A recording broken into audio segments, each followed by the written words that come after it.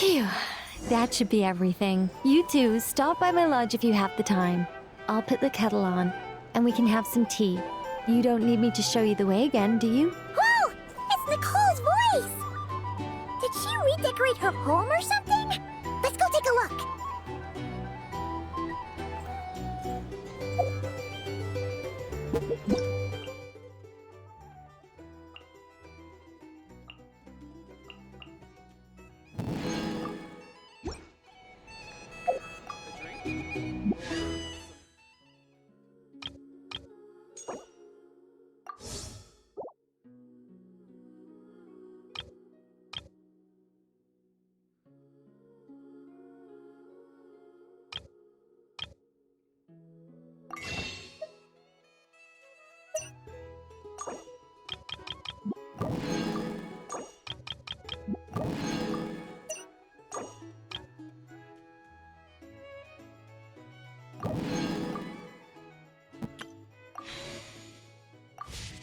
Here's the thing. You can't live life without a Our little drink fun. recommendations?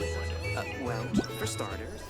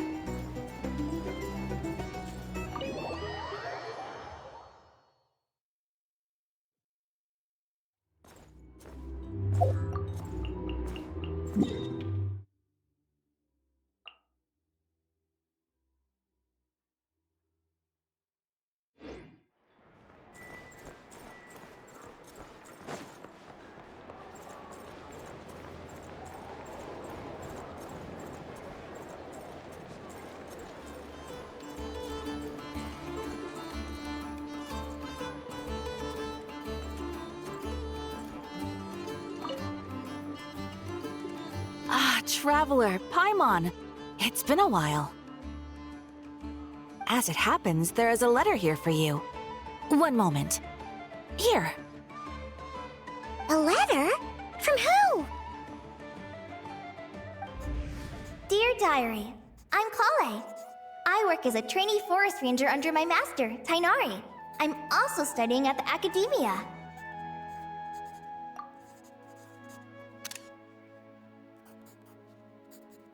I've been getting better and better at reading lately. Mr. Al-Haytham says that the written word is a crucial medium for exploring the world and understanding oneself. That's why I decided to start this diary. That said, what should I write about? Things are pretty quiet in Sumeru these days. Life is good. Every day is a fulfilling and happy one. When I think back to the days when I suffered from Elazar, or way back to when I was injected with God remains, I'm in a much better place now. I hope it stays that way forever. I'll leave it there for now. Master said he'll take me shopping in Sumeru City today, which is great, because I've been meaning to visit the toy seller at the Grand Bazaar for a while now.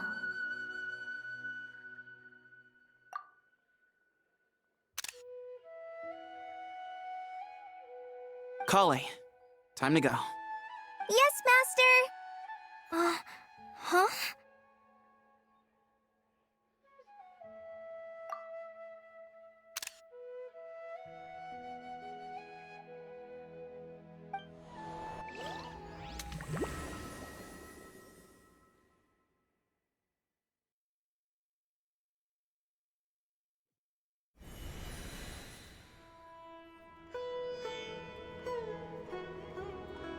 What's wrong, Kale? Is there something on my face? No, sorry. I didn't mean to stare. Did Master Tainari send you to pick me up? Master Tainari? What are you talking about? Tainari is the General Mahamatra. He's probably busy arresting criminals in Sumeru City. I mean, if that's what floats your boat, I can introduce you, but... Wait, Master Tainari is the General Mahamatra? But what about Mr. Sino? Sorry? Oh, you mean that guy who just joined the Vahumana Darshan? Rumor has it he's the leader of the Temple of Silence. If that's true, it's pretty impressive. Sounds like you've been getting to know more and more people since you joined the academia. That's great, but don't let your forest ranger duties fall by the wayside, okay? What's going on? Sethos is acting like he's my master, and Master Tainari has taken over Mr. Sino's job. Is this some kind of prank? If so, it's a weird choice of prank. But anyway, Sethos doesn't look like he's joking. What is this all about? Hey, you're zoning out again. I'm gonna buy some tools for the rangers. Why don't you stretch your legs a bit? It's been a while since you last visited the city, right? Wait! He's right. It has been a while since I last visited Sumeru City. Was it always like this? I mean, it feels familiar, yet somehow... something seems different. Is this really Sumeru City?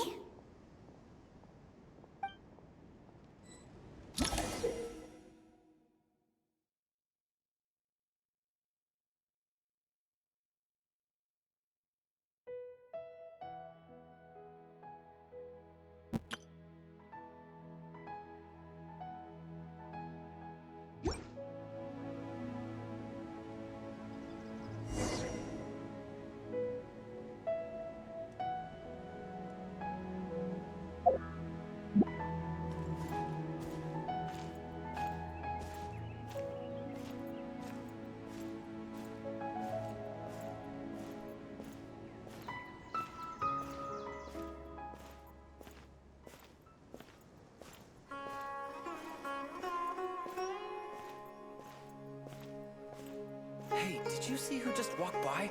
I think she's that famous merc.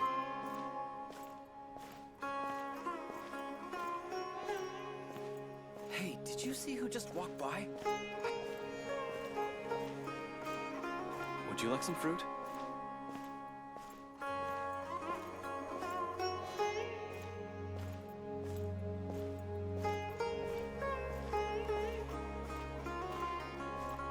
How will I ever save enough It money takes to buy courage that to maintain custom-made a axe peaceful with life, floral too. carvings from the blacksmith?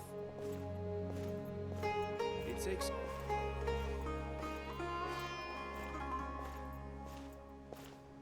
How will I ever save enough?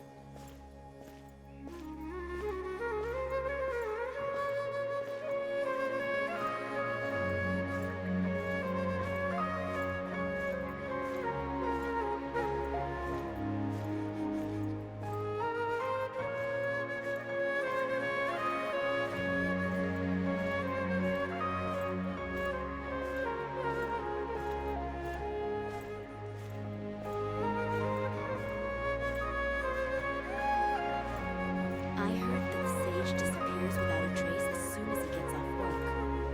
It's a little mysterious if you ask me.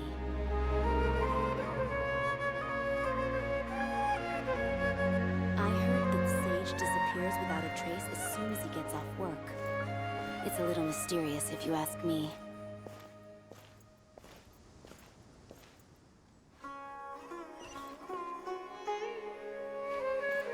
I heard that... Lord Kabe Bay, did you get a chance to review this month's accounts? Any feedback? You mean the version you sent over a few days ago? Yeah, I took a look when I received it. I was thinking that maybe our profit margin is a little excessive. I visited some of our commercial partners last month. Their earnings are very slim. Are you suggesting that we give up some of our profits for them?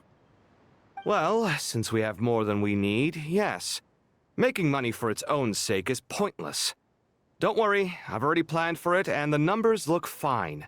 We can adjust the rates starting from next month. Also, about that designer you hired, I've had to revise his proposal 3 times now, but he just doesn't seem to... Let's cut our losses. Pay him his fee and send him on his way. I'd like you to get Layla on this instead. She was Cyrus's student, and she designed the Palace of Alcazarzare. Seems like a much safer choice. Hmm? Who's sneaking around over there?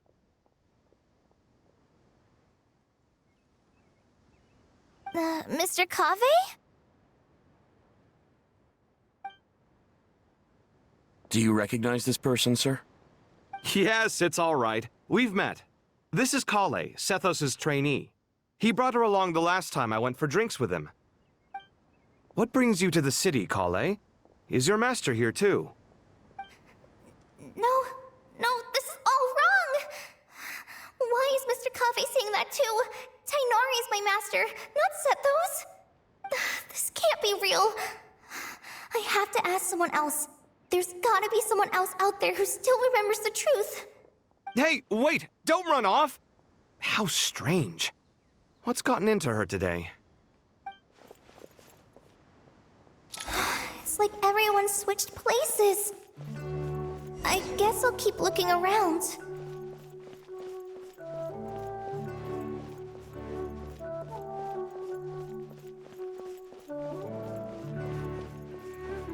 Would you like a cup of coffee? Would you like a cup of coffee?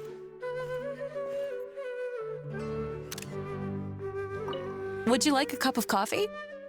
This store's been pretty busy lately. Lots of customers have been feeding Ashru, who watches over the shop, and now Ashru's put on quite a lot of weight. Maybe I should put up a sign saying, "Please don't feed the cat."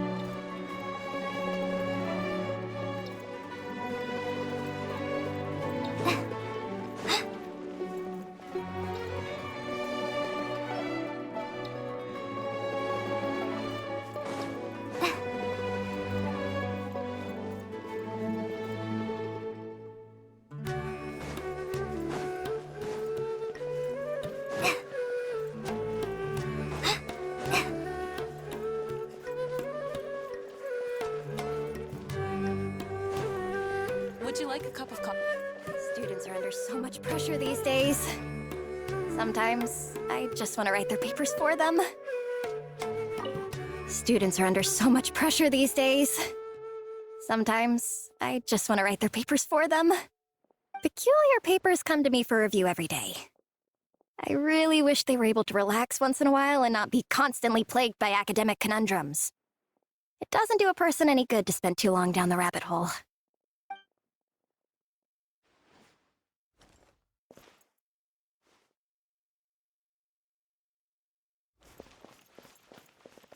Lots of visitors today, I see. Welcome all. It's been a while. Hey, Rahman. You know that guy who sells face powder on Treasure Street? I haven't seen him around in a while. Any idea what happened to him? Oh, you mean a Hongar? Yeah, he got into a brawl with Shavirme on Treasure Street. He's been banned from setting up shop there for now. Seriously? Oh, well, that's a shame. I was planning to pick out some makeup for you. Oh, don't worry about it. The legendary Flame Mane discussing makeup with the Zubair Theater star dancer. Now there's something you don't see every day. Flame-mane? You know, I'm not actually sure when people started calling me that. Maybe the other Eremites thought I needed a fiercer title to scare people off? To be completely honest, I think the title would fit you better than me, Dia. You think? Can't say I've never imagined myself as a merc. If I ever give up the dancing, maybe I'll head to the desert and give the Eremite life a try. You would? Is that so strange? Oh, not at all. In fact, I've actually had similar thoughts before. If I ever get tired of sleeping out in the wild, I think I might go look for a job at the Zubair Theater. I've adored the dance of Sub-Zeros ever since the first time I saw you perform it. If the chance ever came up, I'd love to try it out on stage for myself. Really? If our manager Sataria heard you say that, she'd hold you to it. Probably grab you by the sleeve and never let you go again. Hey, when that day comes, I'll do your makeup myself. How's that sound? Sure. If the day comes, I'd be honored.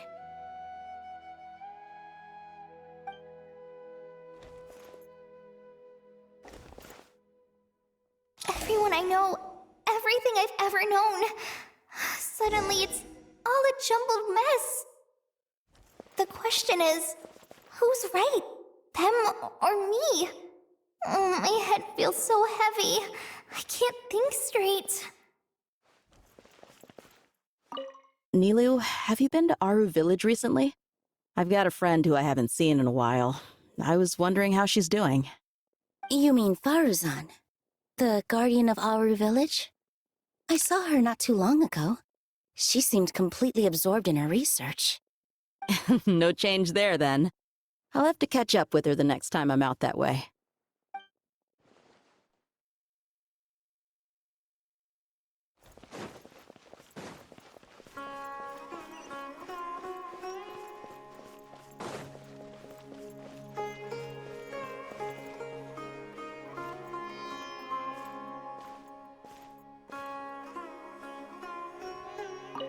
Hi, Mr. Sino. What are you thinking about? There's a chapter in King of Invocations where the spirit of someone who died long ago possesses a living man's body. To the outside world, it looks like he's developed a whole new personality. I was just thinking how terrifying that would be for his friends.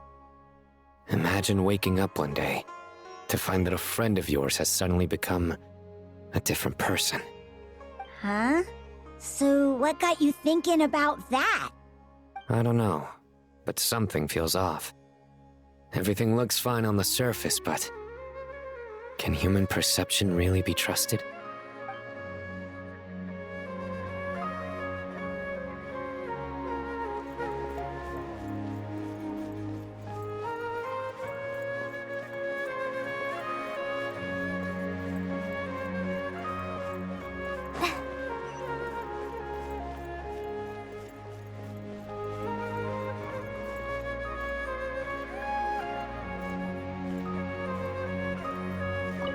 Alright, not a single Mora short. That covers you for this month's rent. What a relief. I was worried the design fees I received this month wouldn't be enough. Well, next time, don't fret. Just let me know and I'll give you a few days' grace. We've known each other long enough for that.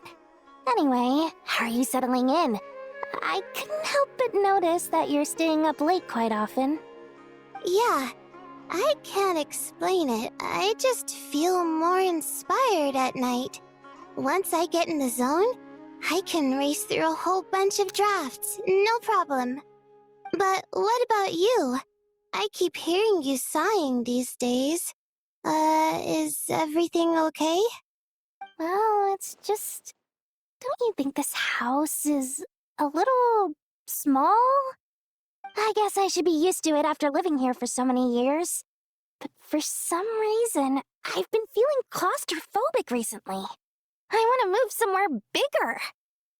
Once I've made enough Mora, I'm gonna buy a huge new house. As big as... at least as big as the Palace of Alcazarzaray. That sounds really expensive. True, I'll never be able to afford it on a scribe's salary alone. I need to find another way.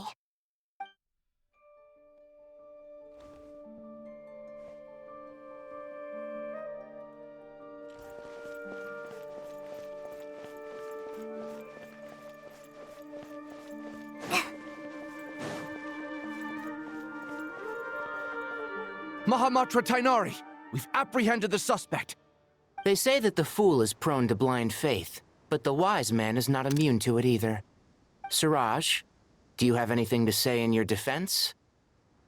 Tainari, you were the one who turned the sages against me.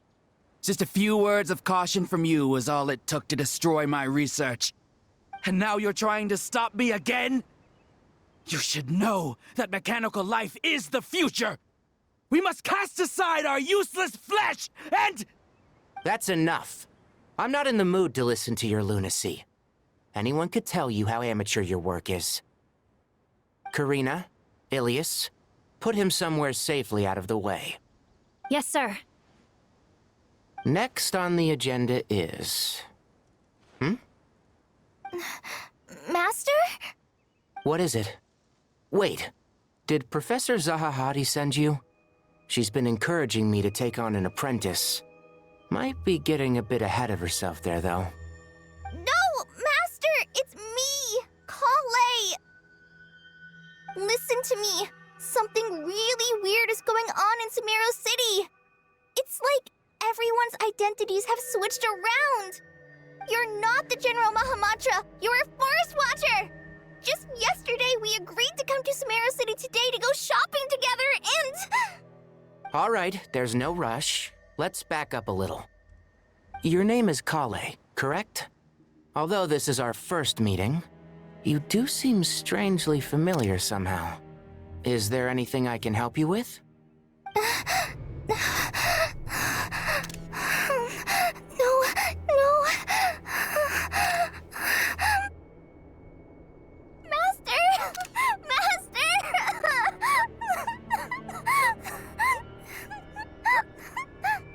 What is it?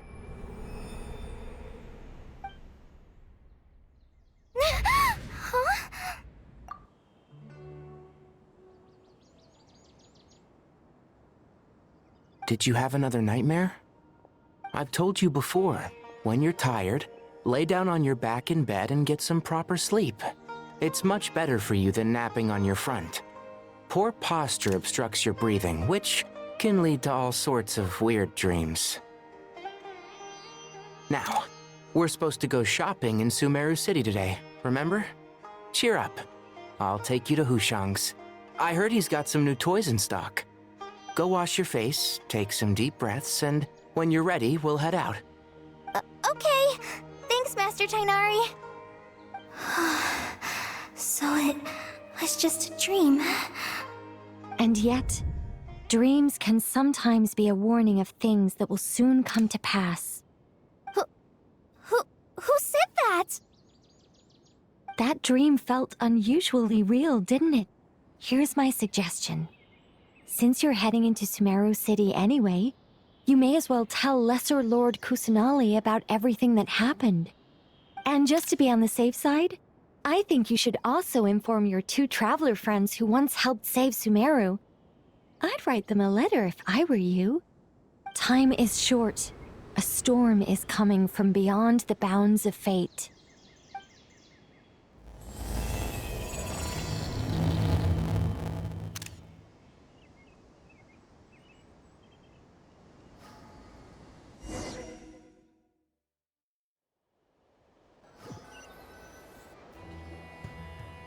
What a strange situation. No wonder Kali was in such a rush to write us a letter. Imagine waking up one day to find that everything around you has changed. You might not even recognize Paimon anymore. Oh, that's a scary thought. Let's get to Sumeru and find out what the heck is going on.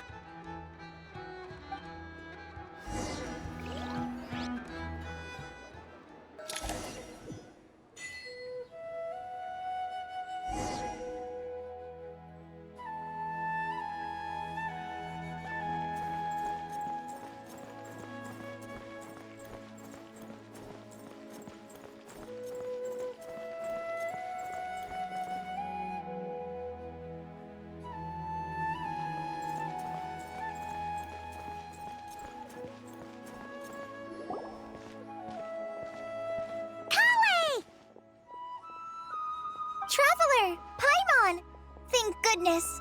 I'm so glad you made it! Of course! We won't let anything happen to you, Kale. So, what's going on in Sumeru City?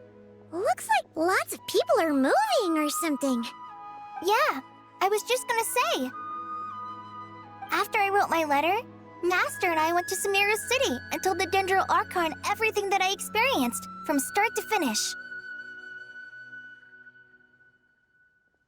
She was silent at first. It seemed like she was deep in thought. Then the next day, we got told that she was ordering everyone to leave Sumeru City immediately and move to Caravan Rebot. The entire population of the city has to move? Not just Sumeru City. The evacuation also includes Lokapala Jungle, Avidia Forest, Ashavan Realm, and Ardravi Valley. Basically, everyone living in the rainforest must temporarily relocate to Caravan Rebot. Holy smokes! It's crazy! Yes, it's quite an operation. Even if people only bring the bare essentials, the scale is simply enormous. They've requisitioned almost all the Sumpter Beasts in Sumeru for the task, including the entirety of Dori's Sumpter Beast Park.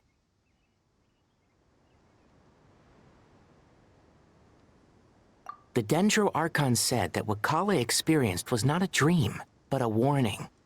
After our meeting, she immediately summoned the 6 sages to analyze the situation and discuss countermeasures.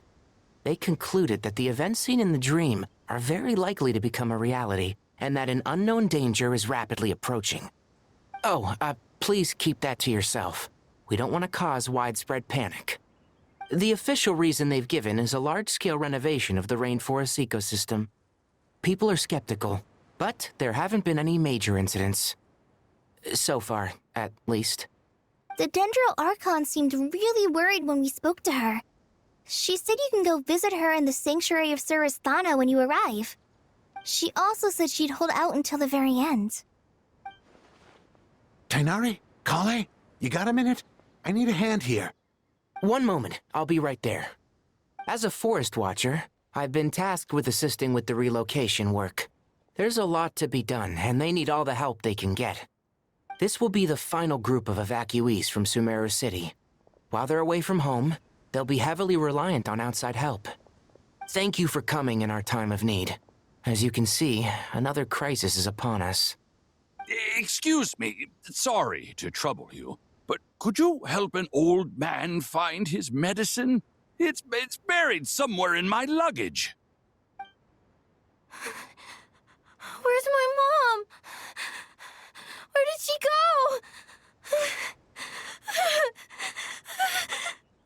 go? Don't worry. It'll be okay. Those items are worth a small fortune. Make sure you store them somewhere safe. You understand? I bet you thought you'd get away with this in the chaos, huh? Guess again. No petty thief gets past me.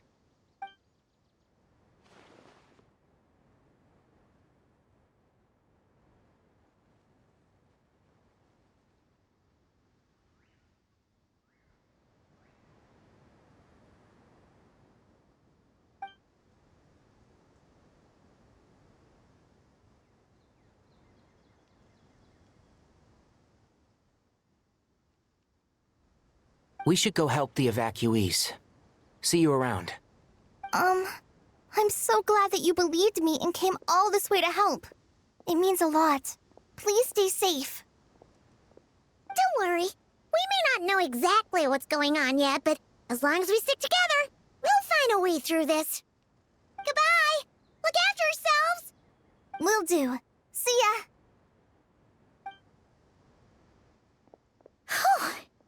Paimon's not sure how she found the words to comfort Kale because, honestly, she's kind of nervous herself. Let's head to the Sanctuary of Surasthana and see Nahida.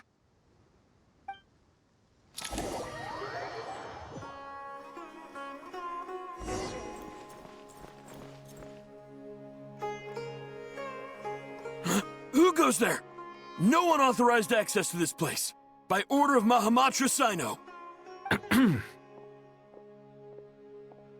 Are you blind? It's the Traveler and Paimon. Surely you've seen them before. Huh? Oh, so it is.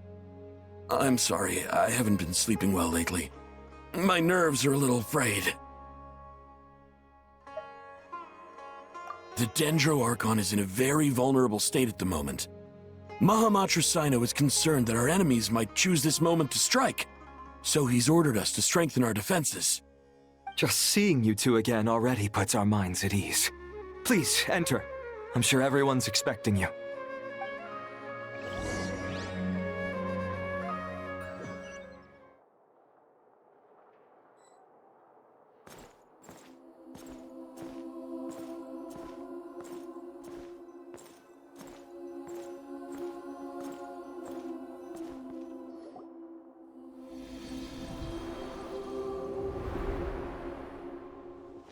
Traveler, Paimon, you made it. Aha! Perfect timing. Reliable helpers like you are just what we need right now. Oh, it's good to see everyone again. Kawaii gave us a rough idea of what's going on, but we still have a lot of questions. What kind of danger is Sumeru City in exactly? And how come everyone has to move to Caravan Rebot? At this stage, we can't be certain. We're investigating, but no definitive answers yet. I take it that Kale told you about her strange dream? Yeah. Apparently, everyone in Sumeru City was acting super weird. Even you guys. It was like you'd all switched places. That's right. Kale and Tainari reported the situation to the Dendro Archon. She believes that it wasn't merely a dream, and that whatever it was has something to do with Irminsul. It's a reasonable inference. Only through Irminsul can people's memory and cognition be so significantly modified in such a short time. We don't know why Kale would dream of these things, nor who was trying to warn her. The Dendro Archon decided to connect to Irminsul to investigate more thoroughly. Irminsul is connected directly to the ley lines. The tree serves as a central hub where the ley lines converge, and its core function is to record and store the world's knowledge and memories. But something has gone awry, severely compromising the performance of this core function. Information is bottlenecking inside Irminsul, hampering the ley lines' flow. If this continues, new information will languish unrecorded, with existing records thrown into disarray. In short, the souls of the dead will be stranded, while the living have their sense of reality warped. In the long run, Kale's dream could well become a reality. And that's just the beginning.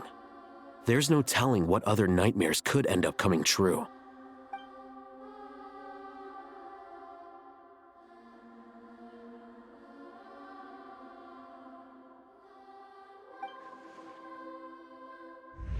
I have come this far, to use my death to open the gates of the ley lines to my people.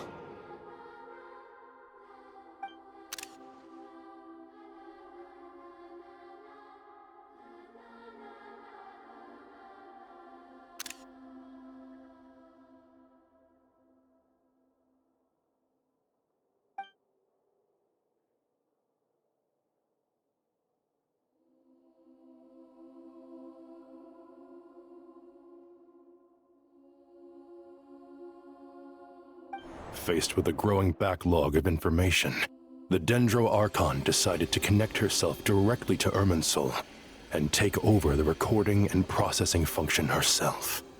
But it is an almost impossible task. Individual brains aren't equipped to deal with the sheer volume of knowledge and memories involved. All that information flooding in at once would instantly fry any human mind. And for a god, even for a god, the suffering must be unimaginable. The Dendro Archon's power originates from Irminsul. Any issue with the tree itself takes a toll on her to begin with.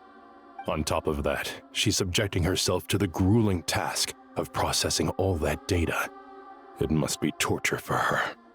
And despite all of this, she is somehow finding the strength to investigate the Irminsul situation from within.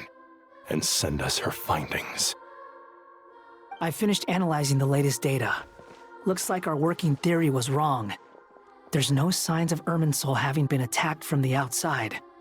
So it's internal then? Some sort of disease, perhaps?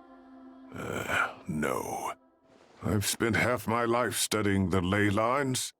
If Irminsul malfunctioned this easily, the world would have met its end long ago.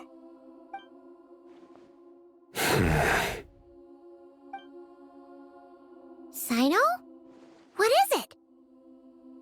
Not long ago, I got a tip from the Corps of 30 that a large number of unidentified merchant caravans had recently been spotted entering Sumeru through Beta Harbor. At first, I suspected that they might have something to do with all this, so I sent some people to investigate. But if Irminsul wasn't attacked from the outside... Don't you think there are more important things to worry about right now than guessing who's behind all this? It's been over 12 hours with no new intel. If even the Keeper of Irminsul is this badly affected, you can imagine how bad things are in there.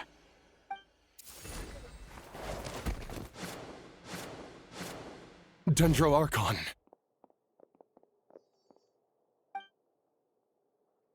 Nahida! What's wrong? Her breathing is weak, and her elemental energy levels are dangerously low. Looks like it's time to move to the backup plan.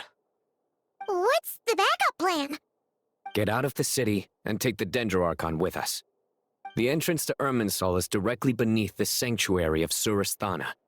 That means this is ground zero if anything goes wrong. The Dendro Archon has a very strong connection to Irminsul. But theoretically, this connection should grow weaker with distance. Under normal circumstances, she can unleash her full power here. But with Irminsul out of control, our first priority is to get her away from here. The situation is critical. There's no time to deliberate. Everyone in agreement? I'll deal with it. I'll also let the Matra and the Corps of 30 know to start evacuating.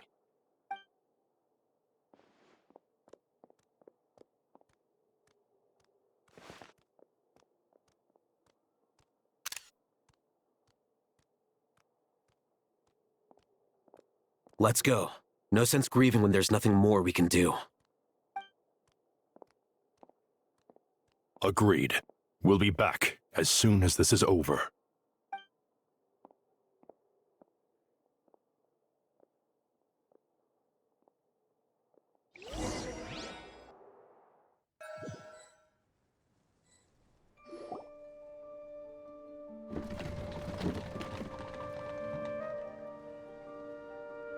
The last group of civilians has been safely evacuated. Dendro Archon's carriage will travel with them. Sino and Hat Guy will protect the convoy. With the Dendro Archon in a coma, we've lost our means of investigating the situation. And with Irminsul still deteriorating, we have no choice but to evacuate Sumeru City.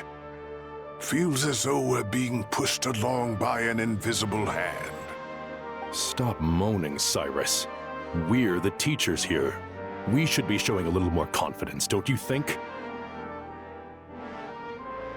A wise judgment. Let's move out to Caravan Rebot.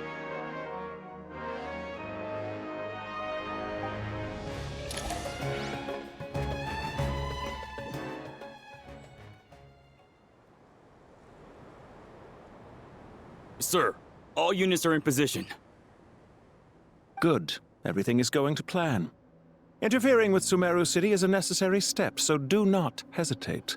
The Irminsul situation will not harm you.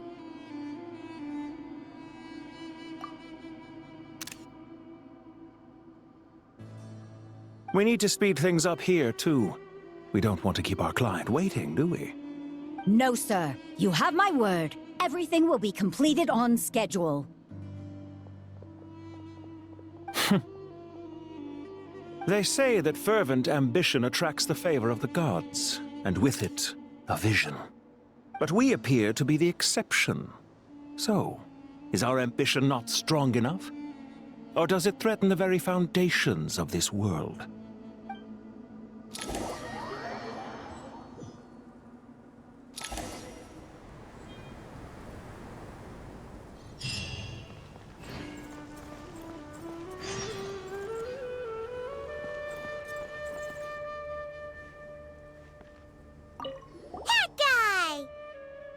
What? Nothing. You just looked like you were lost in thought there. Do you have any ideas about what's going on? From what I know about Irminsul, the system doesn't break down that easily. I don't have the faintest idea who could have done this. Actually, one name did cross my mind. But... he's already dead.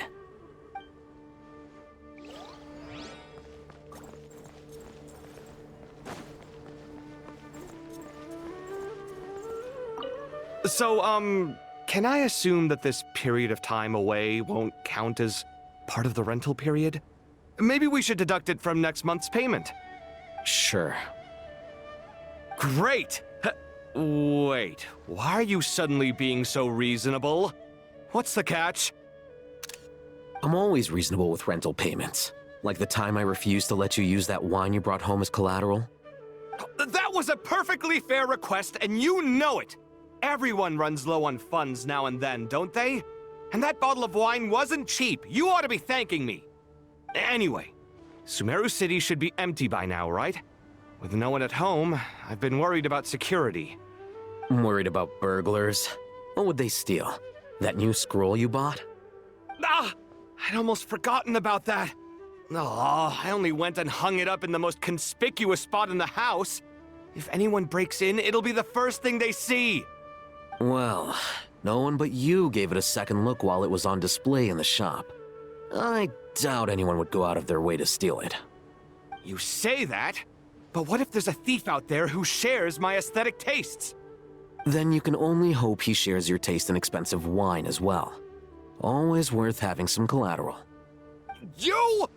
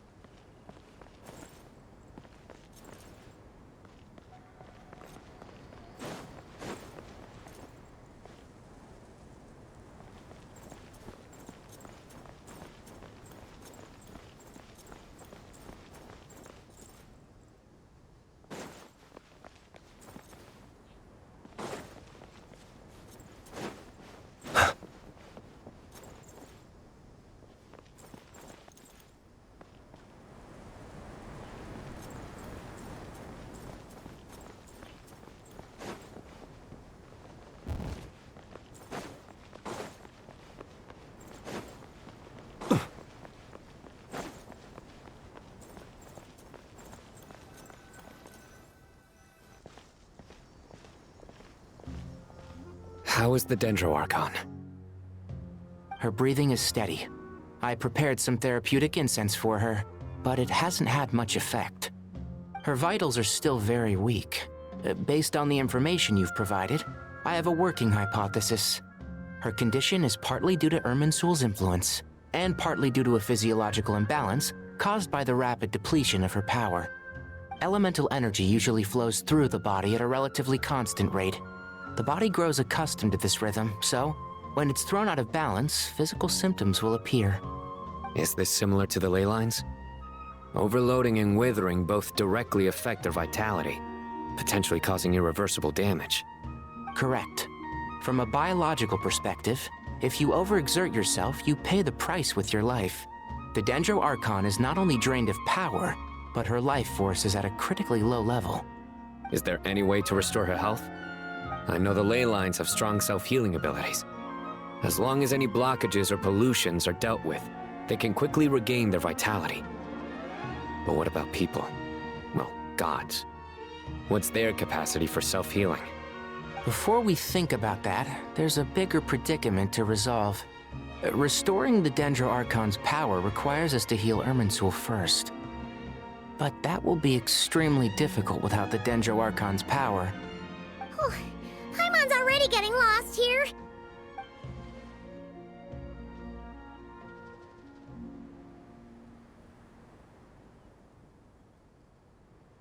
Master Tighnari and Sino look so serious.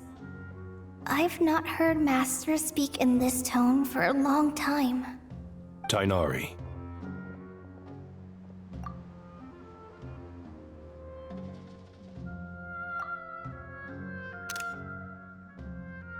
Master Nephis, sages. Tighnari, haven't seen you in ages. Have you gotten taller? Or did your ears get longer? Hopefully the former, Uncle Baladuri. Sino, where's Professor Cyrus? I thought he'd be with you. He went out into the wild to investigate the situation. He said that the Irminsul anomaly will likely start to affect the real world soon. He shouldn't be trotting around alone at his age. Which way did he go? I'll look for him later. Would someone mind introducing us? Ah yes, of course. Allow me to do the honors. I'm sure we're all familiar with the Traveler and Paimon. They're the heroes who helped foil Azar's conspiracy and save Sumeru. These gentlemen and I are the 6 current sages of the Academia. Balduri and I are part of the Old Guard, while the other 4 took office after Azar and his clique fell from power. We have Sage Alkindi of the Spantamad Darshan, Sage Farnas of Kasharawar, Rataoist Sage Shakir, and finally Harabatot Sage Rusht. Nice to meet you all!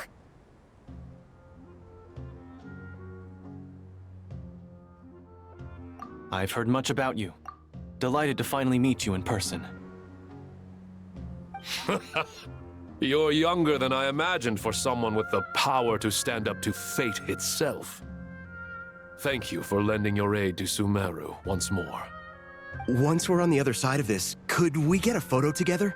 My daughter has a friend named Isak. He's always talking about you two. Of course! No true hero would deny a child their wish. Back to business. So with the Dendro Archon currently in a coma, the people have taken temporary refuge at Caravan Rebot, but they cannot stay here forever. We need to come up with a plan as soon as possible. Fernas, any thoughts? Well, firstly, having reviewed the data, I'm inclined to agree with your assessment. This doesn't look like an attack on Irminsul from the outside. Rather, it resembles a malfunctioning machine. Calculations going haywire and sparks flying. That being said, before we consider how to fix it, we need to understand precisely what has gone wrong. Furthermore, we somehow need to ascertain this without relying on the Dendro Archon's power. We have no direct access to Irminsul. However, we might be able to gather the information we need from the ley lines.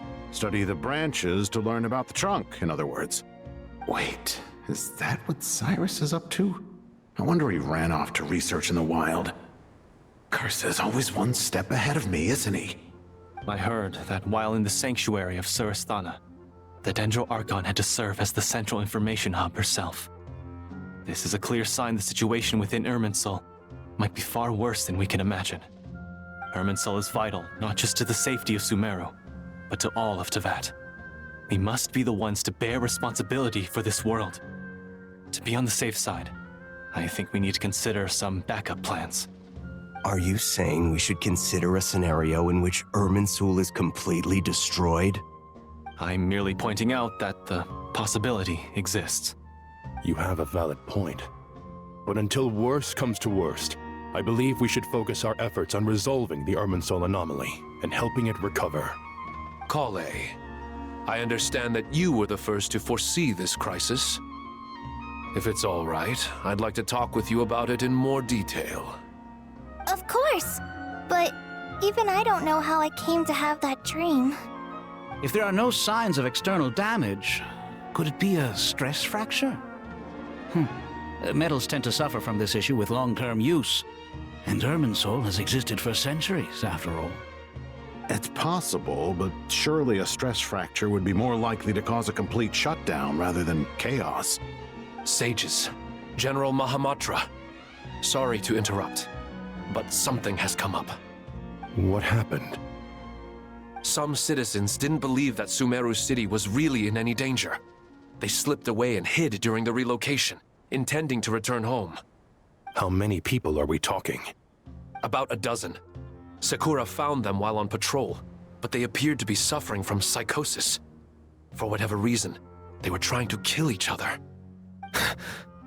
By the time we arrived, there were only 2 survivors. One was unconscious from their injuries. The other tried to attack us, but was subdued. Where did this happen?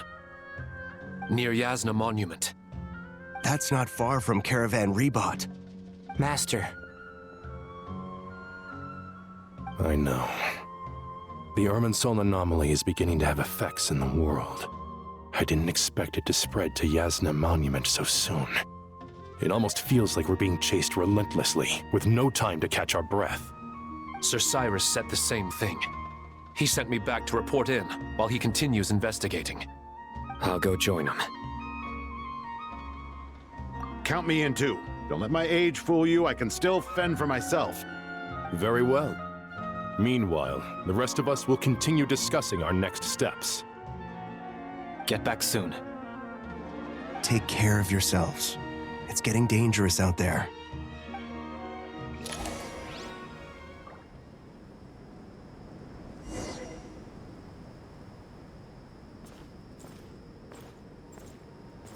Don't be nervous, Kale.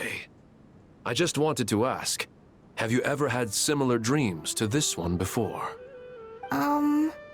Similar how? Dreams so vivid, they seem real. Filled with strange or dangerous things that you cannot explain. Let me think.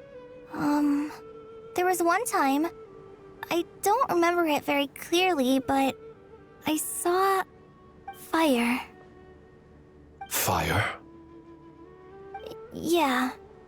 I wish I could give you more details, but all I remember is fire everywhere. From the sky to the ground, everything was burning. The heat was unbearable, and ashes were blowing in the wind. I doubt this dream was a mere coincidence. Perhaps it was some kind of prophecy? And yet, you've never studied astrology. I'm at a loss to explain it. I thought we'd be safer once we got to Caravan Rebot. If the Irminsul anomaly's sphere of influence continues to expand, our only option will be to move into the desert. To Aru Village? We should check if they can accommodate so many people. Essential supplies will also become an issue. We were only able to relocate here so quickly because Caravan Rebot is well stocked.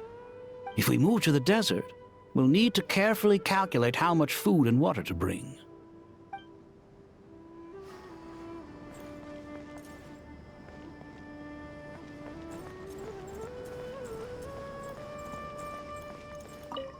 Thank you for everything, Tainari.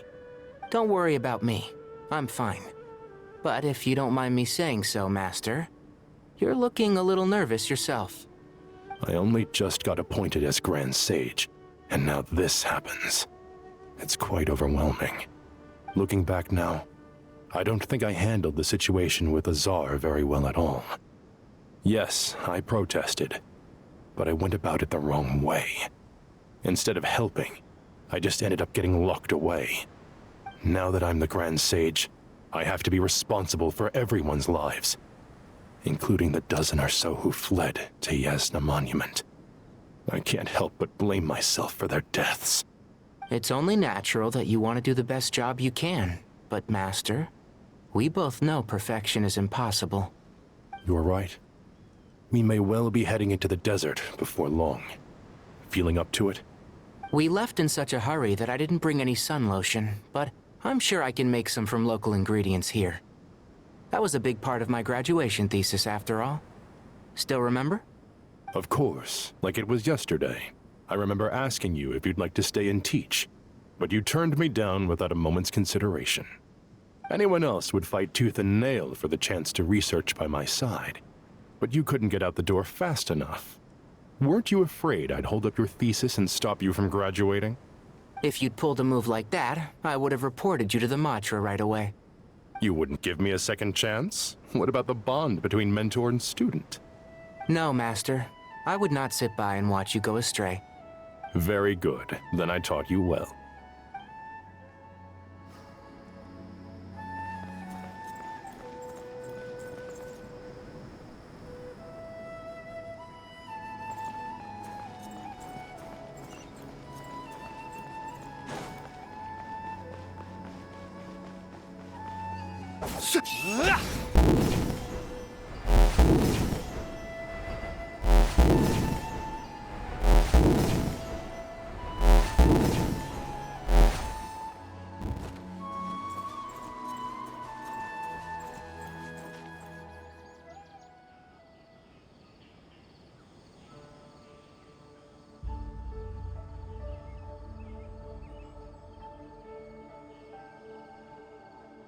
Please, don't go any further.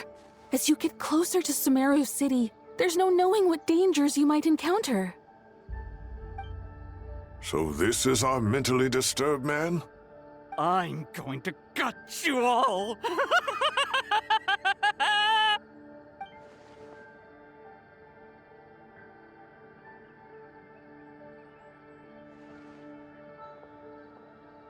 Cyrus, you didn't even bring a single guard?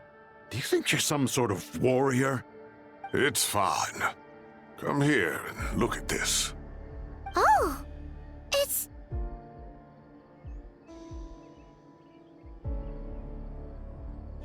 That's right.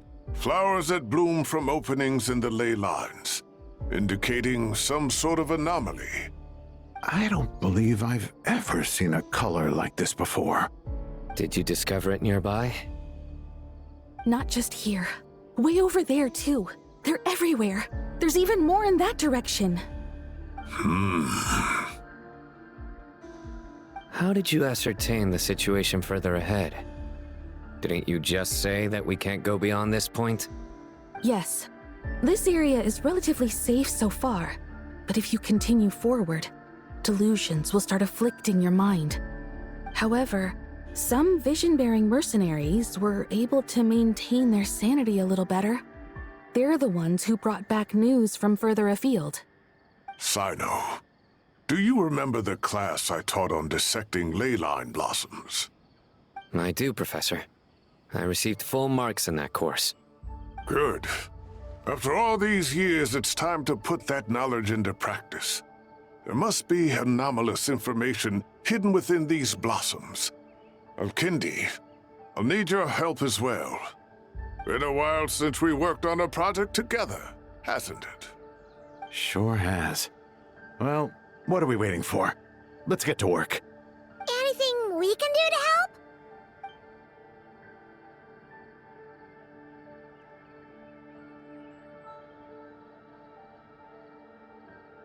Will you need my help? All right, well, don't go too far. There's too many unknowns at this stage. Let's regroup at Caravan Rebot later. Don't worry if you don't show up. I'll come and find you.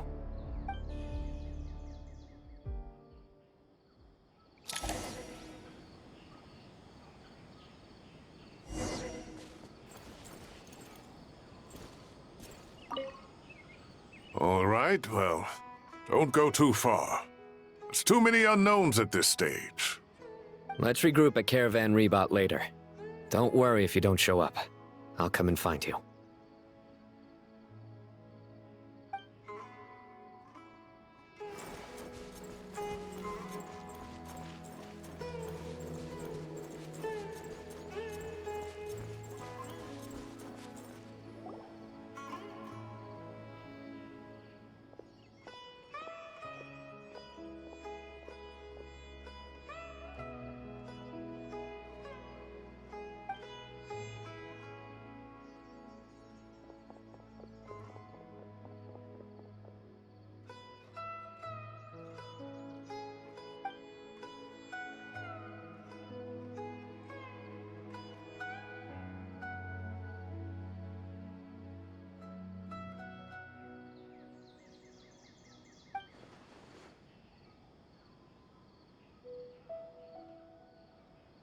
That should be the heart of Oasis. All we need to do is light it with the fire seed, and it'll restore a pep with elemental power. The damage it suffered internally will also slowly begin to heal.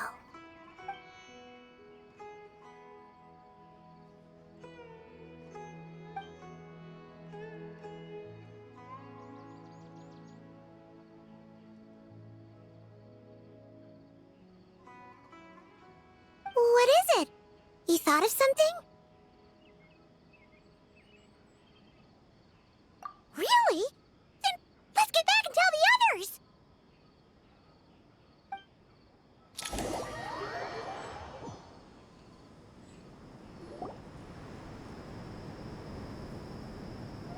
Phew. Glad to see you've returned safe and sound. Any longer and we would have gone out looking for you. Well, this is a nice surprise. Paimon sure feels better with everyone we know here. We've made some progress, so let's start by giving you and Paimon a quick update. By dissecting the ley line's blossoms, we've been able to deduce that although Irminsul is experiencing an anomaly, it has not completely rejected access from the outside. The Dendro Archon has the power to connect to Irminsul, but there's also another way. I assume you recall the devices everyone was wearing when you first arrived in Sumeru? Devices? Oh, wait. You mean... The Akasha terminals? That's right. Of course! It's been so long, Paimon almost forgot all about the Akasha. Wasn't it shut down, though? Yes, but although the system isn't currently operational, the technological infrastructure is all still there. And it turns out that a certain someone gets so bored at work that he's actually read through every single one of the instruction manuals. No prizes for guessing who that was.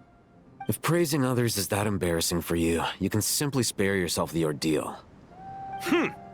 As much as it pains me to say anything nice about him, there's no denying his intelligence. He rarely forgets anything he's read. The Akasha is exactly what Sumeru needs at this moment. Between us, we should have all the knowledge and expertise we need to get it up and running again. But if I recall correctly, doesn't the Akasha need a Gnosis to function? That's exactly right. The Akasha relies on the Gnosis as a power source, and in its absence, we'll need to find an alternative. To tackle this problem, it looks like we'll be relocating once again. Namely, to the Temple of Silence. Ring any bells? It's the only major institution in Sumeru dedicated to preserving the knowledge of King Deshret's civilization. You might find the answers you're looking for hiding there. I agree. There's a good chance. Master Nephis and the other sages have discussed it. As the chaos from Irminsul continues to spread, Caravan Rebot won't be a safe haven for much longer. We have to move into the desert next. The scholars and sages will head to the Temple of Silence, while the civilian population seeks refuge in Aru village. The Eremites will keep everyone safe during the journey, and Candace will be there to receive us at the village. This leaves us just one thing to worry about. That Dendro Archon. She's very weak. We can't afford to wait until Irminsul is fixed. There has to be another way to help her. Huh. Well, luckily, the Traveler had a eureka moment while we were out investigating. Really?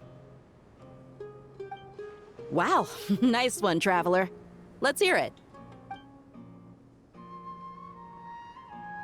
What say our Amorta experts?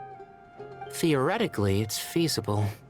From what you're saying, although elemental life and elemental energy have their differences, the Dendro Archon has explicitly stated that she can imitate the power of the former. In which case, as long as a Pep is willing, she should be able to convert her own power into a form that the Archon can use. It wouldn't be difficult for her at all. The only problem is convincing her to help.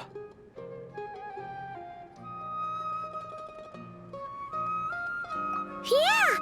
Even though she wasn't exactly friendly the last time we met, she didn't refuse to talk with us. When she realizes the danger that Nahida is in, surely she won't turn a blind eye to it. Well, hopefully not.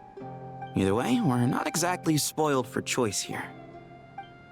Hey, it's better than having no options at all. I agree. Without Irminsul's aid, the legendary Dendro Dragon Apep may well be the only living thing in Sumeru who can help our Archon recover her power. There's no time to lose. I'll bring this proposal to Master right away. If he and the other sages agree, we'll split into 3 teams. The academics will go to the Temple of Silence to look for a solution to the Akasha problem. The Eremites will escort the civilians safely to Aru village, and the Traveler and Paimon will take the Dendro Archon to see Apep.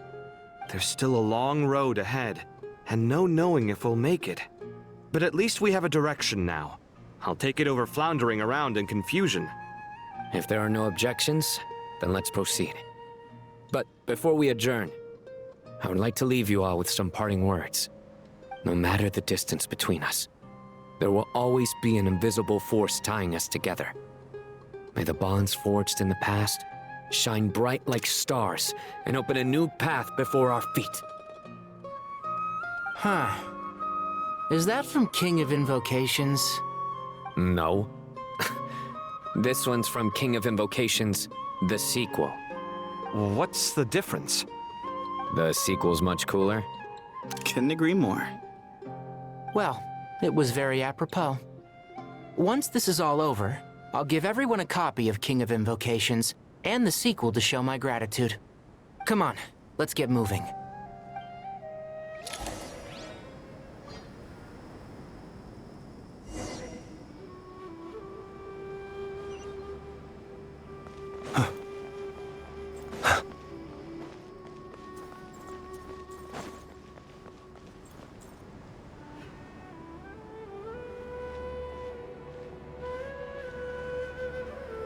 Tighnari has brought me up to speed. I approve of your plan of action. But we can't proceed with everything right away. The people need to rest. For many of them, this will be their first time in the desert, so we'll need to find additional personnel to help escort them. You two, please go on ahead with the Dendro Archon. Let's rendezvous at the Temple of Silence later. No problem. We got this. Words can't express my gratitude, so let me just say, I hope everything goes smoothly for all of us. Goodbye for now. All right, let's get going.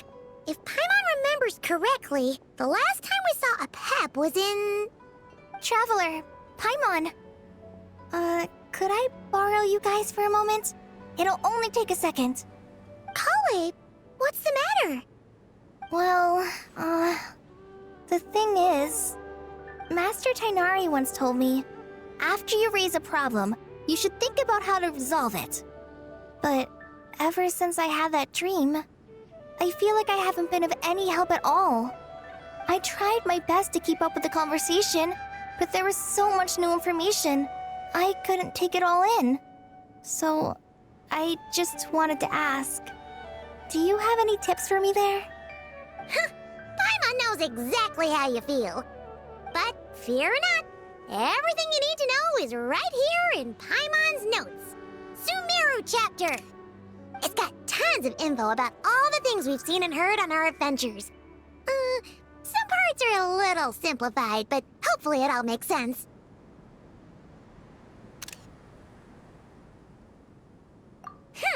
You see? Being the greatest guide in Tibet isn't just a fancy title. It takes a lot of hard work. Paimon doesn't always understand the things you're talking about with other people. Whenever that happens, she notes down the confusing parts and goes over them in her own time. This is perfect. Could I borrow it? Sure. Matter of fact, you can keep it if you want. Paimon has another copy. The spare copy was originally meant for the Traveler. Paimon used to worry that one day he might not need a guide anymore, so she wanted to have a gift for him, in case we ever parted ways. But it doesn't seem so necessary nowadays. We have so many more places to see together. One copy will be enough for both of us. Thank you so much. But still, these are your treasured memories. I think I'll make my own copy and then return the original to you. Anyway, that was all. I won't keep you any longer. Have a safe trip. See you again soon. See ya! time to bring the Hida to see a Pep. Let's hope that old grouch is in a negotiating mood.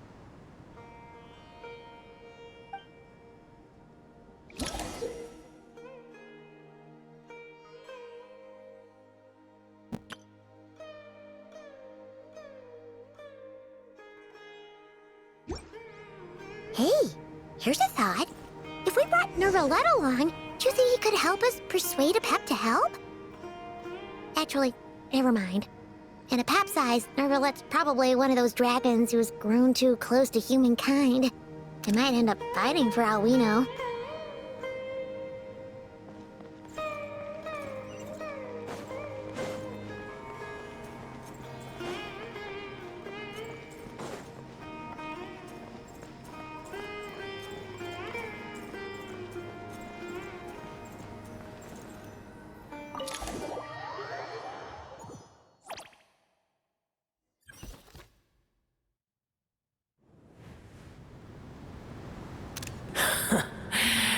I had a feeling your kind might come calling.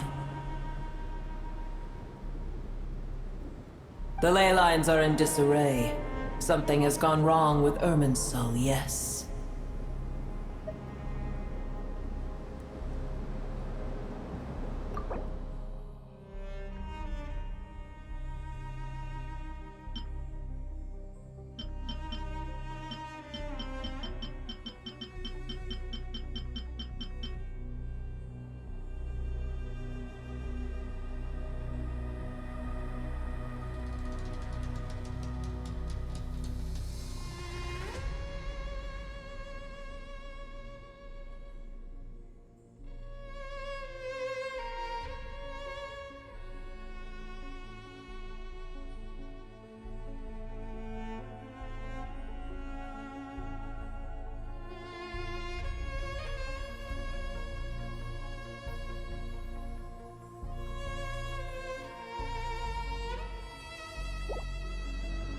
Even from a great distance away, I can sense that Sumeru is headed for destruction.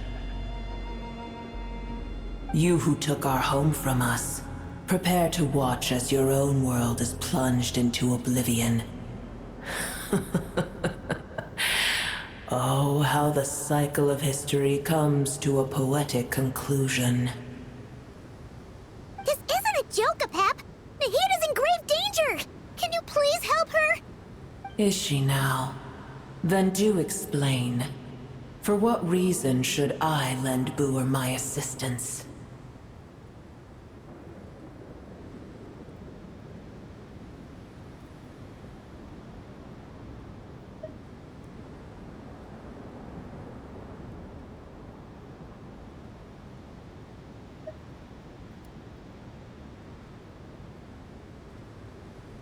Apep, if you truly despise gods and humans so much, well, after the great humiliation of being helped by a god in the past, shouldn't you be jumping at this chance to balance the scales? Now that is a compelling reason.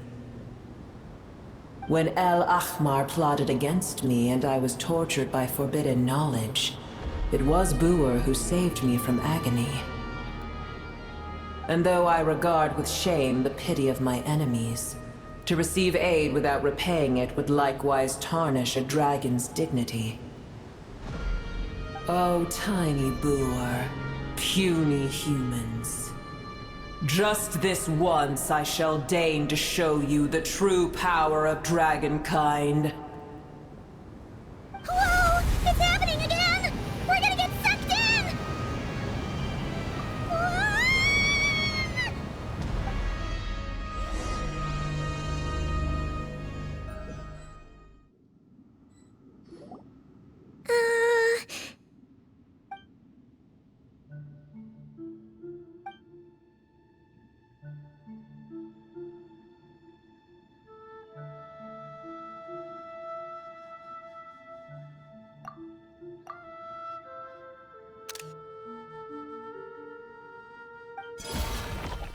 It is done.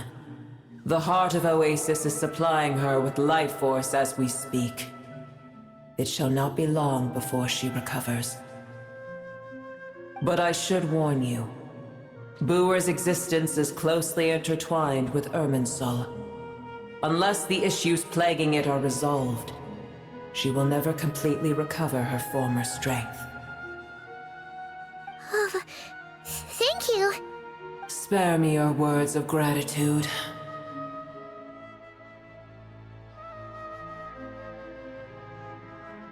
You may also spare me your feigned concern.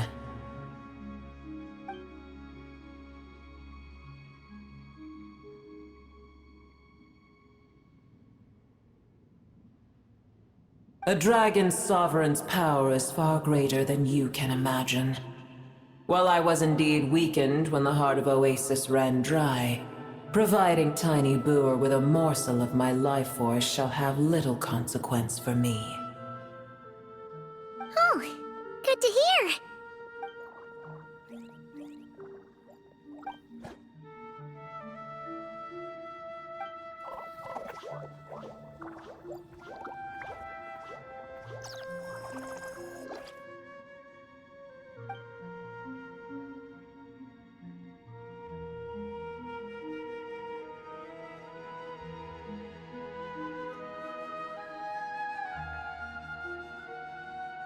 Ever held in high favor, I see. Oh, well, you know. The compliment was sincere. Simply accept it.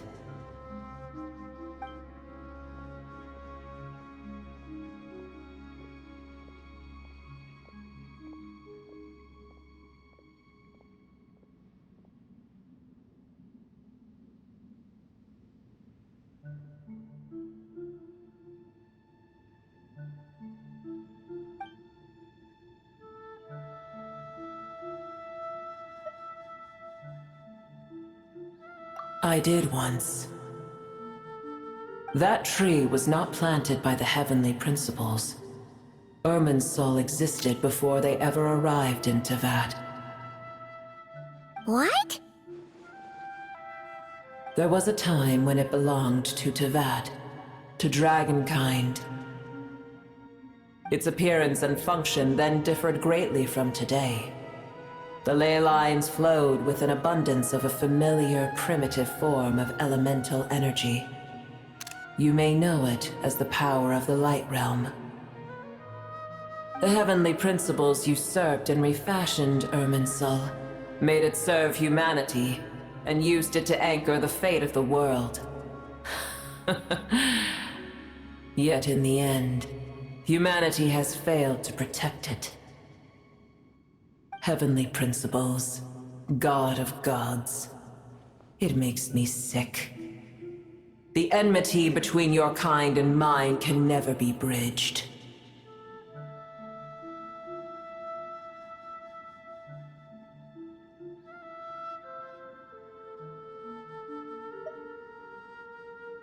As things stand today, holding a grudge against you would serve no purpose. But there will come a day when we reclaim this world for ourselves. The opportunity will arise no matter how long we must wait. I can already sense that far away from here, the Hydro Dragon has wrested his authority from the hands of the usurpers. Though we have yet to meet, I know that we are both preparing for our revenge day and night. Uh-huh.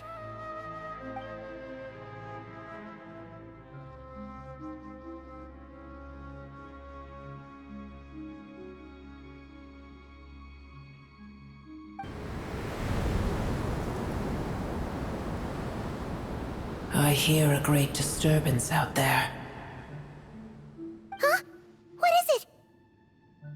Sandstorms come. The Jinn. I see. Another calamity approaches. You both seem restless. Let us part ways here. Booer is safe with me. Once she has recovered, I shall return her to your side. Oh, thanks again. Take care, alright? I told you already I have no need of your feigned concern.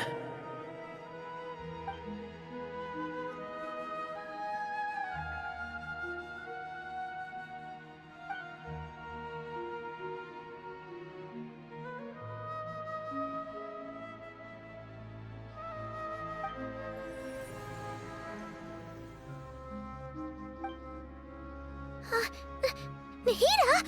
You're awake! Are you okay? Cease your interrogation. Yes, she awoke for a brief moment, but she has now lost consciousness again. Take it. We shall talk more at another time.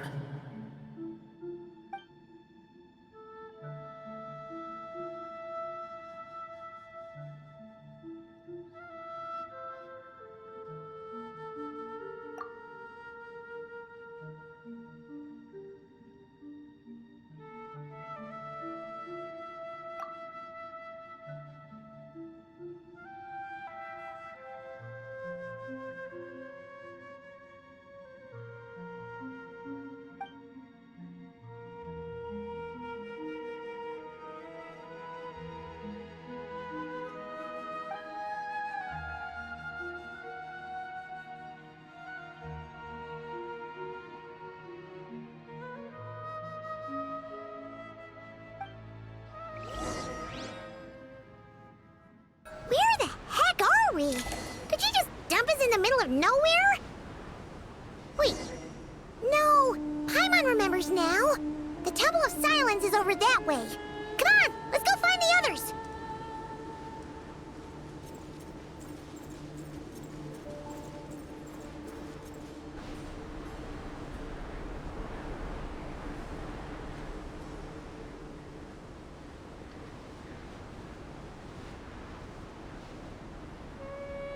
There's no need for everyone to stay here. I'll protect the sages. The rest of you, return to Aru village. Yes, Mahamatra Sino.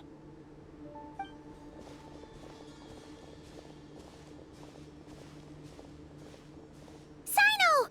What's going on? You're back. How is the Dendro Archon?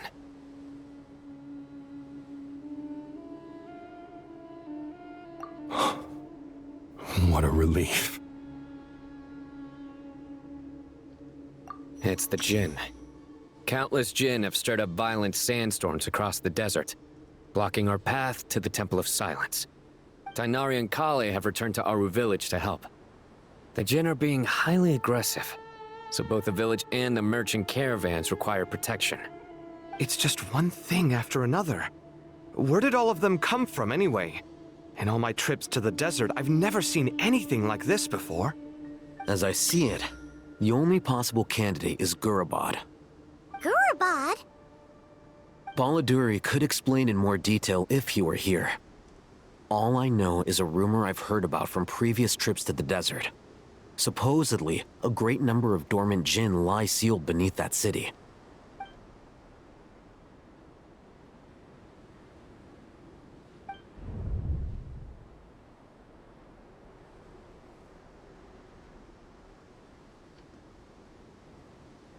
Gurabad is, for me, a fated land.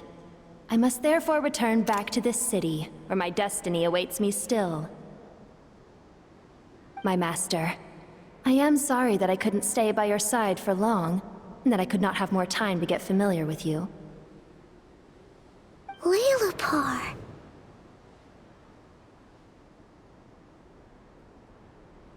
Yeah, we once said goodbye to a friend there. Well, maybe not a friend exactly, but someone we met on the road anyway. She was a strange bottle. If we can find a way to wake her up, maybe she can help solve the situation in Gurabad. Well, be careful. You may find there's more than just the Jinn to worry about. You mean, there are other dangers in Gurabad? It's a sensible assumption to make. The moment we arrived in Caravan Rebod, the Irminsul anomaly started spreading in that direction. Now we've moved to the desert, and suddenly we're plagued by Jinn and sandstorms. To call it a coincidence would be a stretch. Don't worry, we've gotten a lot stronger since our last stint in Sumeru.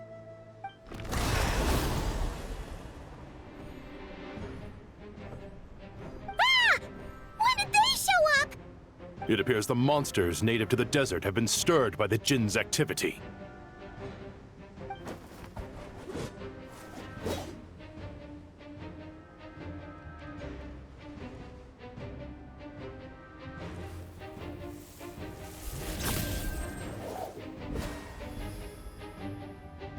You should get going.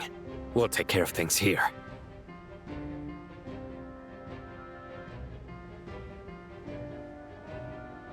You too. Don't do anything too risky.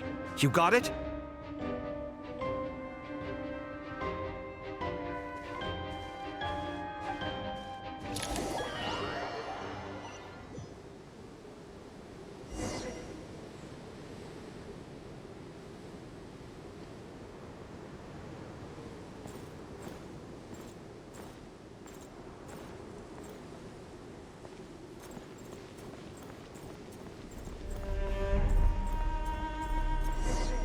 The Jinn are swarming out of Gurabad! Looks like Al-Haytham was right!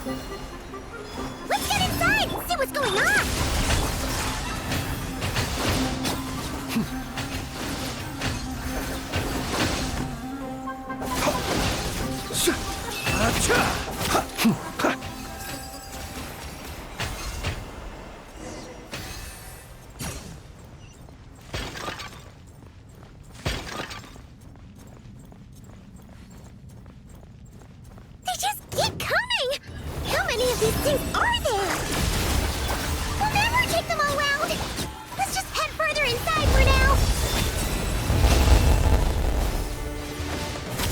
Steady now.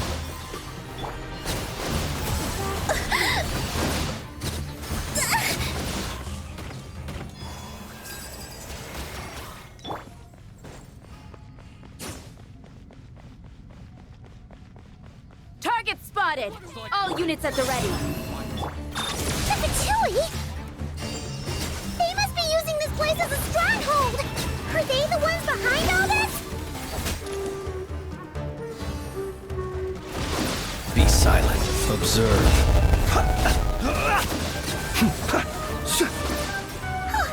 Fighting Jinn with one hand and Fatui with the other? This is pure chaos! Surge. Defensive mode engaged.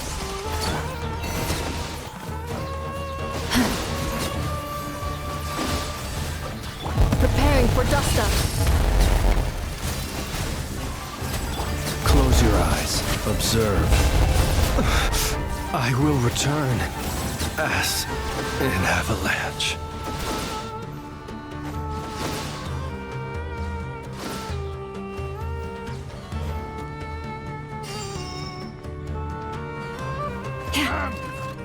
Wayne. Cleanup sequence initial. Branch into song. Yeah.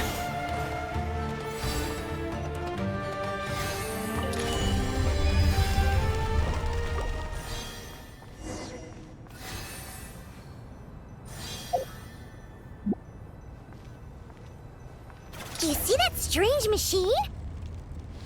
Paimon has a sneaking suspicion that that's the thing wrecking Gurabad and setting all those dangerous Jinn free! The target has reached the core zone. Requesting backup. Repeat, requesting backup. Backup en route. Stop him at all costs. Yeah.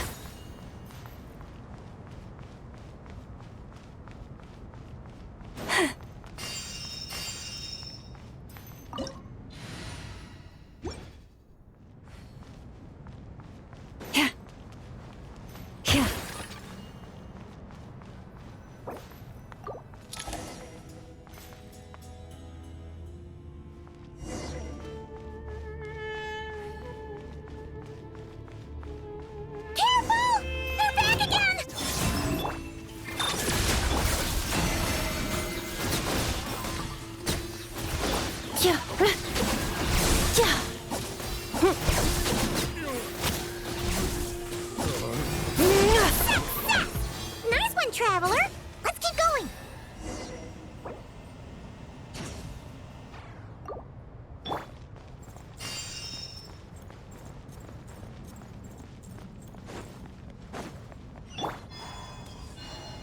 Wayne. Defensive mode Close your eyes. Observe. Ultimatum protocol.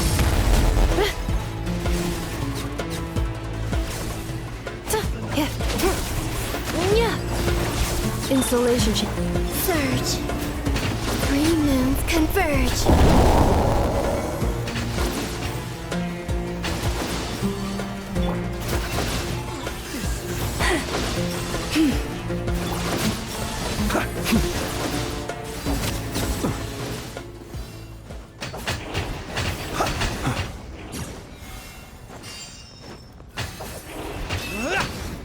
This hunk of junk's gone kaput. Now we can finally... It seems my subordinates failed to stop you in your tracks. Apologies, sir. There is no need to apologize. You did well to hold your ground against such a powerful adversary for as long as you did. I must commend your courage and perseverance. So, you're in charge here, huh? First the problems with Irminsul, now this mess in Gurabad? Are you the ones responsible for all this? I'm afraid I cannot answer that.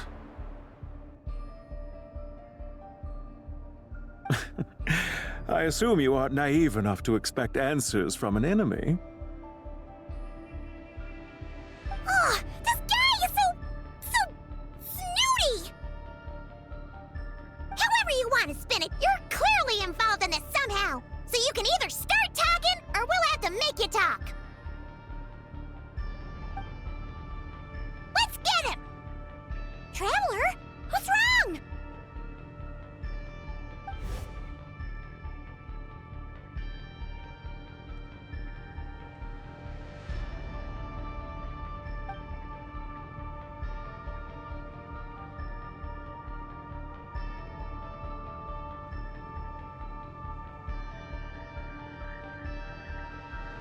You're remarkably calm. Some would act more rashly upon finding the ringleader all alone. But you keep your cool. Even as your enemy, I must applaud you. Did you show yourself just to say that? Is this you trying to take back control of the conversation? Unfortunately, I really don't have anything to say to you. I am here merely to indulge my own curiosity. Your names are well known among the Fatui. Naturally, I wanted to observe you up close while I had the chance. Hey! Don't treat us like we're some kind of exotic animals in a zoo! Oh, I wouldn't dream of it. You seem rather predisposed to misunderstand me. I'm quite aware that you are both heroes of great renown. You have resolved crises in many nations and won countless allies along the way. I've been following your adventures with great admiration. My only regret is that the trajectory of your journey conflicts with our goals. What do you mean, admiration? Sorry, but that sounds pretty weird coming from you. I don't see why. We may happen to occupy opposing sides, but there is no cause for deep-seated enmity between us. To respect one's enemy is to respect oneself. Well, now that you're observing us up close, what do you see? I've observed as keenly as I can. Yet, while I endeavor to understand, your true strength remains a mystery to me. Violence is not my area of expertise either, so, you see, I would much rather converse with you like this than determine a victor with the edge of a blade.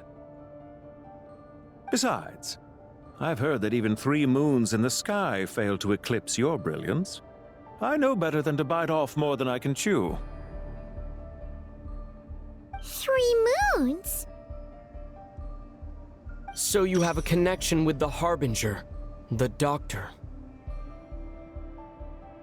Well deduced.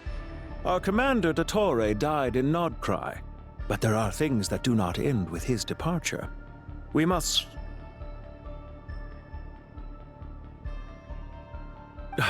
Look at me. I almost divulged more than I should have. What are you after? Revenge for Dottore? Or are you plotting something else? I've said quite enough, I believe. There's no point in continuing this conversation, except to say, I've noticed that you seem to know your way around here quite well. A repeated visitor to Gurabad, are we? Ugh. I'll take that as a yes. Then I'm sure you'll have heard the story of this place. The mother of the Jinn, Lilupar, and the tragic tale of her vengeance that spanned 3 generations.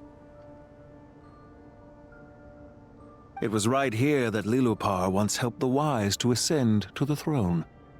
But from that moment on, every king who sat upon it was corrupted by power. These degenerate rulers lost control over their nation, and with it, the right to occupy that exalted seat. What are you trying to say? I once admired you for your adventures. That is the earnest truth. But it appears to me that your journey serves ultimately to uphold the rules of this world. Are these rules truly just?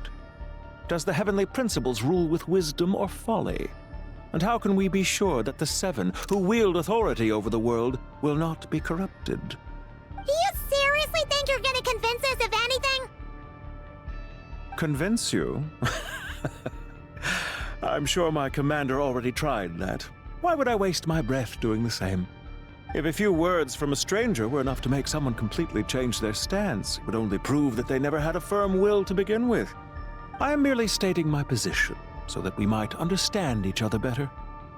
One's enemy in the present may not necessarily be an enemy for life. As for what game I'm playing here, I'm simply buying some time. But now I must bid you farewell. It was a wise decision not to attack me immediately. Since you did not fall for my ambush, I will now have to ask those in hiding to reveal themselves. Leave this to us, sir. Very well. I trust you to do what is necessary. Stall him while I execute the next step of the plan. Sumeru City, Irminsul. Hey! Stop right there! Don't you dare leave without explaining yourself! All units, stop them! Protect the commander! Did you hear that? He mentioned Sumeru City and Irminsul! He definitely knows something! We can't let him get away! Get rid of these pesky soldiers, quick! Rear guard to the front! Don't let them through! Get that thing in position! Hold on! Just a little longer!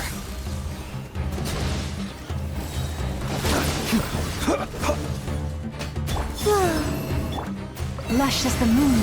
Insulation chamber. Close your eyes. Beware the creatures of the night. We finally beat them! That mysterious guy can't have gotten far! Let's catch up with him!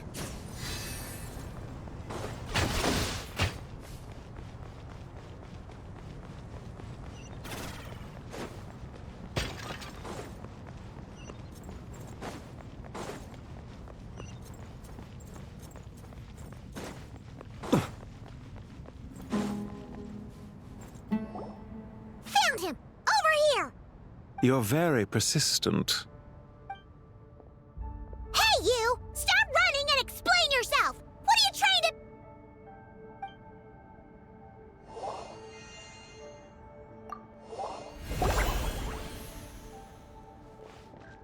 What's this? Relax. A small trap like this won't be enough to hold you. The sandstorms from Gurabad will die down soon enough, but this small window of time was all we needed to launch the next phase of our plan.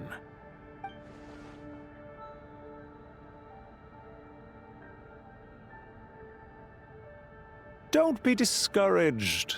I knew that someone would come here eventually, so I planned ahead. Where to chat with you, which door to exit from, even which mechanism to wait by for you. I thought through every detail. You, meanwhile, know nothing of who I am. So far, you've only heard my voice, and for all you know, it may not even be real. But not to worry. This is only our first meeting. It shan't be our last. Just answer me one last question. Why do you continue to follow Dottore? He has conducted countless cruel experiments, even on his subordinates. Follow isn't quite the right word. Let's just say even those you see as villains have their friends, even if they aren't the most sincere of friendships. When any set of rules is established, there will be those who benefit and those who lose out. People will do anything to justify what they have gained or escape from the hardship imposed upon them.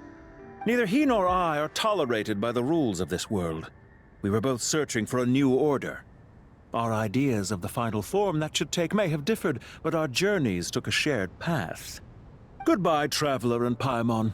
I wish you a timely escape, albeit not too soon. I will need a little more time to prepare, after all. Hey! Come back! Wait, this dark wall. We've seen these on our adventures before. It swallows people up! Oh, I'm sorry. She shouldn't have jumped the gun!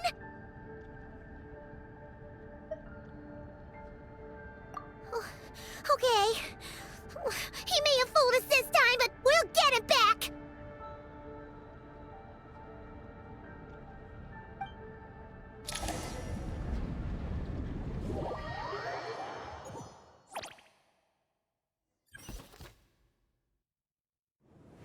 Sino and his team are guarding the north. We'll take this side. There's so many Jin! We can't let them get into Aru Village! Don't fret. I am well prepared for this situation. Huh. So you have a solution? Perhaps you're unaware that I have a trusty genie partner of my own, Plumpy. If I send her to negotiate with the others, this whole thing will be resolved before you can say Mora. Off you go, Plumpy!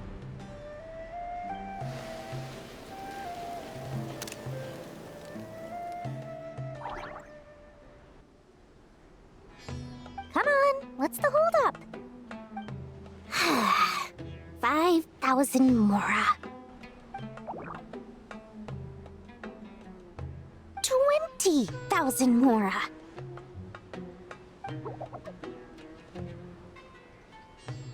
100,000 Mora. Final offer.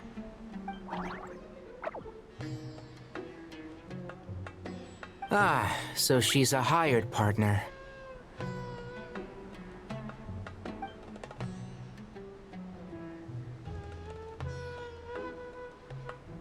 Hired partners are reliable too. Plumpy here is a highly skilled negotiator. You'll see. Just a few words from her and...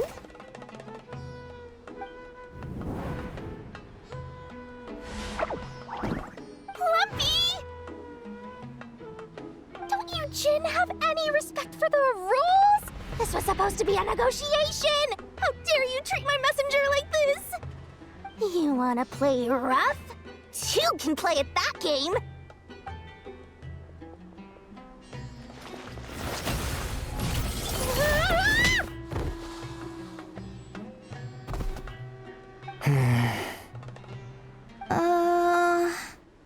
Looks like it's up to us now.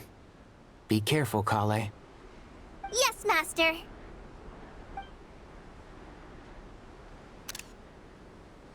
What happened?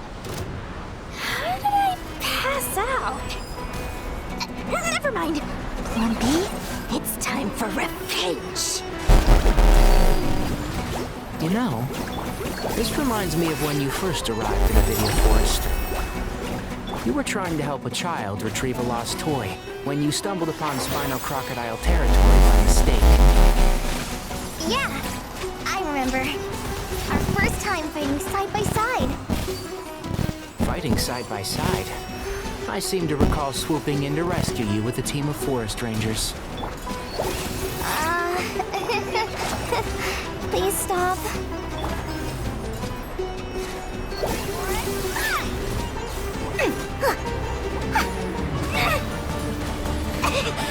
You big bully! What's this? Let's sweeten the deal! I'll uproot you! Bit and shroud!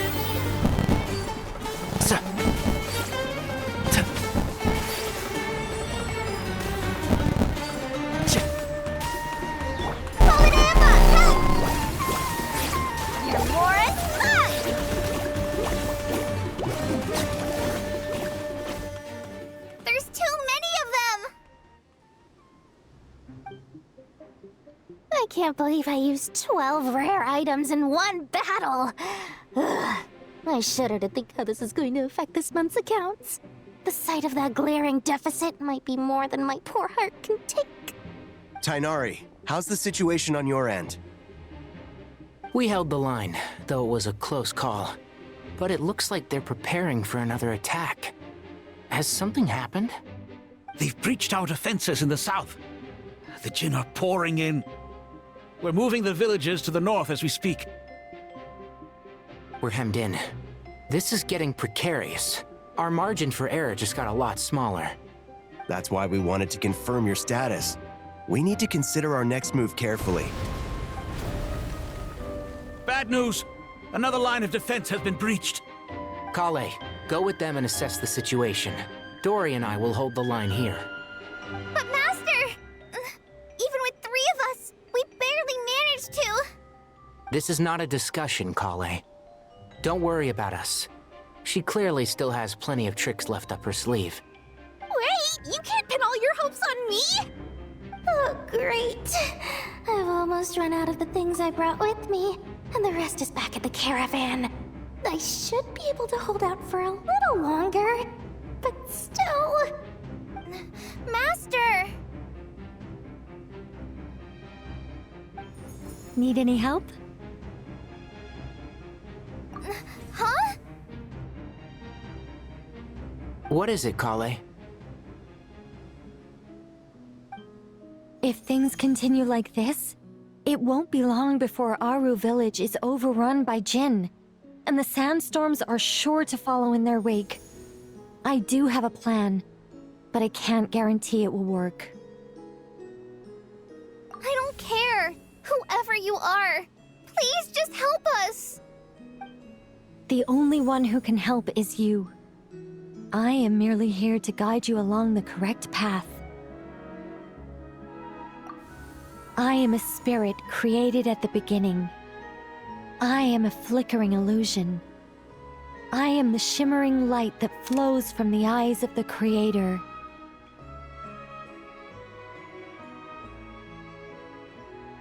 What do you mean?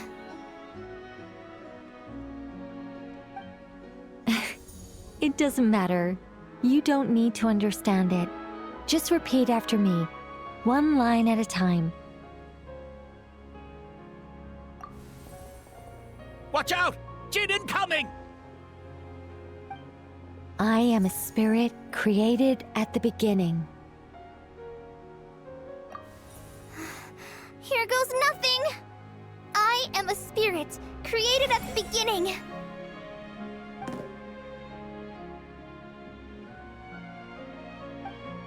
I am a flickering illusion. I am a flickering illusion.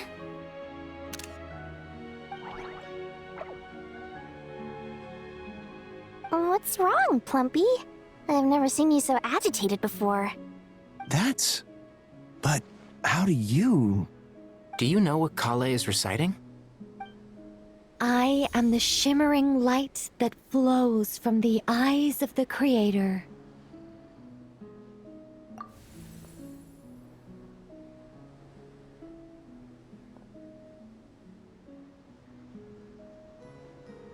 I am the shimmering light that flows from the eyes of the Creator.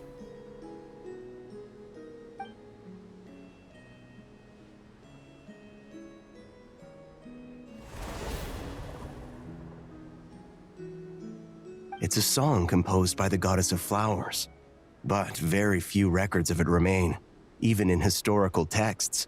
All we have is a few fragments. Is Kale an avid historian? Not to my knowledge. The Jinn have actually quieted down. Although... No, it's more than that. It looks like they're showing... submission. Clearly the songs left by the goddess of flowers have a soothing effect on them. At the very least, they're much calmer now. Really? Let me try. I am a spirit created at the beginning.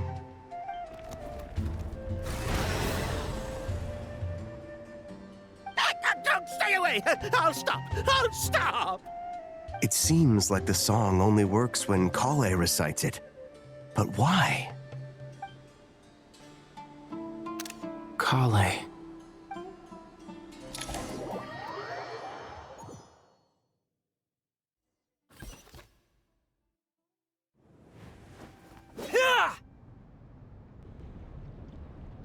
Any luck?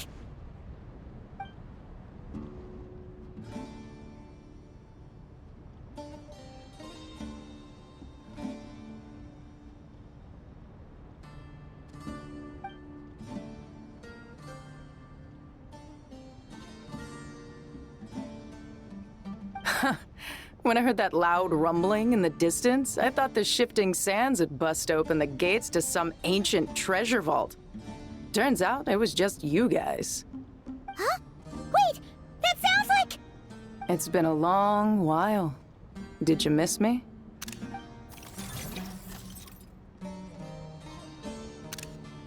Jet! Ben! Let's save the catching up for later. First, I gotta get you guys out of there. This should be the right mechanism. Ben, can you handle it?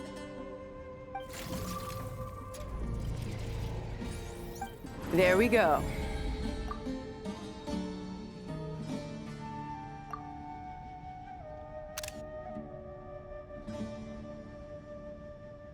Come on, let's leave this place.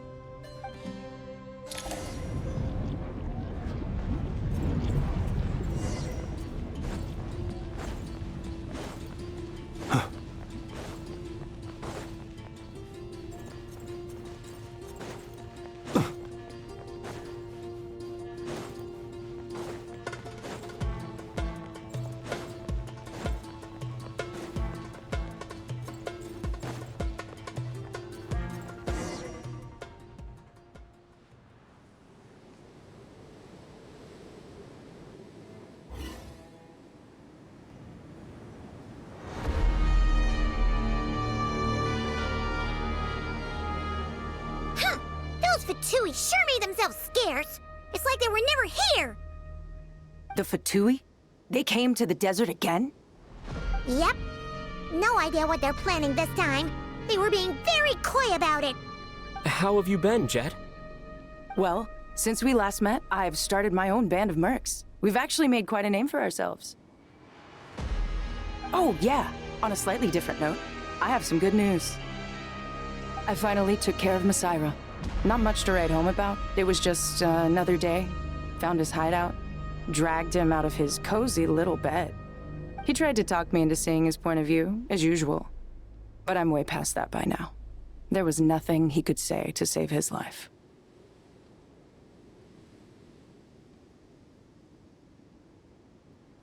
What about you guys? Bet you'd forgotten all about me and Ben, huh?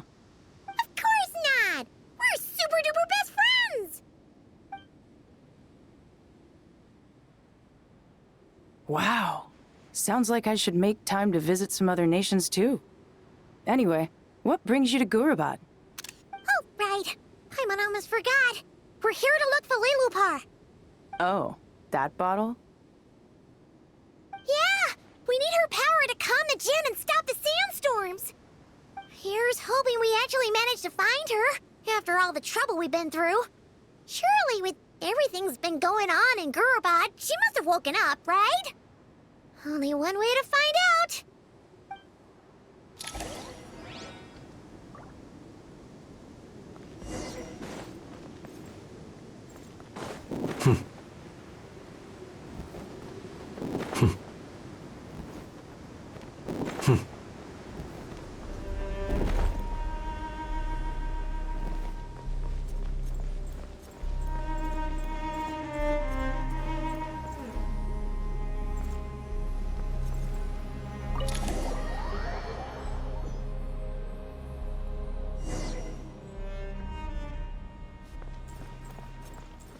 Let's see. Aha! Found her!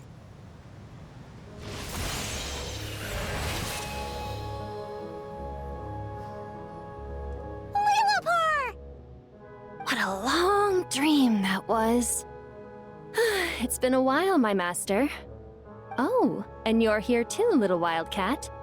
The four of us back together again. Imagine that. After we last parted ways, I merged with the land beneath Gurabad to suppress the dark calamity stirring in the depths. It rekindled the flame of vengeance within the Jinn, depriving Gurabad of any hope of peace. I fought against it for a long, long time, until one day, I sensed a change in a foreign land to the west. Suddenly, the pitch-black abyss fell silent.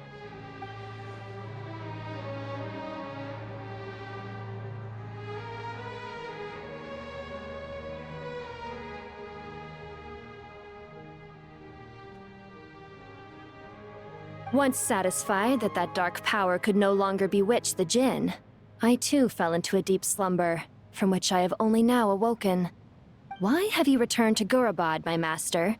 And why is my sand-swept homeland in disarray once more? Well, basically, Sumeru's in danger and a lot of our friends are affected. Some bad guys messed around with Irminsul and now they've released the Jinn in here. We managed to chase off the culprits, but we have no idea how to seal this place back up and stop the sandstorms. Child's play. I shall quell the Jinn and scatter the storms. Thank you, Lilupar. No need to thank me, my master. I have granted many wishes in my time, and this was the most trivial of them all.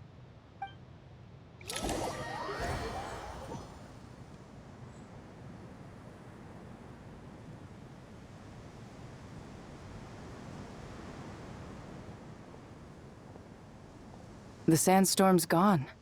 The sun shines bright again. When I said that we'd meet again under a lovelier sun, this was exactly how I imagined it. Yay! Although, honestly, Paimon would love to hang out with you more, even if the weather sucked. Well, there shouldn't be any more Jinn breaking out, right? Are we okay to head back? Sounds good. You can introduce us to your other friends. Another adventure begins. Lovely.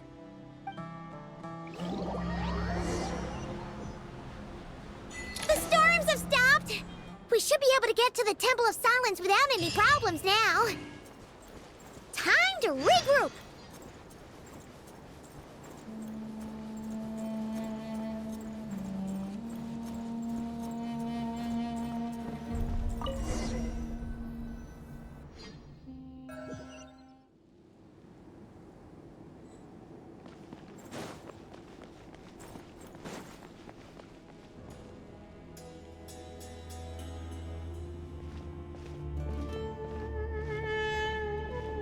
So, this is the Temple of Silence. I've heard the Nagarjanites mention it in passing, but I never imagined it would be this big. It's colossal. I thought the temple moved to the rainforest ages ago. When did they scamper back into the desert? I don't know. This plan sounds a little too risky for my liking. Even in King Deshret's day, this was experimental technology. We have no idea what could happen if we activate it. Well, unless you know of another viable alternative for the Akasha terminal, I'm afraid this is our only option. The plan is sound, and the risks are manageable. However, if we are to proceed, we must act quickly. The scale of this project is enormous. Even with Kave, Faruzan, and every other scholar of mechanics working on it full-time, the proposed modifications won't happen overnight.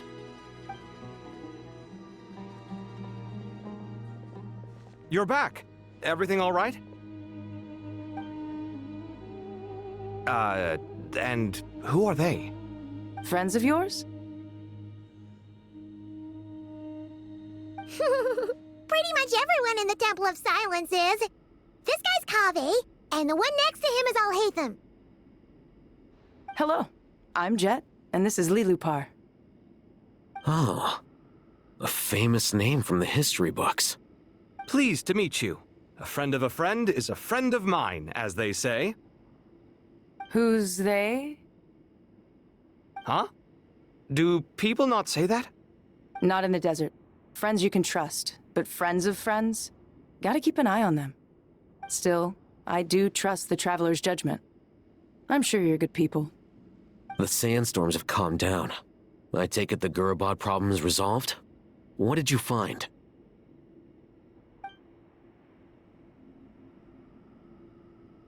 And after getting all smarmy with us, he trapped us there. Luckily, Jet used the mechanism outside to free us, and then we got Lilupar to put a stop to the chaos. Wow. Thanks for being there to help them.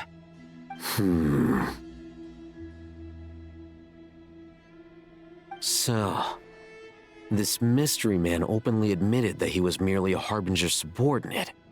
Yeah? Is there something weird about that?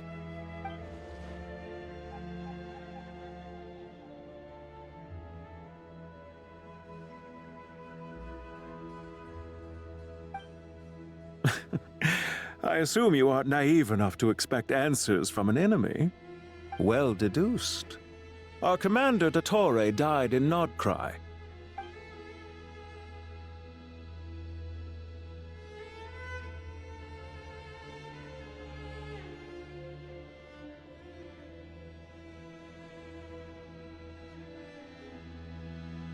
Are you wondering about his true identity? Or do you think there's a big conspiracy behind all this? I wouldn't go as far as to call it a conspiracy. Just the simple fact that having someone to shift the blame on tends to prove useful should trouble come knocking later. The most important thing for now is to solve the immediate problem. Perhaps that man knew you wouldn't have the resources to investigate his background and so didn't put much effort into disguising himself. This is all getting a little cryptic for me. I'll let you guys talk while I take a walk with Lilupar. Jet? Aren't you with the Blazing Beasts? What a coincidence. Didn't expect to run into you here. We're mercs. You can run into us anywhere. Who's this with you? So, did you find the solution you were looking for in the Temple of Silence? You bet we did. This place is incredible. It has everything. So far, we've discussed a plan and verified its feasibility. Building a new system from scratch is out of the question. So our only option is to modify the Akasha using certain resources we hope to find in the mausoleum of King Deshret. According to certain sources in the Temple of Silence, there is a core device in King Deshret's mausoleum known as Aru. Little is known about this device in academic circles, which suggests it was hidden quite effectively. If these sources prove correct, the energy contained within Aru may be sufficient to power our Akasha renovation plan. However, this raises difficult questions regarding technological integration. The sages are still debating it. Yeah, but I'm sure they'll reach a compromise once they've argued it out. The people of the rainforest are always cautious when it comes to desert technology. But times of crisis like this leave us with little choice. Wait, Paimon has a question. Is this the same Aru we've heard of before? It's sealed off, right? Some sort of prison where the Goat King, Ibis King, and Crocodile King are locked up. Well remembered. Yes, that's exactly right. According to our records, Aru was the most brilliant creation King Deshret ever conceived of. Built by divine and mortal artisans working together. It was a miraculous accomplishment, and it lies hidden deep within the king's mausoleum to this day. That being said, what Aru actually does and why it was built, those are deep secrets we are not privy to. Until recently, I wouldn't have been optimistic that the place even exists.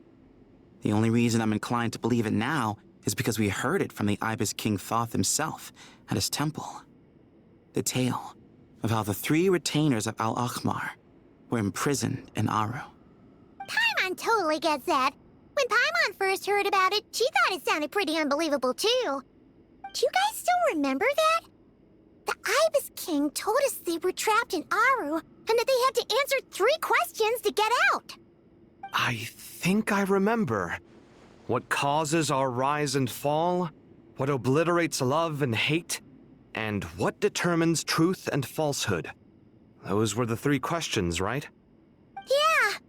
If only Nefer were here. She's dealt with the Ibis King before, so she might know more. Oh, Nefer's a friend we met in Nod-Krai. Nod-Krai? Funny. She showed up here earlier. Huh? Yeah. Had another lady with her, too. Both said they knew you. They contacted the sages, claiming they might be able to offer some assistance. Really? They came here to help out? Yes, really. It was just before you got back. One of them said she's made Nod-Krai her home. If she's the person you were talking about, then... Looks like betting on Aru was the right choice. See? They're right over there. Nicole! Nefer! Why, hello! We're here to help.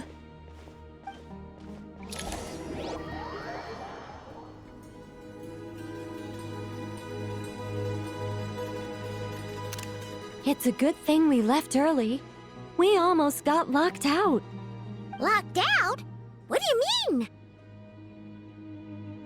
Oh, you haven't heard? An invisible barrier has appeared around Sumeru's borders, cutting off all travel in and out. No one can leave and no one can enter. Sumeru has become a lonely island. Are the Fatui behind this too? Actually, no. This has nothing to do with them. I suspect it's a defense mechanism within Irminsul itself. Irminsul is the source of Tevat's ley lines, after all, and Sumeru is the nation closest to it. I imagine this function was put in place to seal the entire region off in the event of serious damage, preventing the disaster from spreading to the rest of Tevat. It may have been implemented long ago. But doesn't that mean that the people here won't be able to escape to other nations if the anomaly keeps spreading? Currently, that does appear to be the case, which is precisely why I am here. This is a critical moment for the world, and Sumeru is the eye of the storm. Paimon's surprised you managed to convince her to come back to Sumeru. Indeed. Even for someone of my wisdom and eloquence, this tested my skills to the limit. And why should it concern me that Sumeru's in trouble? Surely you don't think I still have feelings for that place? Judging by your tone, I suppose you don't. Sounds like you don't know much about my past. And here I thought you knew everything. All I know is that the Ibis King is the source of your power. He was quite a prominent moon envoy once upon a time, so I do know a thing or two about him. As for your past, I have ways to learn the full story if I wish to.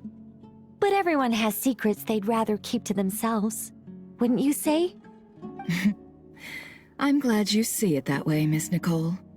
I've chosen to call Nod-Krai home, which is why I did my part in its hour of need. That doesn't mean world savings become a habit with me. I have no particular desire to play hero in Sumeru, thank you. I understand. Human emotions do not appear and disappear without cause. There is always a reason to be found behind both salvation and destruction.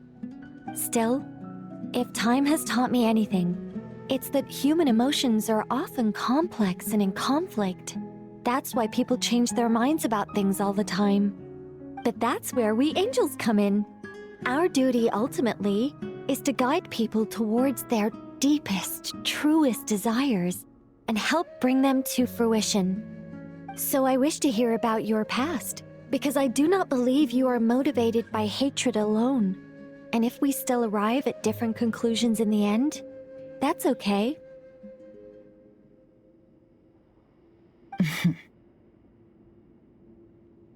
I refuse. Wait, What? But I set the atmosphere and everything. Isn't this supposed to be the moment when we finally open up to one another? Is it? Maybe I'm not so good at reading the atmosphere. You're right, Nicole. There's more to me than just hatred. Had it consumed me, I'd be left stuck in the past forever, never living in the present. But I don't think that your guidance can change my mind. The all-consuming sands, the bloodshed, both deserved and undeserved. Those old emotions cling to me like a shadow. Do you wish to shake them off? No.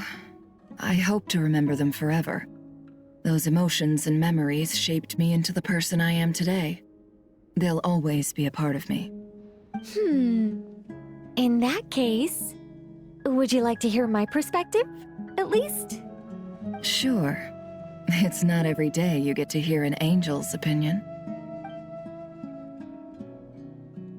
A long, long time ago, when the angels still walked freely upon the earth, I found life tedious. Monotonous work, lukewarm relationships. Things weren't nearly as interesting as they are now. And yet, since the angels' demise, I have found myself missing those days on more than one occasion. Human emotions are often attached to a person, a place, or an object. When those things are gone, the memories quickly fade, and the emotions slip away along with them.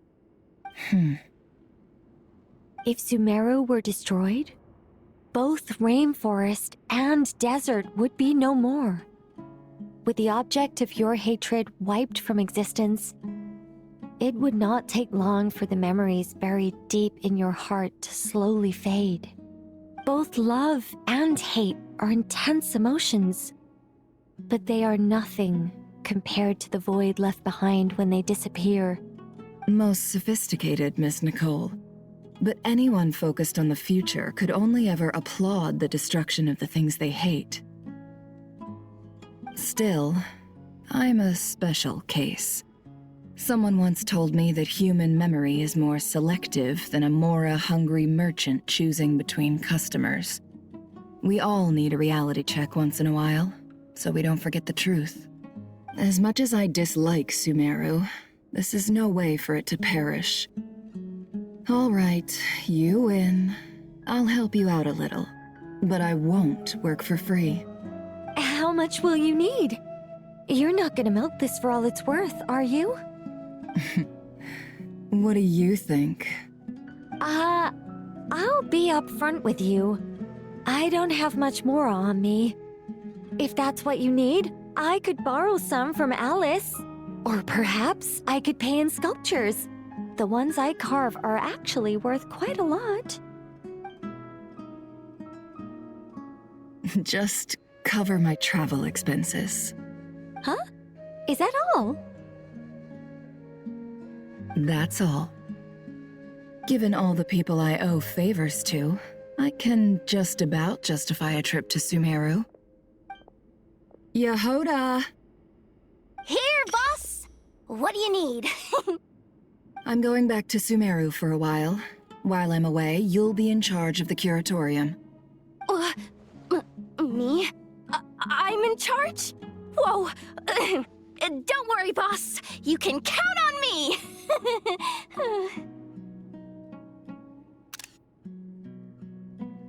And that was how the ingenious Angel Nicole brought you the perfect person for the job in your hour of need.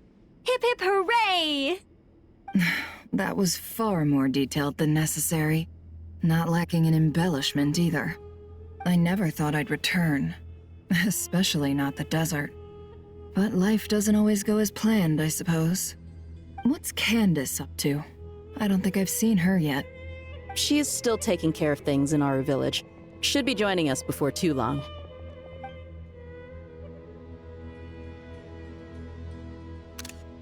Oh, and sorry. Hope we're not interrupting anything. We have some good news, though.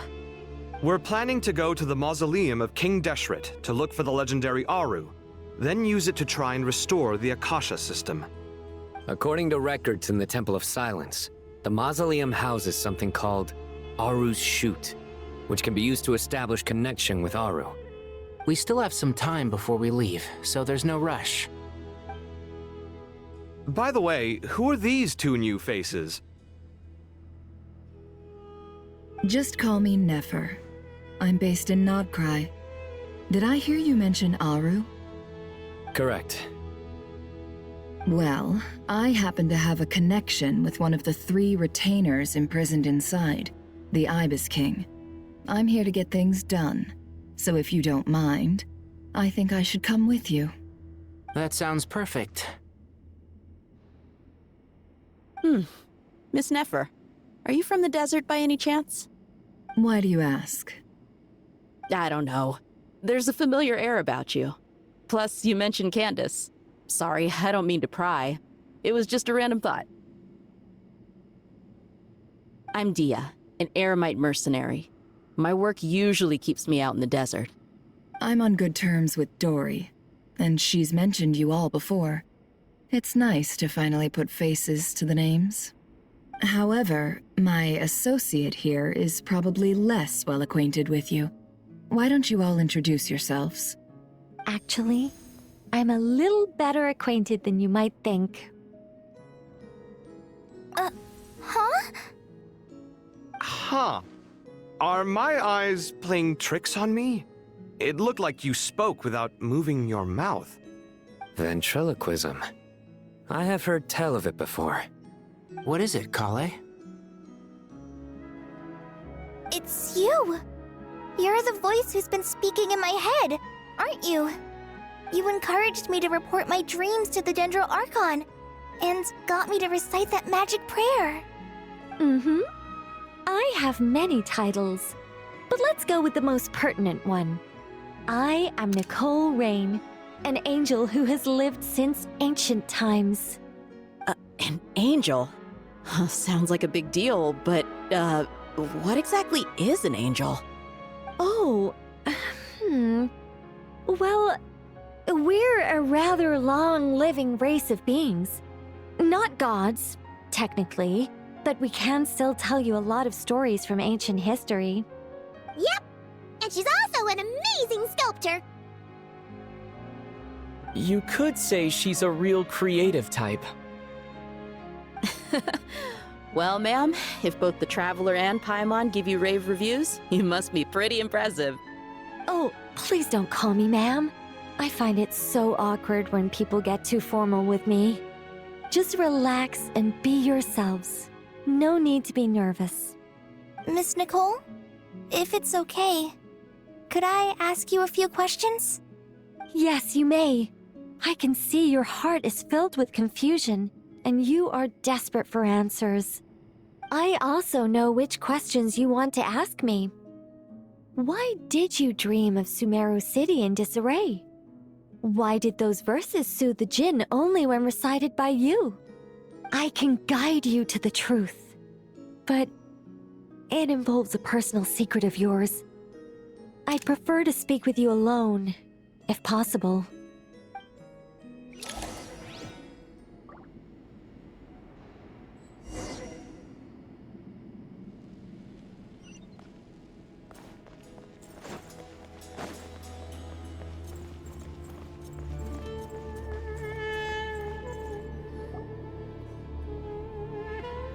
I thought we were going to speak alone.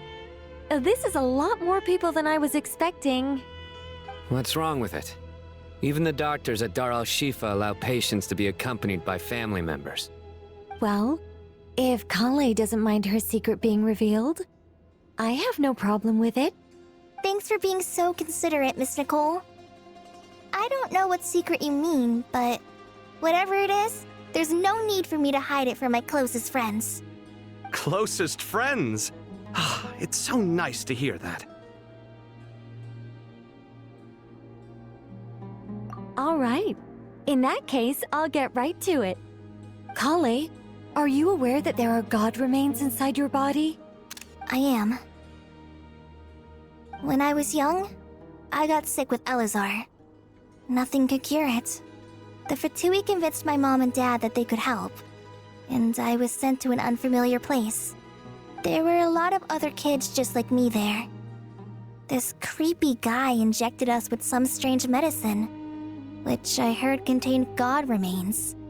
I can still remember the pain like it was yesterday. But thanks to the friends who've stuck by me all this time, I've gradually been able to overcome those memories. Anyway, so you're saying that what happened to me has something to do with the god remains they injected me with? Yes. Those were the remains of Nabu Malikata, the goddess of flowers. What? Huh. Fascinating. You don't seem surprised like the rest of us. Why? The possibility crossed my mind when Kale recited the Goddess of Flowers song and calmed the Jinn. You made Paimon jump! What are you doing here, Lilupar? I was merely passing through when I heard the name of the Goddess of Flowers. Be assured that I share your surprise. You, with the hat. Are you certain? I sense no trace of the Lord of Flowers within her. Well, it is a very small fragment. Unless special methods are used to manifest its power, even her closest acquaintances would find it near impossible to detect. After the goddess passed away, her remains were scattered across the desert. King Deshret gathered all the pieces he could find and buried them in the Eternal Oasis. But some fragments remained unaccounted for. Eventually, the Fatui must have found a way to track some of them down. Presumably for use in some experiment. It's not an uncommon occurrence. You're more shaken than I thought. In one sense, you've been extraordinarily lucky. So many people who yearn for this kind of power never attain it, yet you have coexisted with her all this time without even realizing it. I don't know what to say. I'm glad that I could help everyone with this power, really. But knowing that a fragment of the Goddess of Flowers is inside my body is... it's a strange feeling. Well, people value their autonomy very highly. Even a well-intentioned intruder can shake one's sense of self. I understand how you feel, Kale. But once you get used to it, you'll find it's nothing to be concerned about. Huh. I guess you, of all people, have a good reason to speak on this. 2 good reasons, in fact. Incidentally, 3 is the maximum number of Hermanubis's Ba fragments that I could bear. Let me guess. Because 2's company, but 3's a crowd? Thanks for helping to explain the joke, Tainari. Not my intention. Goddess preserve me. I should take my leave. This boy in his wolf's head hat speaks much too differently from the Hermanubis I remember.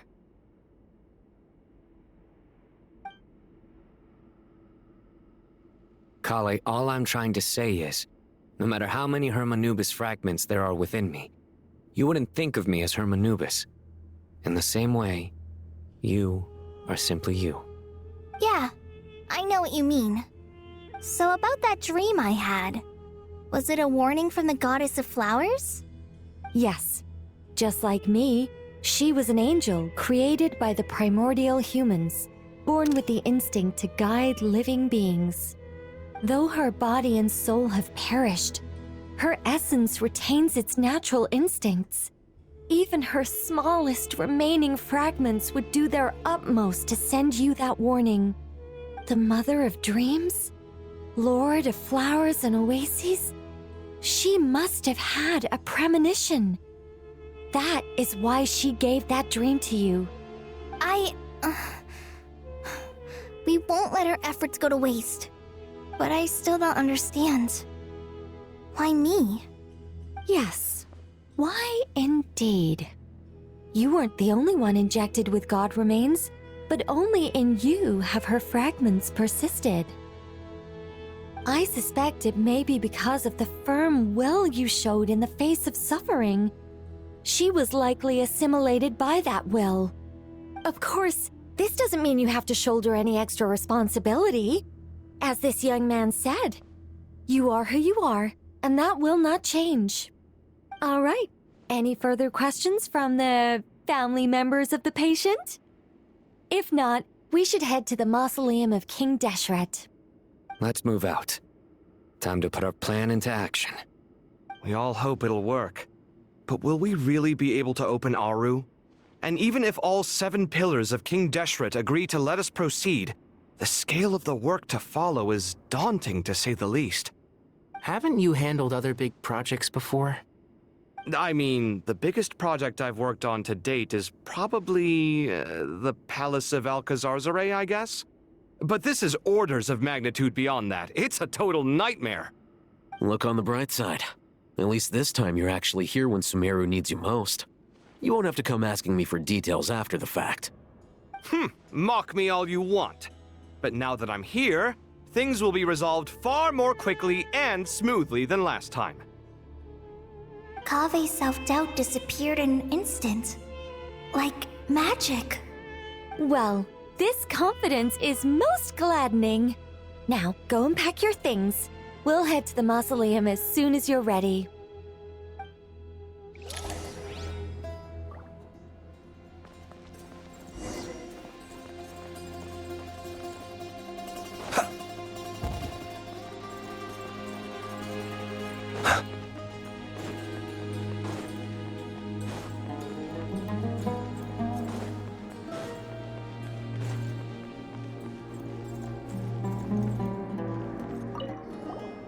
Paimon! Thanks again for your notes. I'm done copying them, so here you go. You're welcome. Just let Paimon know if you ever need help again.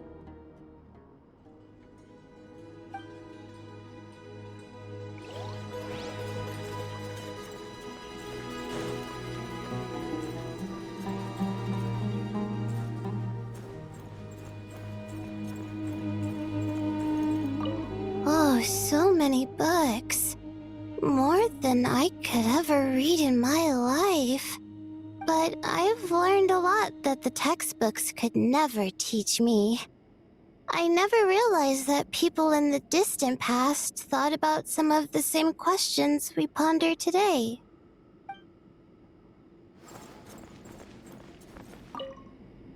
What's wrong? You look a little depressed. Kale got a fragment of the Goddess of Flowers, and all I got was one of the 7 pillars who served under King Deshret. I lost out, didn't I? That's what you're upset about? You're such a child.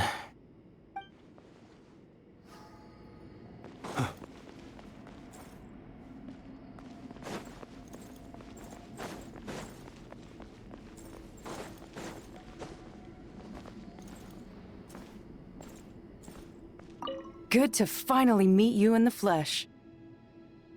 It's a little surreal seeing you here after exchanging letters for so long. In my head, the boss of the Curatorium of Secrets didn't look so young. Sounds like you have some history then? Any budding mercenary group needs a steady supply of intel. They, in turn, can prove an exceptional source of the same. The Curatorium of Secrets is happy to cooperate with friends from all over the world. If you're interested, you'd be very welcome to join our network too, Miss Dia. Can't say no to a solid partnership, especially out here in the desert. Having intel can mean the difference between life and death. But cooperation's built on mutual trust, and there isn't much contact between the desert and Nod-Krai. So I'm guessing you reached out to Jet first, Miss Nefer? What's behind your interest in the desert? Nostalgia? Or is there someone you're looking to take care of? Let's put all our cards on the table first. Things will go more smoothly that way. I like your style, Flame Mane. Actually, I had this same discussion with Jet before we started working together. To be clear, I have no intention of using you for any ulterior motives. And I have no enemies in the desert as things stand now. Were that to change, I wouldn't drag outsiders into a conflict that doesn't concern them. There's no point in doing certain things if you don't do them yourself. Wouldn't you agree? Well said. Taking responsibility for one's own affairs is the way of the desert folk. Huh. It's like you're one of us. You sure that's a compliment? Absolutely. I'll take it. Perhaps we can discuss our cooperation in more detail now? Sure. I love working with no-nonsense people. And you certainly fit that description. I look forward to a fruitful partnership. As do I, my friends.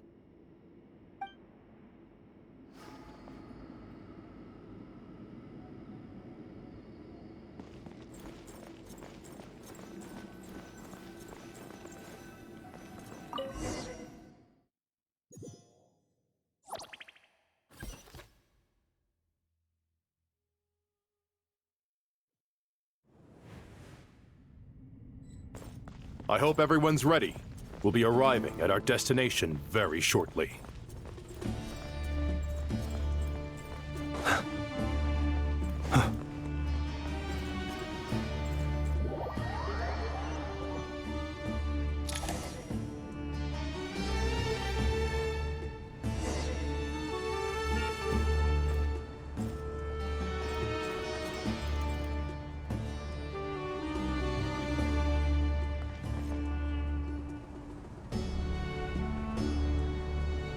Why, we've not seen so many visitors ever, really. What is this place now, a tourist attraction? Ah, closer inspection reveals many familiar faces. To what do we dusty old fellows owe the honor? Surely you're not just here to chat. You surmise correctly. We are here to carry out a rather enormous project. Ho, enormous, you say? How large, then? Larger than the gaping void in our lives? Why, you've even put a smile on Goatee and Crocco's faces. All this activity is making for quite the special day.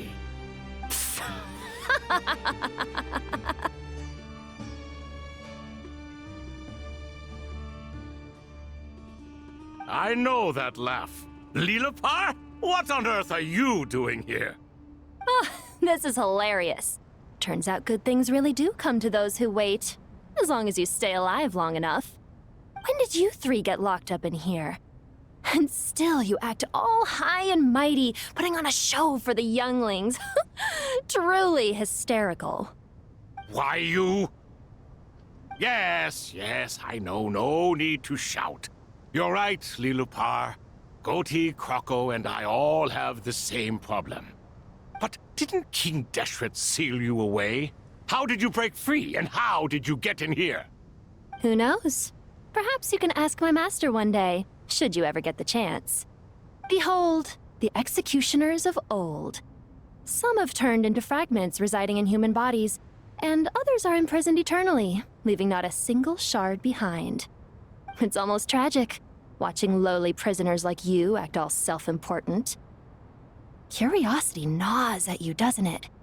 Your interest in the outside world threatens to burst you at the seams. Turf. I'm starting to take a liking to this magic bottle lady.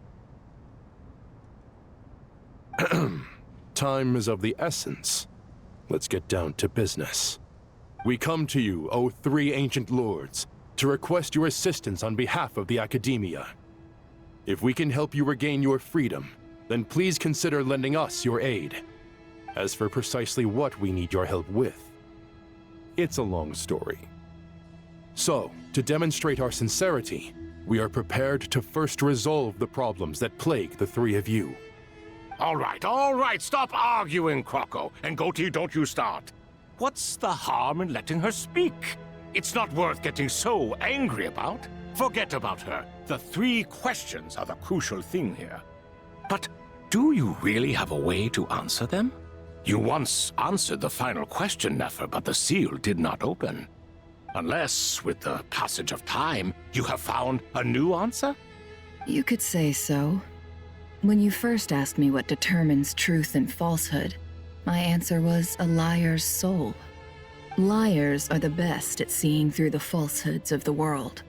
But if you want them to tell you the truth, you have to reach their soul. I think that makes sense. I found it quite compelling myself, and I told Nefer so. Unfortunately, it brought us no closer to liberation. Well, that's simply because it was my answer, not the one King Deshret was looking for. Can you guess which answer Al-Ahmar wanted then? Time. And that's not only the answer to the final question, it's the answer to all three of them. All things wax and wane with the passage of time.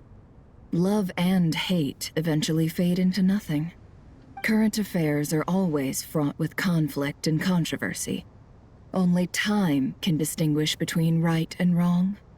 You once described King Deshret as a proud man.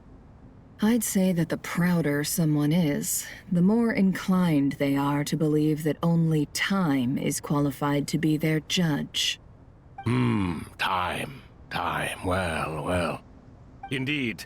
Perhaps in building Aru, our king was in fact attempting to reverse time, to bring love and hate, right and wrong, the rise and fall of all things back to their point of origin.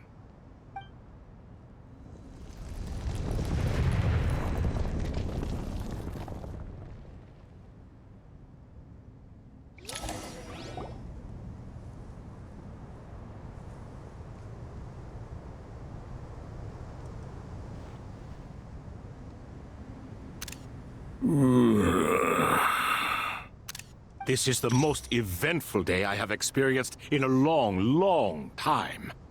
You have my sincere gratitude. Are those 3 of the 7 pillars?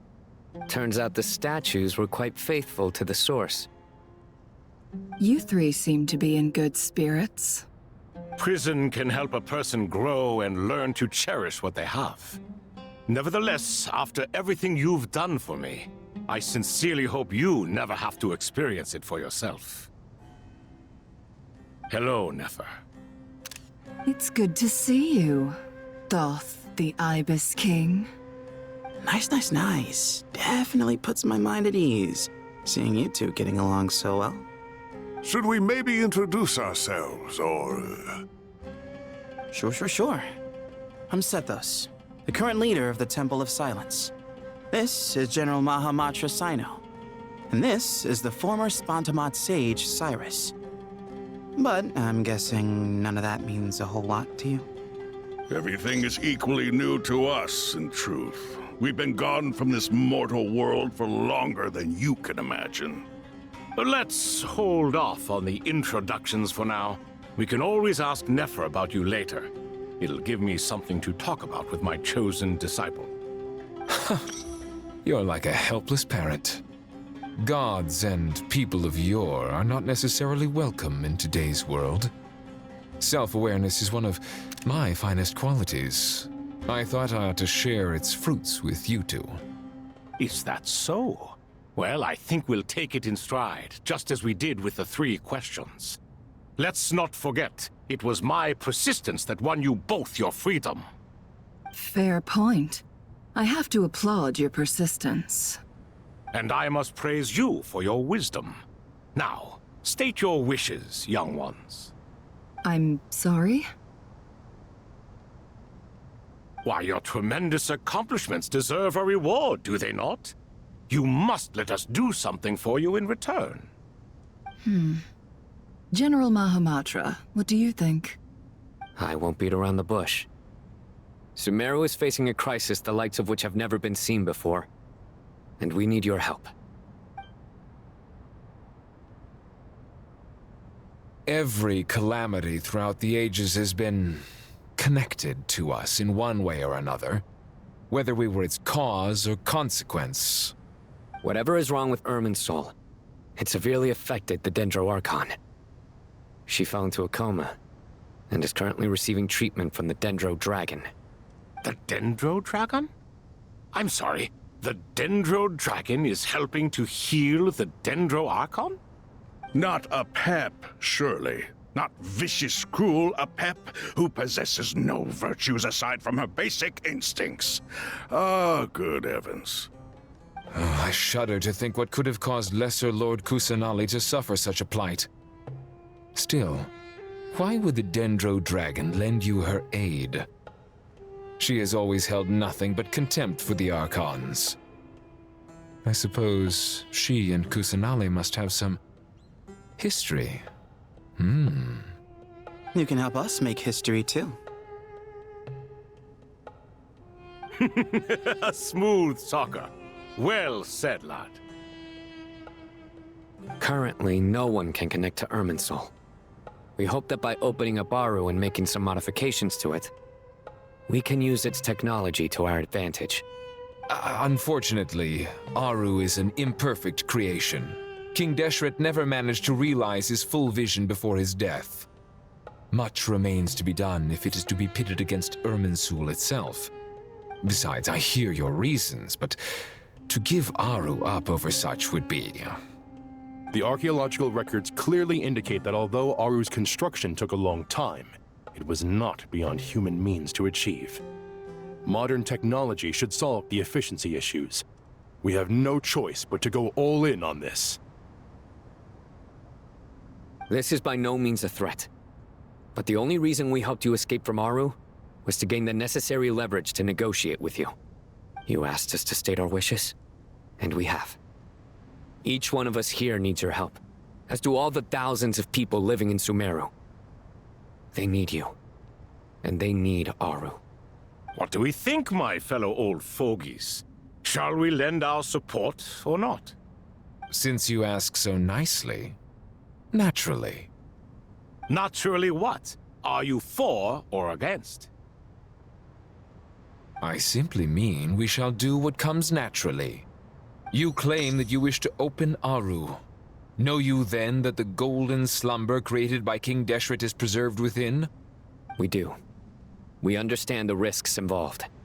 In all likelihood, the mortal world will never again be able to replicate King Deshret's work. Never will there be another chance to come so close to creating a utopia.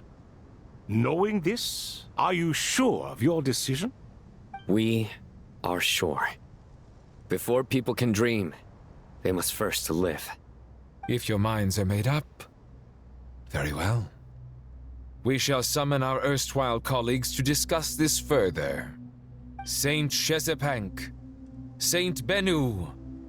Once you surrendered to silence and were buried with King Deshret. But now, we invoke the right to awaken you with our voices.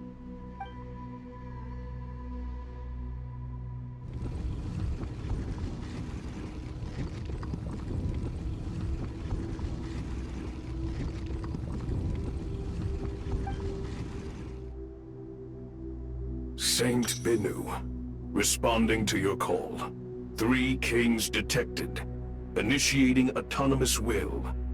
Saint Shezbank, responding to your call. 3 kings detected. Initiating autonomous will. Ah, Lord Herreshoff. What a long time it has been. I trust you are keeping well. Then your trust in my well-being has long outlived your physical body. You have always opened with that same phrase, in life, death, and now even beyond. Al-Akhmar is long gone. What is the reason for this meeting? You're awake? Good. We are voting on whether to give the people of present-day Sumeru access to Aru and permit them to perform technological renovations. You have the right to support or oppose the motion. Aru is the pride of Al-Akhmar.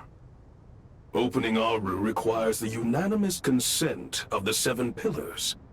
I hope you have a convincing reason to present to us. Sumeru is currently in the midst of a major calamity. Let us not forget that while Al-Akhmar was a stern ruler, he was also a teacher of wisdom. A god without his people shall cease to exist, and King Deshret's greatest wish was to provide protection for his people. Let us then honor our God King's wishes as we consider our decision. I do not mean to mock these proceedings, but what is the point of a unanimous vote when we know that the last of the 7 pillars, the Dendro Dragon Apep, will never communicate with us? This will no doubt surprise your mechanical mind, and I have no intention of trying to persuade you it is true. But Apep is, in fact, healing the Dendro Archon as we speak. Huh? Can someone attest to this? Do we have any proof? I ask the three kings. Can any of you vouch for the truth of this claim? Naturally, the Ibis King, Thoth. What? It was Thoth's disciples who revealed the truth to us. We need not debate its veracity. Simply let Thoth bear accountability. That way the rest of us may have a clear conscience. Harishef, you diabolical fiend!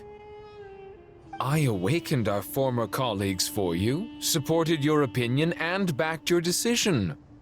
What sort of fiend would do that? I miss the days when Hermanubis was still around.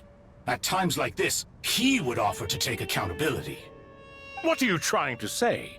Is my word worth less to you than Hermanubis's? Hypocrite though you are, Lord Thoth, you are humorous in equal measure.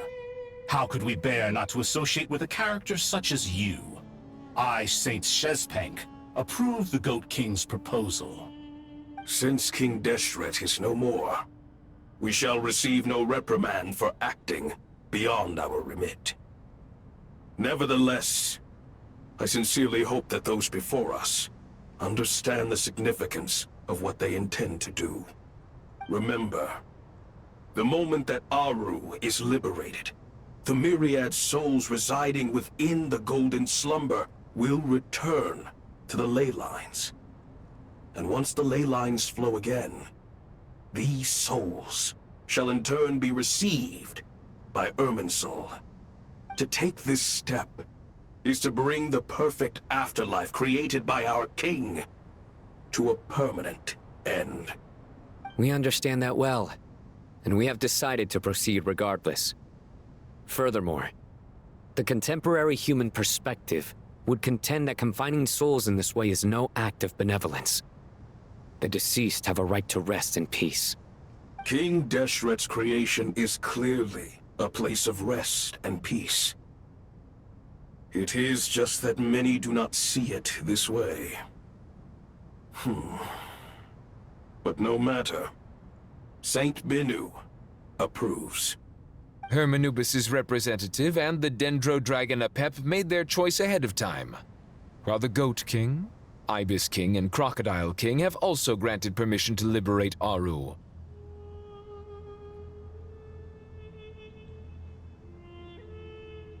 By the grace of His Majesty, guided by his wisdom and will, let the gates of Aru be reopened.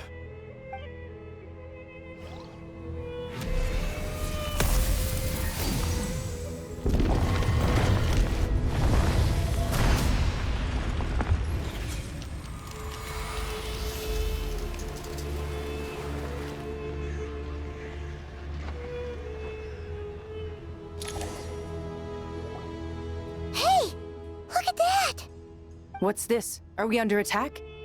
No. Wait, it's...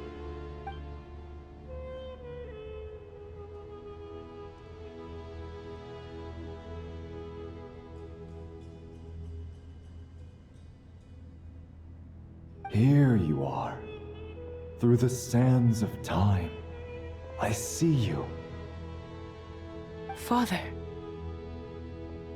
Father, is it really you? It's Jet's father, Jibriel!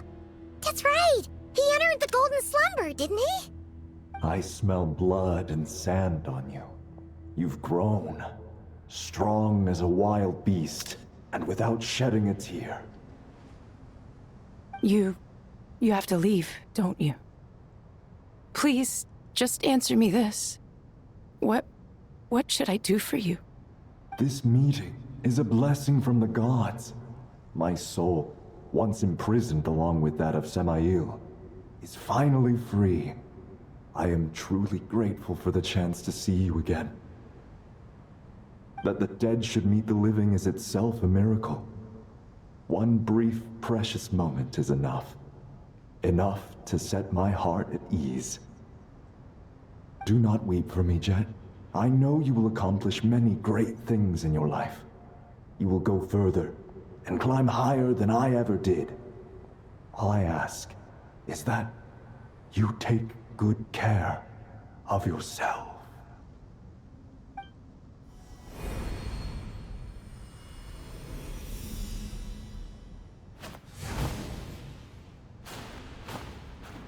Father! Father! Father. Hey, Jet. Do you want something to eat? Maybe it'll help you feel better. I'm fine. Thanks, Paimon. It was just a little sudden. The chance to see my father again meant the world to me. He was trapped in the golden slumber for our sake. And now, after all this time, he can finally rest in peace.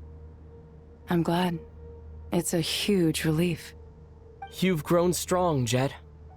More than enough to fend for yourself. Yeah. I'll leave the past in my memory where it belongs. My family, the good times and the bad. Goodbye, Father.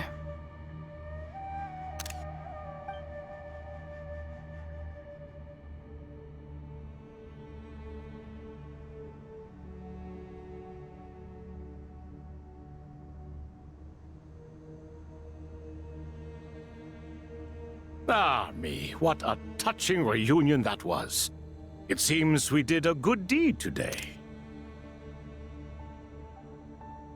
We three retainers, once imprisoned for our iniquity, are surely the least qualified to judge whether this deed is good or bad.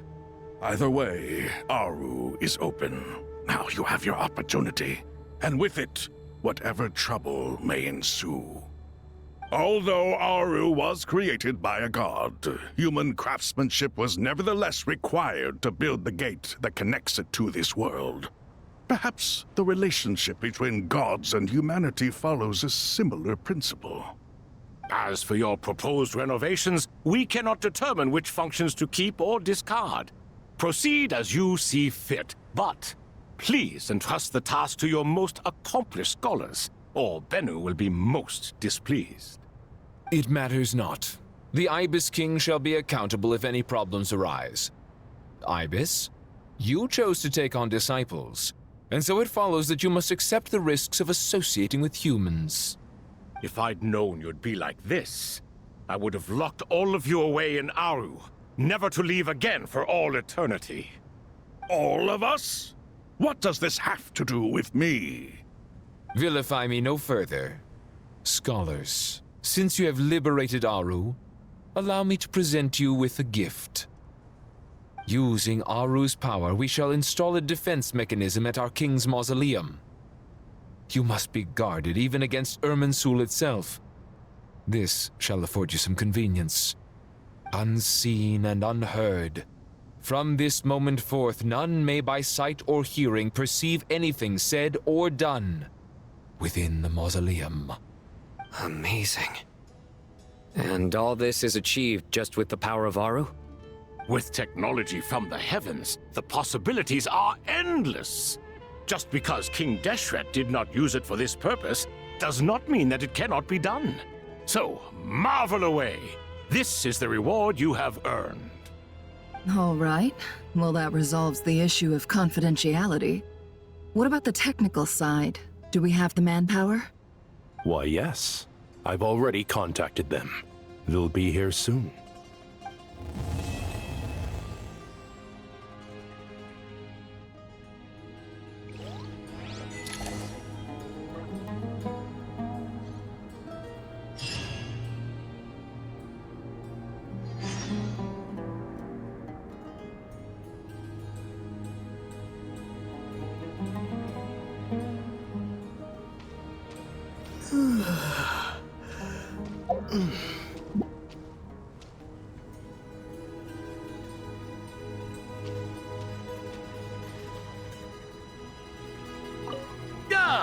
Fresh air. A wondrous feeling. Naturally. I have a sudden urge to stretch my legs. Can anyone recommend a suitable leisure activity? I might have had some recommendations for you were this the past, but here and now, for someone who has just left prison, there could be no greater joy than simply being outside of it at last. I could not agree more.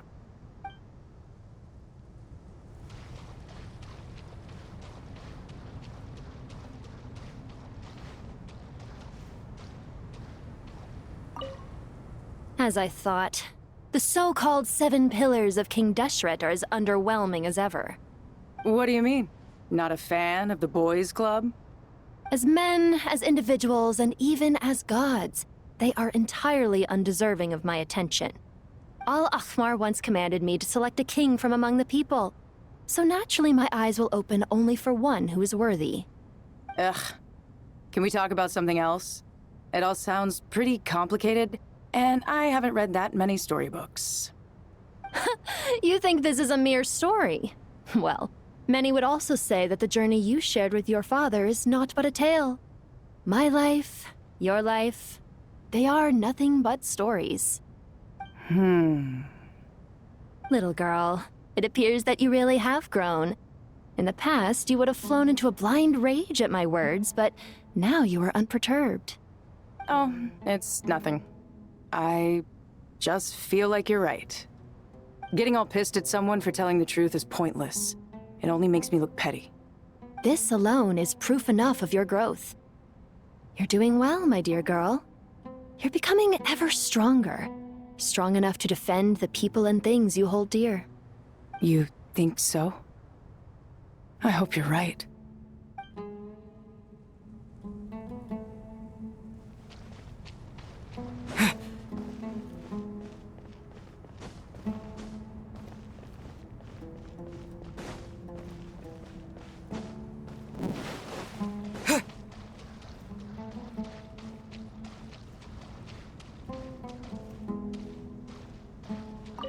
You must be Sethos, the successor to the Temple of Silence.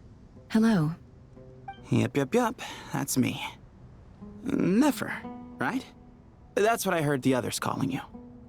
Judging by your outfit, I'm guessing you come from the desert too? That's right.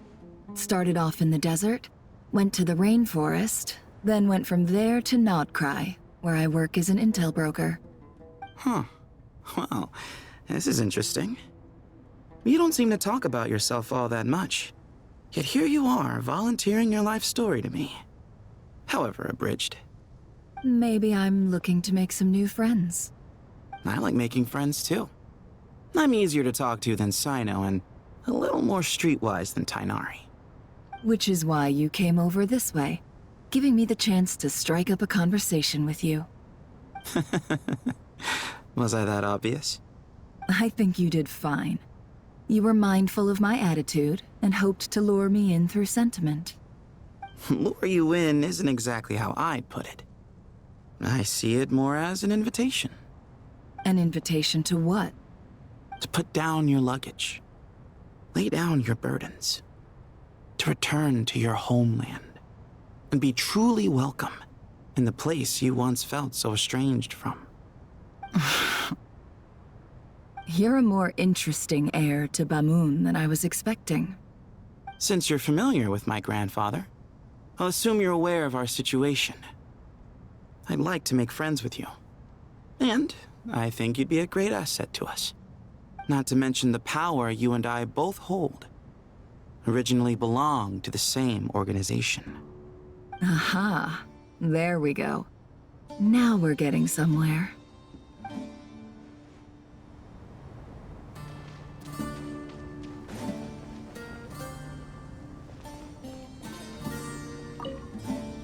Do you hear that? Sounds like your teacher is scolding mine. Huh. Classic. Did you see her? She's a former Vahumana student who dropped out of the academia and went to Nod-Krai to work as an intel broker. There's more to her than meets the eye. How can you tell? Do the Matra have information on her? Some, but nothing telling. I'm basing it on the fact that she seems to be an expert liar. She can fool many with her words. A sixth sense for liars after investigating so many of them, I take it? Yep. What about you? What do you make of her? A little earlier, in the corner, I noticed she gave some supplies to Jet and had her deliver them to the main group. She's meticulous and highly observant. Besides, what was it you said? Making it to the top is no easy feat in any profession. Anyone who's at the top of their game has to have some sort of edge over others. It's true, but she's not the only one at the top of her game. I also am, and so are you. Sure, but what's to guarantee she won't overhear us talking about her? Don't worry, I have my methods. Sethos is distracting her. Ah, I see.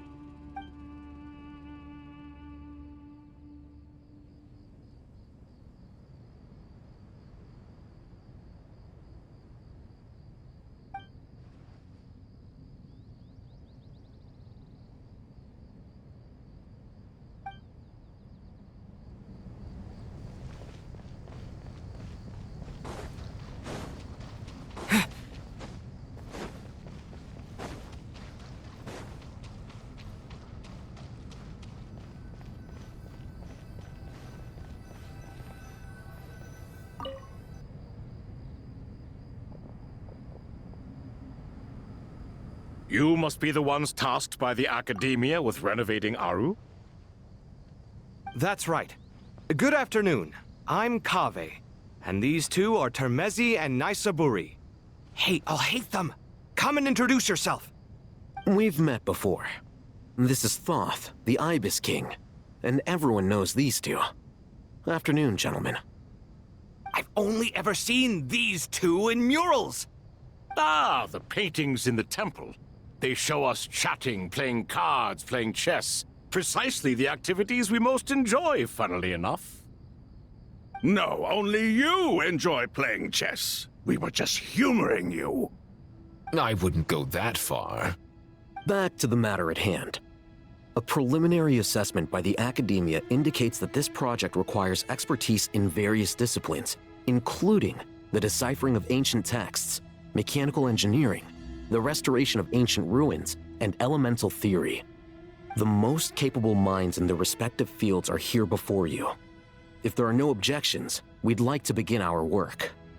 The artisans who built Aru for Al-Ahmar gave their very lives to create this splendid work. Follow their example by giving your utmost devotion to this project. I didn't know that. We'll do our best, of course, but we certainly won't be sacrificing our lives. Such brazen words. Humans these days are a far cry from their ancestors. What little respect you show for King Deshret. No, that's not what he meant. Please, don't mind him. He shares your sentiments, just not your, penchant for hyperbole. Assuming that's what you were going for? I just think it's important to manage expectations. Forgive my lack of courtesy, but we simply can't sacrifice our lives to the gods on completion of the project like people in the legends of old. Here's a first draft of the project proposal for your perusal. Please let us know if you have any requests. Normally, I'd have made it look a lot more visually appealing, but we were really pressed for time on this occasion. I hope you'll forgive me if it's a little rough around the edges. Naturally.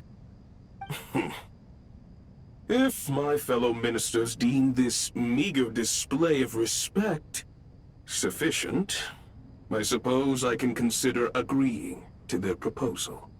Why are you so preoccupied with the ostentatious displays of respect to Al-Ahmar? We should be trying to make things easy for them. You never know. We might have to rely on these young people to look after us in our old age. Exactly. This is Aru's mainframe. Be reminded to use it with great caution. We certainly will. Thank you for your assistance. You may attempt to lay out punishment should you so desire, though I'm afraid it would be futile. You and I both know that certain components of Aru can only be operated by humans. King Deshret always believed in humanity. Still, the reason that Aru's modules are designed that way is not so much because he trusted them, but more because he was wary of you. Is that true? No wonder human artisans helped to build Aru then. He actually required human assistance to create his greatest work. Naturally. Have you noticed that the Goat King keeps giving superficial responses? It's like he's just going through the motions and leaving the real debate to his colleagues. He understands the art of perfunctory speech. That's what earned him his position as the Minister of Ministers. It seems the rumors about King Deshret being a poor judge of character are baseless after all. Excuse me for being blunt, but it sounds suspiciously like you're putting yourself on a pedestal and mocking me.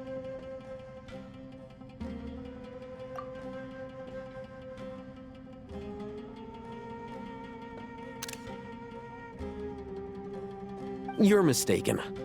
And while there's nothing strictly wrong with making every conversation about yourself, it's not exactly a positive tendency either.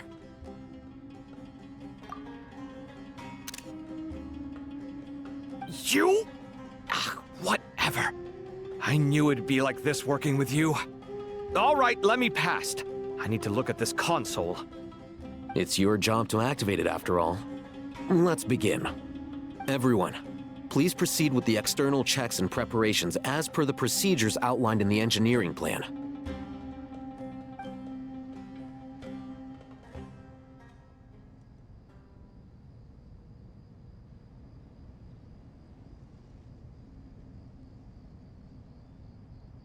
Hello there, youngsters. Whoa, the Ibis King came to life! What do you mean, came to life? I've been alive the whole time! You did say we could start our research, right? Are you having second thoughts now? I've reviewed the proposal. The work you're planning to carry out on this grand device is ambitious in its scope. You have ample confidence in your abilities, I take it? I wouldn't say I'm feeling hugely confident. But given how bad things are, I'd rather at least try something than sit around waiting to die. You are the top scholars of your day. I trust you are aware that there are countless links between Aru and the Akasha? Aru and the Akasha? But... I thought the Akasha was the Academia's greatest technological accomplishment, created years ago by the Dendro Archon to help her people access knowledge. And you too? Do you not know either? You've read the instruction manual, right? You tell them. An instruction manual? The Akasha has an instruction manual? The Dendro Archon is a kind and thoughtful god indeed. It used to sit on a shelf in the corner at the House of Dana. Not the most popular read. If the manual is to be believed, Aru was in fact the original inspiration for the Akasha system. What? But there are so few records about Aru anywhere. And practically none of these scientific expeditions into the desert had anything to do with it. Ah, but this is something you could not possibly have known. You may have heard many stories about the desert, but what is the most important aspect of history? Consider this a quiz. Anyone from Vahumana present? I'm from Vahumana. It's, well, veracity. Precisely. And a large part of veracity is the chronological order in which events occur. I may as well tell you. In the beginning, Nabu Malikata, the goddess of flowers, descended upon Sumeru. The glory of the heaven was within her. She brought life, oases, and knowledge to this land. Then she created the Jinn, enlightened them, and ordered them to serve her. 2 other gods also walked upon this land where wisdom flowed in abundance, and the 3 met beneath the great green trees. It was the first and greatest alliance. We should speak with reverence of this covenant between the 3, which transcended both time and life. For they promised that in Sumeru, wisdom would be shared with all. All the great changes in Sumeru's history began with the goddess of flowers. For King Deshret's sake, she pried into the secrets of Celestia, and for this was burned to ashes by the flames of wrath. So grieved was King Deshret by her passing that he lost all interest in state affairs and devoted himself instead to the knowledge that she had brought back. It was after learning of the technology from that floating island in the sky that he first conceived of Aru. And so, the Akasha was inspired by Aru, while the basis for Aru itself came from Celestia's technology. Well, if the 2 share a common technological origin, then connecting one system to the other is an entirely feasible idea. Unbelievable. Have you no reverence at all for celestial technology? No, I do, but there's no time for that. The schedule is too tight. Blame it on the deadline. Perhaps you could try coming up with our cutoff dates. You know what it's like having to turn around 5 different drafts in one day? I wouldn't wish it on my worst enemy. Yeah, also, Sir Ibis King, you don't plan on getting directly involved at all, do you? Yes, well, you strike us more as having come to give a popular science lecture. Or, wait, does this count as more of a first-hand witness statement? Neither. Anyway, this sounds like far too much work for me. Still, if Aru is so powerful, why didn't King Deshret use it for more ambitious ends? Because it was never fully completed. King Deshret had grand plans, but he perished before they could come to fruition. In the beginning, his wish was to create something that could rival the very world itself. The Lord of Flowers sacrificed everything for that ambition. What he desired, she bestowed, and thus was knowledge brought into the world. Her courage and sacrifice had to be honored with the most splendid of monuments, or King Deshret would surely have deemed it a grave injustice.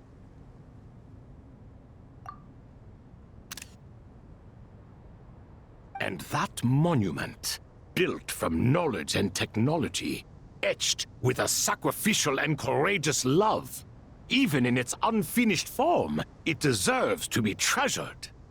At that time, King Deshret said the following to the Lord of Dendro. Since we share an eternal covenant, I shall never be your enemy. Hence, the fruit of wisdom from the heavens is not to be devoured. Remember, it is not that I lack the power to become the enemy of wisdom. Yet you and she have taught me much and shown me kindness. For this, I cherish you both. In the end, Aru was only used to store a portion of the souls. It was but a primitive form of the masterwork the king had envisaged. His final hope for Aru was to return to the past, when she yet lived. So the point you're making is, King Deshret was both powerful and ambitious, and he only ceased his imperious ways out of affection for the goddess of flowers and the Dendro Archon. You could see this as an act of mercy, but you could also see it as the sentiments that lay between these three gods placing constraints on him. This was, after all, the foundation of the alliance between them. This explains why Aru was both a prison and a monument, and why the answer to the three questions was time. You have to be careful who you get involved with, or you invite all manner of misfortune. This is as true for gods as it is for humans. Love is the same. It is both a prison and a monument. All right, let us pause the story here for now. Seeing as you've been so diligent, I'll offer a little help. Who's in charge again? Is it you two? Ah, yes, me and him. Now then, close your eyes. Wisdom hides in the space between the tangible and the intangible. It is to convey the incommunicable through the simplest of mediums. By the power of King Deshret, I shall grant you a glimpse into the unseen secrets that lie at the threshold of existence.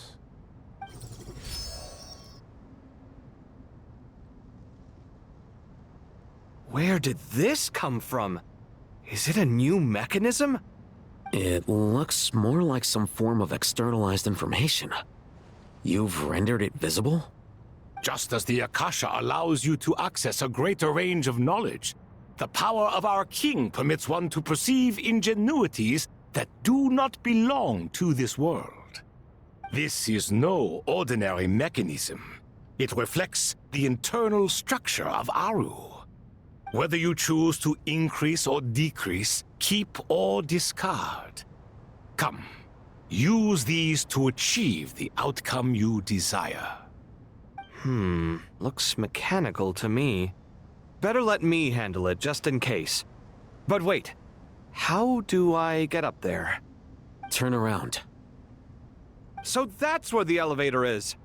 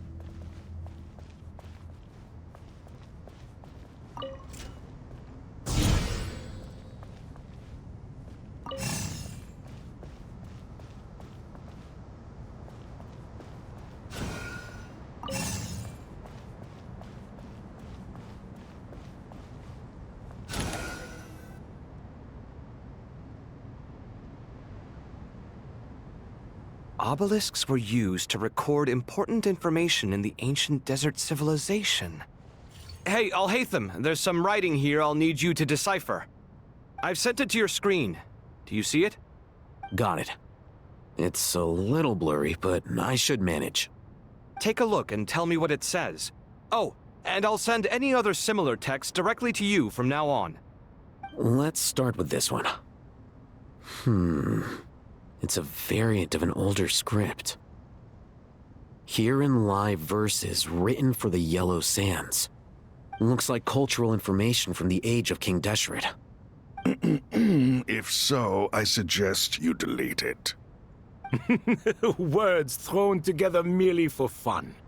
I had no idea Aru kept a record of this. Well, as long as you're certain that this is strictly private information, that's fine. It is unimportant. All right, well, I guess I'll start now.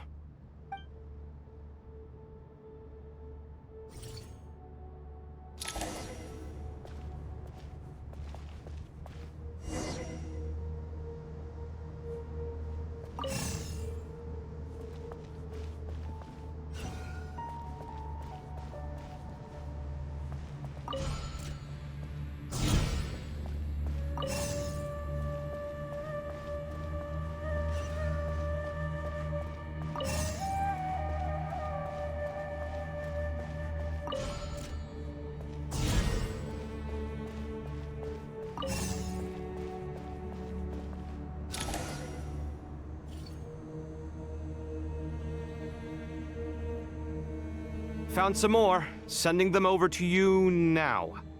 These are all reports about the Gurabad conflict. Can we delete them? I'd say so. Most of this information has already been archived anyway. What if there are details in there that Vahumana missed? What are we supposed to do if they come after us in the future? They'll just have to live with it.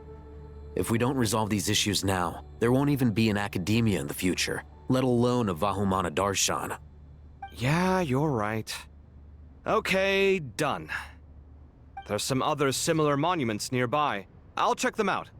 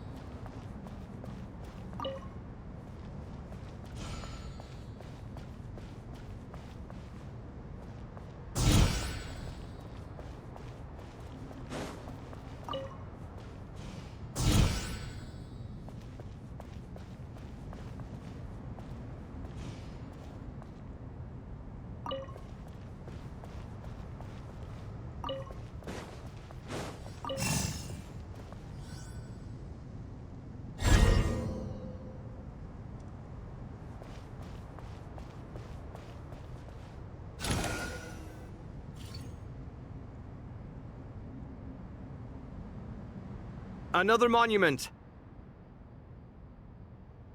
Hold on.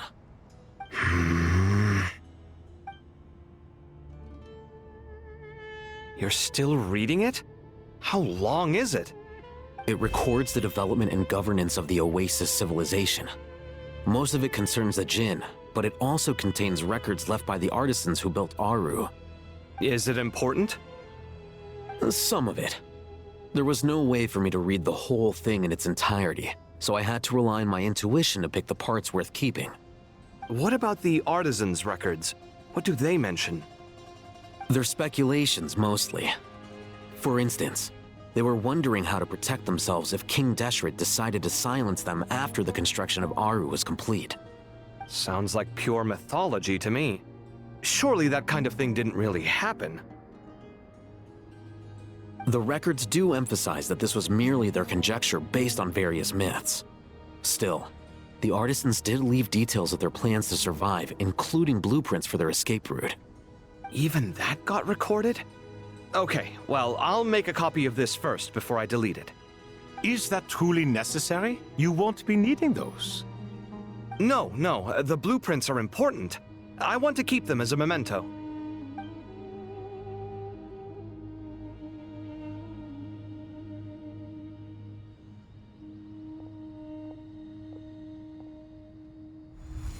I think that should just about do it. It meets the requirements of the contingency plans, so we should be good. I gotta say, it's the strangest feeling, this cross between reality and the intangible. It's like drifting between life and death, or in and out of a dream, using my own hands to manipulate illusions that are forever out of reach. Chasing dreams in the most literal sense. Definitely a novel experience. What happens if my spirit just floats away? That won't happen. Anyway, I wouldn't celebrate just yet if I were you. There's likely to be a phase 2 of this project. All right. I'd better keep my wits about me then.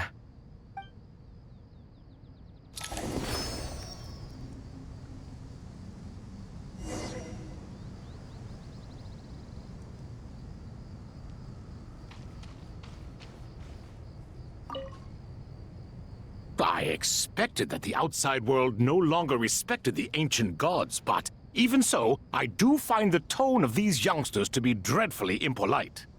It should hardly come as a surprise to you. I remember you saying the same thing last time. I assumed that was just a one-off. I did not realize it was the norm. Don't you think that young lad's matter-of-fact tone sounds familiar? It bears a rather uncanny resemblance to you, Goatee.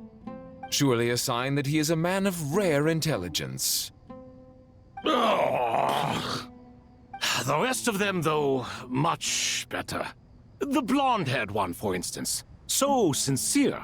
That's the kind of kid I can respect. Oh, really? Well, what about your disciple, Nefer? She's about the furthest from sincerity that a person can get. And now you hit the crux of the issue. Thoth is spouting lies again. He cares nothing for sincerity. He likes Nefer simply because her personality is just like his. Thus, in giving his approval to Nefer, Thoth is simply validating himself. The rest is but smoke and mirrors. You have some nerve saying that. There really is no helping you two. Shut up, chess rookie. What nonsense is this? How dare you tell me to shut up? How can you engage in such banal chitter-chatter at a time like this? Aru has been opened. The glory and splendor of a bygone age is about to sweep over the earth like a flood. And you're here squabbling like petulant children. All three of you are insufferable. King Deshret was merciful, indeed, giving you a chance to be released from prison. I say, you should have been locked up for good. Ah, but Bennu, look on the bright side. Had they not been released, we would not have been awoken. Oh, you've been here this whole time. You should be scolding them along with me. I miss Hermanubis. It's not a real reunion without him here. And now you're avoiding the topic and talking to yourself. Why King Deshret designed your personality like this, I will never understand. Isn't this simply proof that our king supports my free will? Oh, look at those two rust buckets. Suddenly, you two do not seem so bad after all. Here, here. If being stuck together for thousands of years fosters no friendship, I cannot say what would. Naturally.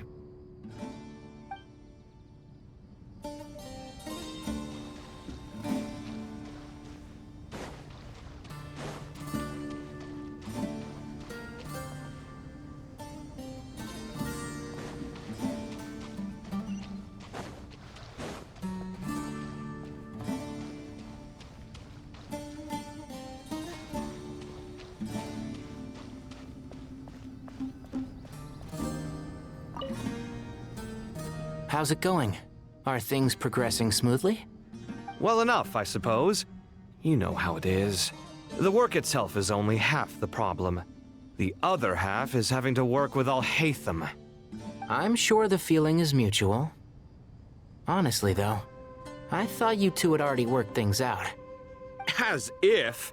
Turns out working closely together is the best way to expose any tensions lurking beneath the surface. Besides, I just think that some people never change. Agreed. Case in point, you didn't make sure I was out of earshot before you started complaining about me. Old habits die hard. Actually, this is for your own good. Maybe if you spend a little more time listening to what other people have to say, you might actually realize that you're the problem. Naivete is another old habit of yours. I had assumed that you both volunteered for this project, like us forest rangers.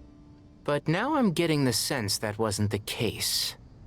Definitely not. We were assigned to it by Lesser Lord Kusanali and Nephis. As much as I'd love to be doing normal work for normal clients, these Titan projects are all that's on offer right now. Though I'm sure they wouldn't be roping us in if they had any better options. Just goes to show how short-staffed the academia really is. I'm sure you've prepared yourself mentally, but I still feel the need to advise you to lower your expectations. It might make the process of working together a little less intolerable. I know! Same to you! But if you already understood that, you should also know not to say the quiet part out loud. Why don't you come help me with my forest patrols? Might help you avoid any further disagreements. Good suggestion, but unfortunately, differences of opinion will always exist. Changing the nature of the work won't get rid of them. For once, I actually agree. There is zero chance of us ever resolving our differences. Zero! But even so, the work must be done. Care for some coffee? I'm glad to see you making progress. Don't act so smug! It'd be nice if you made some too! I feel like even I've made some progress today. In the past, I never would have dared to try and mediate a conflict between you two while you're both right there in front of me. Apologizing probably makes it sound like I'm in the wrong, but I'm sorry. I was just kidding. Truth be told, I don't have any work to do at the moment, so I'm just here to kill some time. How's Kale? She's studying with Nicole. I'm not sure how she's getting along, but she seems to be in good spirits at least. I wouldn't worry. Angelic affairs are probably above your pay grade anyway. I know what you mean, but Sino and I are still a little concerned for her. He said he'd go keep Kale company after he's finished training the mercenaries. I'm planning to join them myself shortly. Kale will be okay. Have faith in her. Even we can see how much more confident and outgoing she's become in these past few years. Thanks to you and Sino being there for her and providing guidance every step of the way, she can finally stand on her own 2 feet. On her own 2 feet. Does it feel bittersweet? Watching the younger generation grow up and move on? No, not yet, at least. I was just thinking, I wish there was more I could do for everyone. She'll be fine. Yeah, she will. Just try to relax.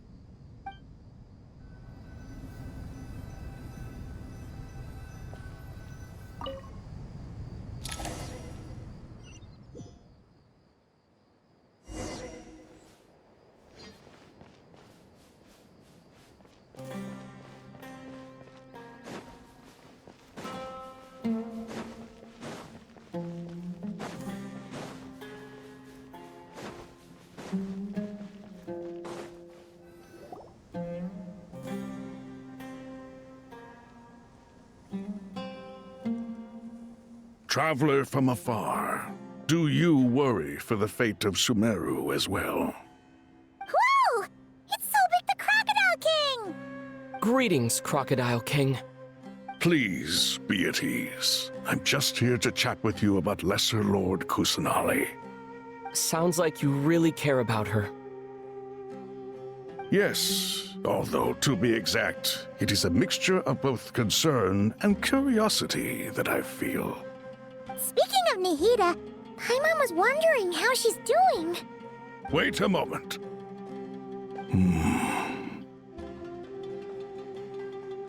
What is it? I tried calling out to a pep, but there was no response. This can only mean that she is focusing all her energy on taking care of Lesser Lord Kusanali. All the gods who served King Deshret seemed super surprised to hear that a pep agreed to help Nahida. Guessing she made a bad impression on you or something. Are you aware of the history between her and our king? Then you are learned indeed. I'm glad to know that Sumeru has the support of someone like you. At the end of his life, King Deshret tricked the Dendro Dragon into swallowing him whole, leaving her to bear the torment of his sins. The Dendro Dragon despised King Deshret, yet he outwitted her.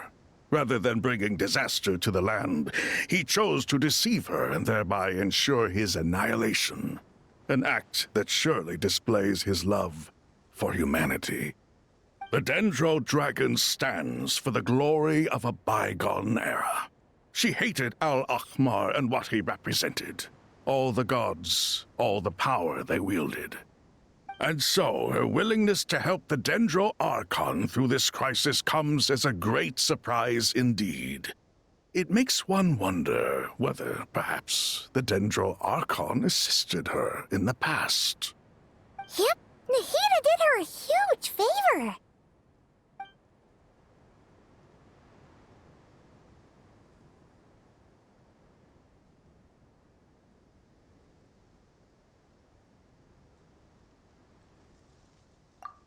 So Lesser Lord Kusanali put an end to the Dendro Dragon's many long years of torment.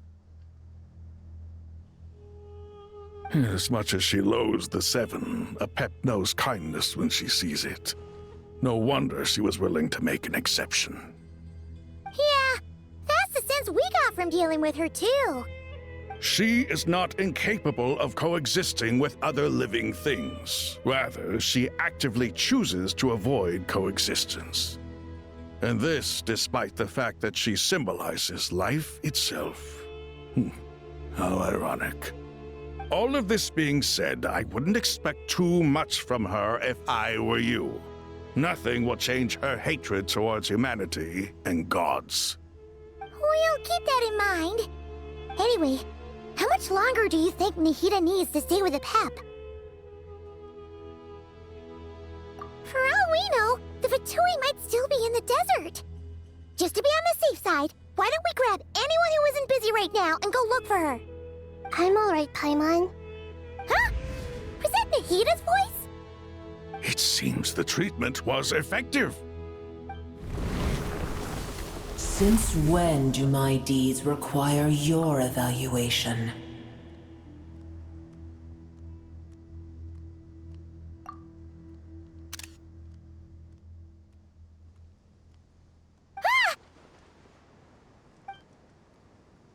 Here will do just fine. I had no intention of taking you any further. One ought not expect greater generosity than they have earned. You always hide your kindness away like an oasis within a sandstorm. Only those who make it through the swirling winds can know just how beautiful that oasis is, and how much hope it brings. You dare appraise my being? No, I'm expressing my gratitude. I want to thank you for sharing your precious life force with me.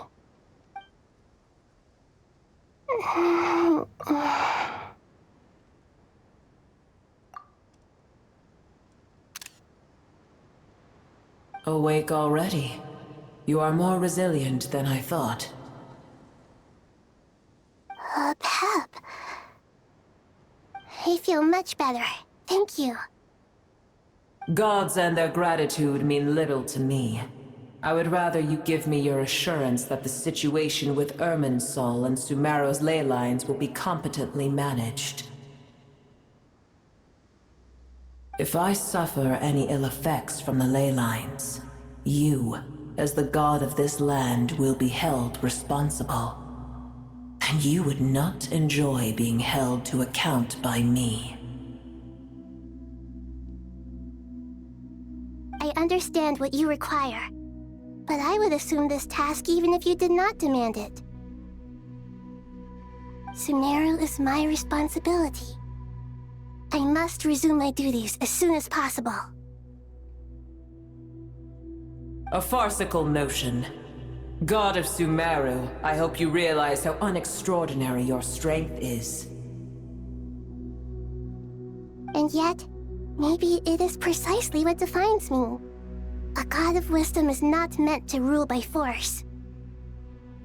Then hold steady. We go forth. Well, I'll be. Is that a pep? Do my eyes deceive me? Of all places, the Dendro Dragon has decided to visit the mausoleum of King Deshret? I see that after all this time, El Ahmar's menagerie of ministers remain as vile as ever. It's a pleasure, Dendro Dragon. Had you arrived but a little sooner, you might have attended a meeting of the Seven Pillars. What a nauseating thought. You are not the first insects I have had the displeasure of dealing with today. A swarm of them tugged on my tail on my way over. Goodness knows what hovels they crawled from. Why do all the creatures of this world remain so lowly after all this time?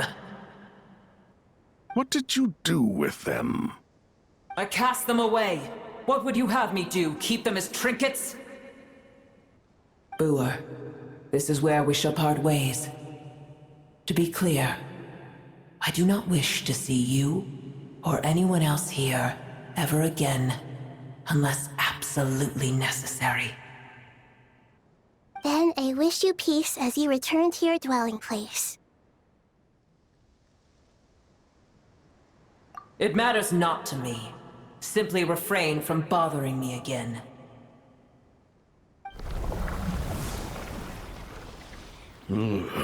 A force to be reckoned with. At times like this, I feel glad that she has no interest in any of this. Hold on, just hold on, okay? We're almost there. We made it. Huh? Wait, that voice, it's... Uh-oh, I'm gonna fall.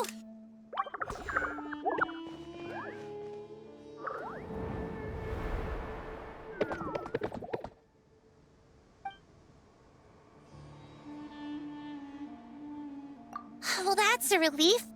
A pair of safe hands indeed.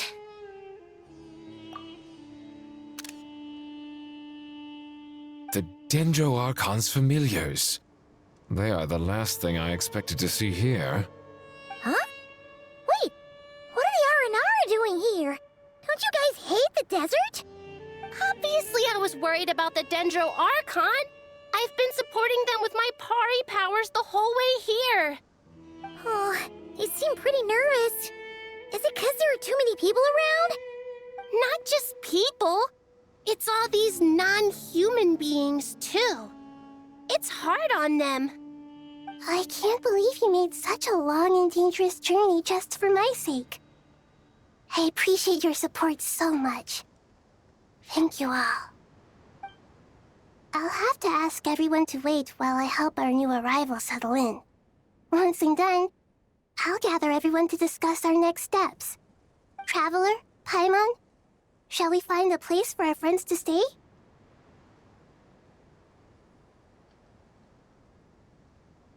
Awesome! Let's go! Well, first I have some questions.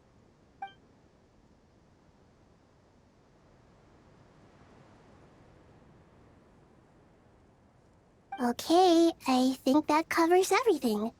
Thank you. We can get going now.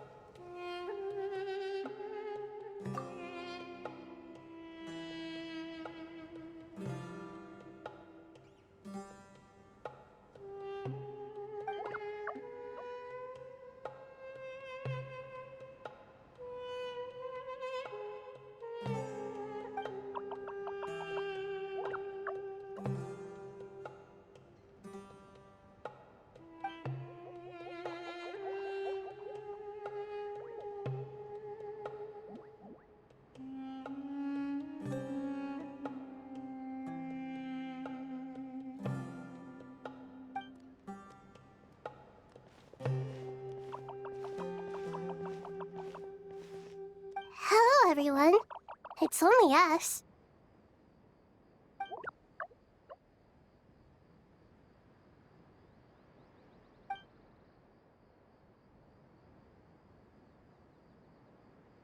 It must be very tough for you coming all the way out here, especially since you don't like the Veluca. Is everyone back in Vanarana doing well?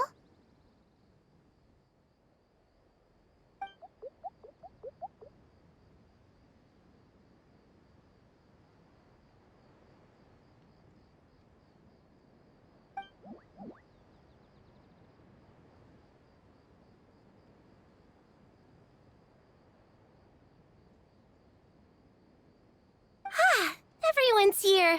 Good. Are you okay? You look like you were about to pass out back there.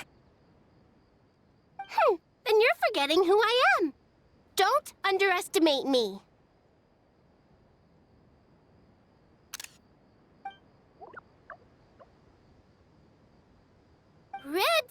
Oh, excuse me!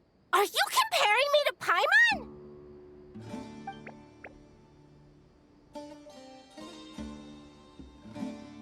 I suppose everyone is gathered here because of me. As we can see, the situation is critical, and everyone is very busy with their various tasks, so...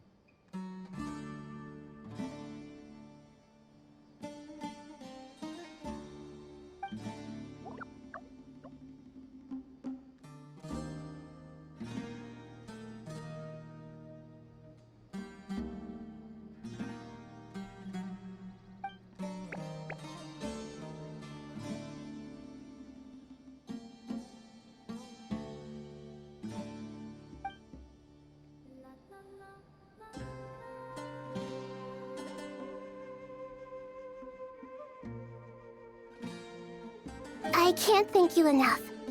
Right now, we're focused on restructuring Aru, processing excess information, and helping restore everyone's confidence. I'm sure you'll find it all very straightforward.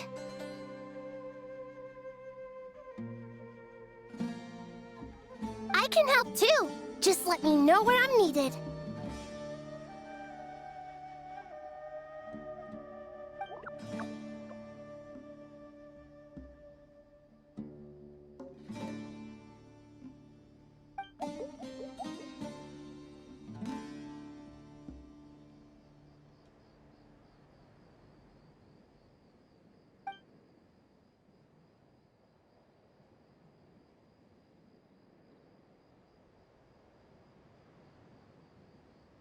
Up to no good?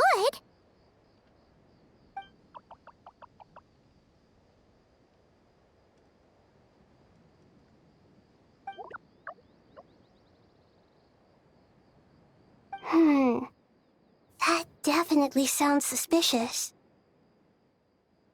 Traveler, Paimon, I have other work to attend to here that needs to take priority. Could I trouble you to investigate the situation Arabalika spoke of? No problem. Leave it to us! Thank you. I'm counting on you.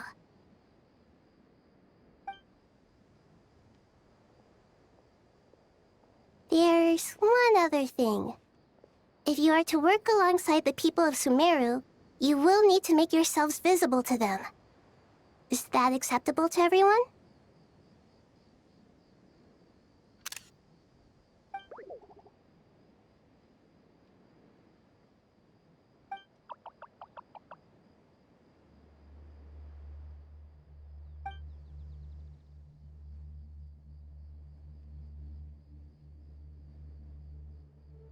There's nothing to fear.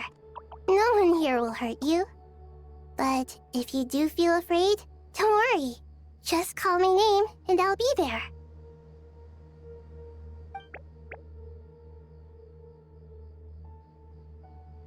Very well. Now, I shall bestow a small blessing upon you all. Whenever people see you and interact with you, from the moment their gaze meets yours, they will experience the most beautiful of dreams.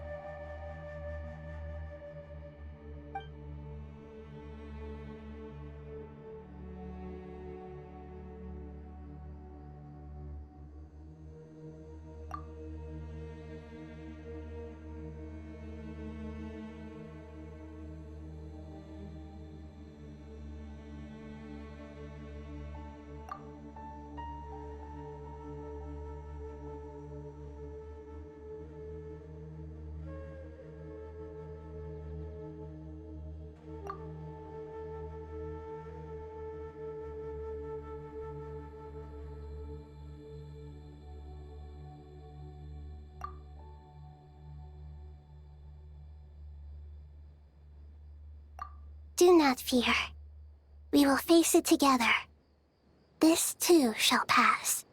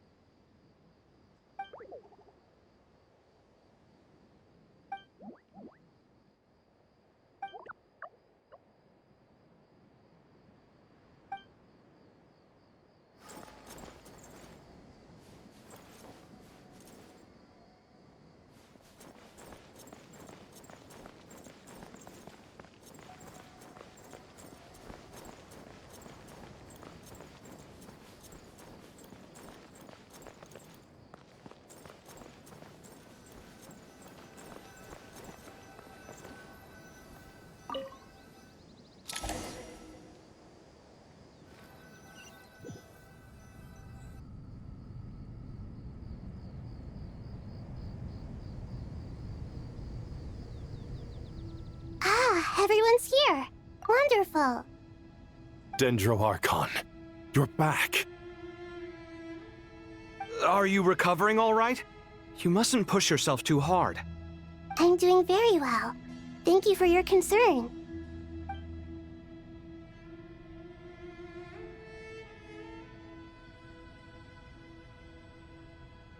I see. Using the power of Aru to reboot the Akasha and gain access to Irminsul. It's a sound plan, although... I regret to be the bearer of bad news, but with the state that Irminsul is currently in, it's impossible to access via traditional means. Even the Akasha won't change that. Alas, we had feared this may be the case. What about non-traditional means? Non-traditional means? Are you saying... Desperate times call for new measures.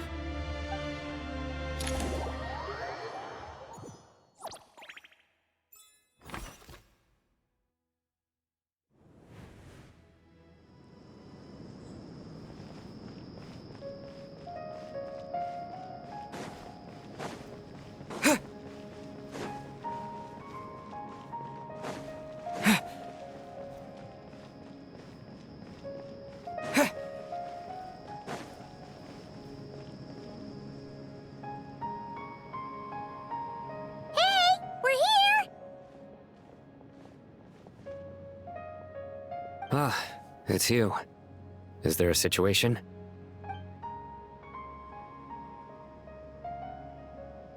The Aranara have good intuition when it comes to people. In other words, there may well be a traitor among us. Given everything that's going on, I'd be more surprised if there wasn't. Miss Nefer, as a professional intelligence broker, I trust you have a solution? Not one that I'm willing to volunteer. What's in it for me? Let's say I'll treat this as a pilot project aimed at expanding your intelligence operations. Whatever business you're in, an avenue to demonstrate your abilities could never hurt. I like the sound of that. Glad we're on the same page. Given that you rarely set foot in Sumeru, practically no one at Caravan Rebot knows who you are. I take it you've read the files on everyone in the area? Yes. I also skimmed the list of evacuees, and am more or less up to date on where everyone stands. Any initial suspects? Limiting the scopes to males whose recent activity could be viewed as suspicious. I've identified 3 names. The Aranara saw 2 people talking, but currently we only have 1 suspect. The other person was probably just a messenger, and in all likelihood has already left Caravan Rebot. Everyone is heading for the desert per the evacuation order. Anyone willing to turn back at this stage is almost certainly with the Fatui. There's no way it was a spur-of-the-moment decision to act at a time like this. This spy must have been planted long ago. We need to smoke him out from wherever he's hiding. Sounds like you have the beginnings of a plan.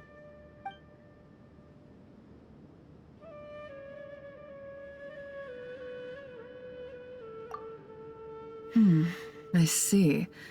Your suspicions are well-founded. I'd be watching him too if I were you. So far, we still lack solid evidence that he's been bribed. He hasn't made any recent purchases that would indicate he came into some cash.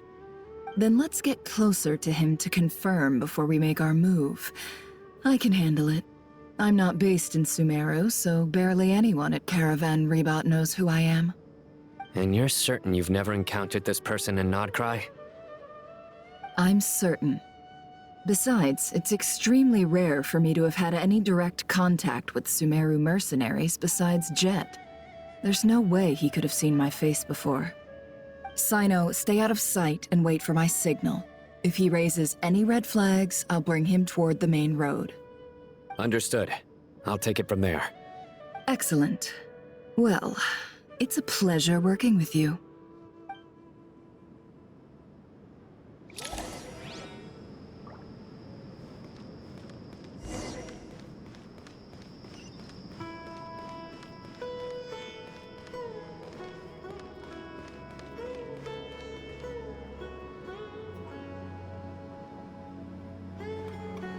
Darker skin, scars, frequents the desert and has ample combat experience. Nothing unusual about how he dresses or acts. What's that he's looking at? A coin. Interesting. Could that be how his contact paid him? Conveniently discreet for someone trying to hide any unexplained income. And yet it could be highly valuable. Sorry to bother you. Has everyone here already left? I don't suppose you happen to see a lady wearing a hat? Ma'am, what are you doing in Caravan Rebot all by yourself? The main group evacuated some time ago. Didn't you pass them on the road? My friend and I lost some of our cargo along the way. I didn't want to miss out on potential business, so I told her to go on ahead and meet the client while I retraced our steps. I didn't think it would be so late by the time I found it. And then there was a terrible sandstorm. I guess I must have taken a wrong turn, because I didn't see any large groups on my way here. Forgive me for asking, but just to be on the safe side, could you describe this friend of yours? Sure. She has blonde hair, and she was wearing a hat and a white dress. You'd definitely know if you'd seen her. Yes, I think that does ring a bell. My apologies. During this exceptional time, the Corps of 30 are under orders to be extra cautious when dealing with unknown people, whoever they might be. I understand. Well, sir, is there anything else you need to know? If not, I'd better try and catch up with them. Hey, wait! They left a good while ago now. You'll never catch up with them on your own. Why don't I give you a ride? I'm here to collect the last few people anyway. We have plenty of carts, so one more won't be a problem. That would be amazing. Traveling with a group will be much safer. I'll have to pay you for your trouble. Hey, let's not worry about the money for now. Wait here a moment. Once I'm done packing up, I'll take you to join the rest of the group. All right, thanks. Let me know if you need a hand carrying anything. No need for that. I'm strong enough for both of us. Okay. Well, I wish there was some way I could repay you. Guess it's my lucky day, running into someone who knows what they're doing here. You might have just saved my life, you know? You're not wrong there. I mean, what kind of cargo is so important that it's worth risking your life to get back? I hope for your sake that it's priceless. Actually, I suppose I can tell you, since you've been such a big help. But be sure to keep it to yourself, or we could both be in big trouble. Oh, really? Sounds mysterious. We're in the antiques business. You understand? Some of our goods aren't acquired through the most legitimate means. We have to be very discreet when we're selling them. That's why I had to go looking for the missing cargo alone. No wonder. Well, ma'am, in that case, It turns out that maybe there is something you could do for me. I'm all ears. But to be clear, our commission isn't cheap. Think carefully before you ask. We don't want to ruin our relationship before we even hit the road. I'm sure that won't be a problem. My issue is, I have something that's a little difficult to sell on as well. Take a look at this.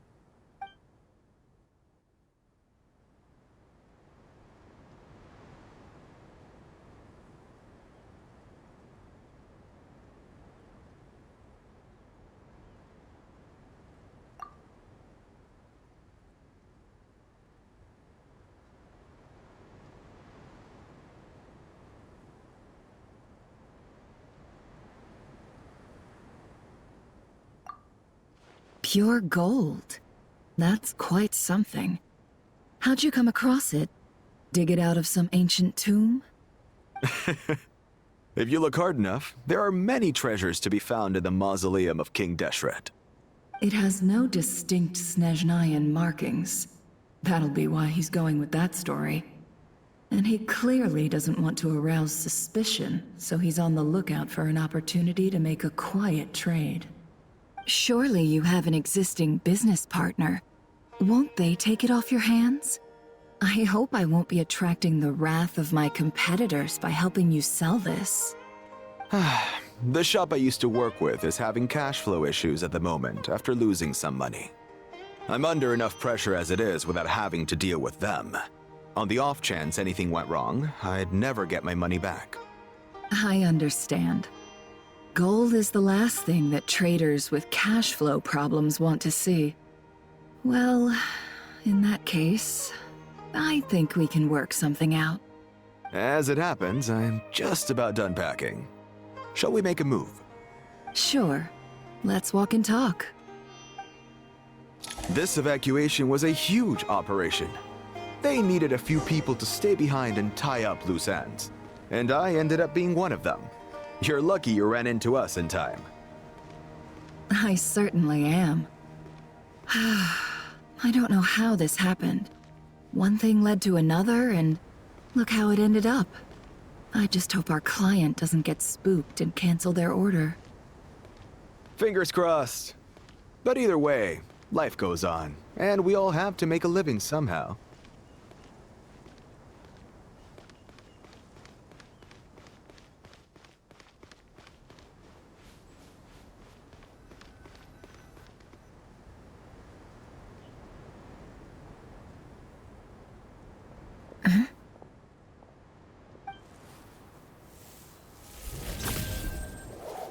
Hands where I can see them. General Mahamatra! No, wait! What are you doing?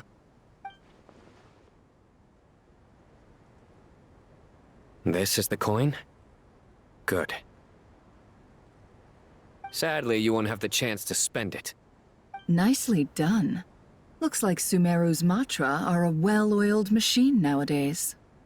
Unmarked gold coins are quite difficult to trace. Thanks to you, we have secured the evidence. Here's what's gonna happen.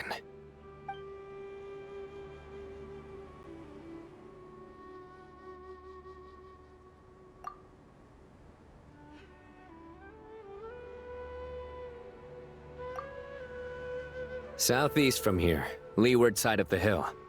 That's where he's meeting his contact. Great work. Candace tells me your interrogation skills are highly effective. Hers are quickly catching up. She's improved a lot in recent years. Looks like it's over to you for the next step. Because I'm quickest on my feet? Because you know how to trail a target. Plus, it'll be easier to monitor their activity from the air. Fine. I'll be quick.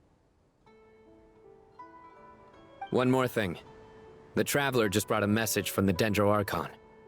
Once you're done with this, we're to meet up at the mausoleum of King Deshret.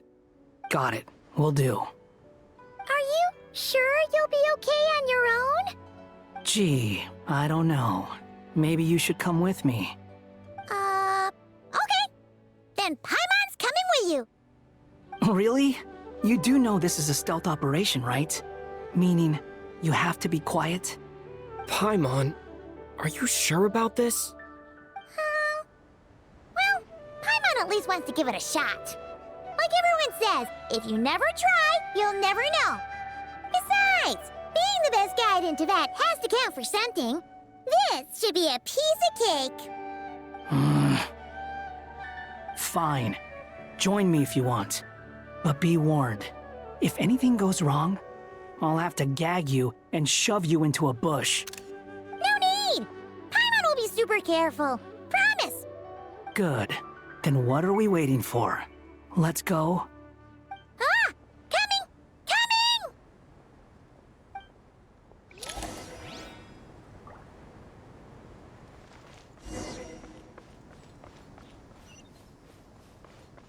Squall and Fury!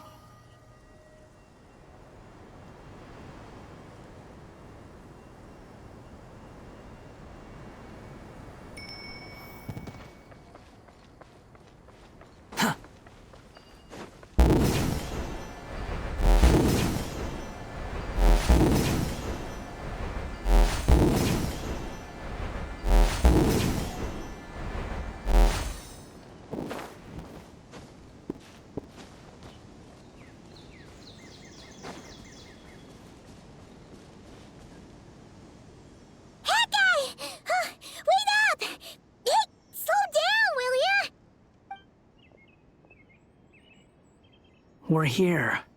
Now we wait. Okay, yeah, cool. Cool.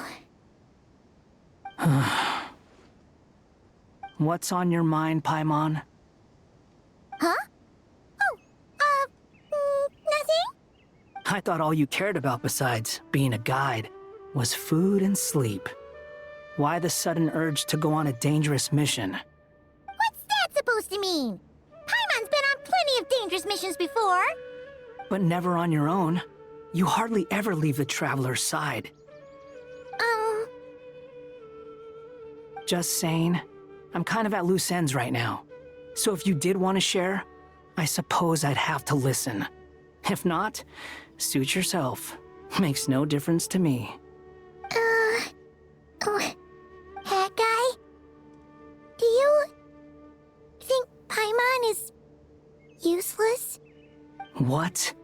Where's that coming from? When we were in Nod-Krai, Paimon suddenly realized something. Even though Paimon's with a Traveler every single day, whenever we face real danger, she can't do anything to help. Paimon doesn't get like this very often. She just got really scared when the Traveler got kidnapped that time. What if he never came back? What would Paimon do then? And the more Paimon thought about it, the more useless she felt. But Paimon doesn't want to be a burden. Paimon wants to be a friend who's actually useful. Does that make any sense? You know, that feeling of just being completely useless and...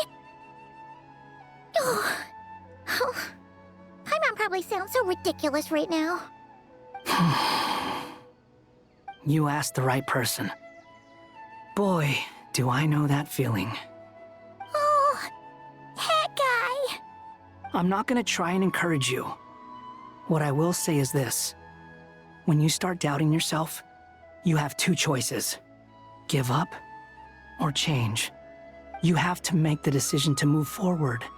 Otherwise, no amount of consultation from other people is gonna help you. So ask yourself, what do you want? To get stronger? To learn more? Whatever it is, go do it. You won't have any regrets if you can at least say that you tried. Oh, all right. Something's not right. Shouldn't they be here by now?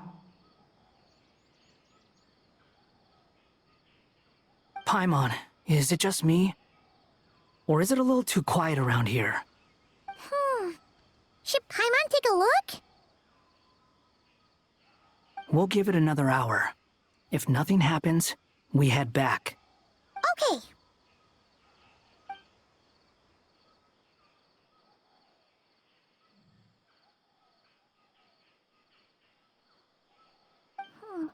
How strange. We've been here for ages. Where the heck are they? Have we been stood up? What is it? Did you think of something? Something feels off about this whole situation, but I can't quite explain why. We know for sure that the guy Sinocot had something set up, yet somehow his contact is a no-show. So, either the handler got caught, or, more likely, they decided to cut our guy loose. But how would they know to do that? Wouldn't they at least send someone here to check things out? That's the problem. They couldn't possibly know what's happening here. Unless... This feels all too familiar. Come on, let's head back.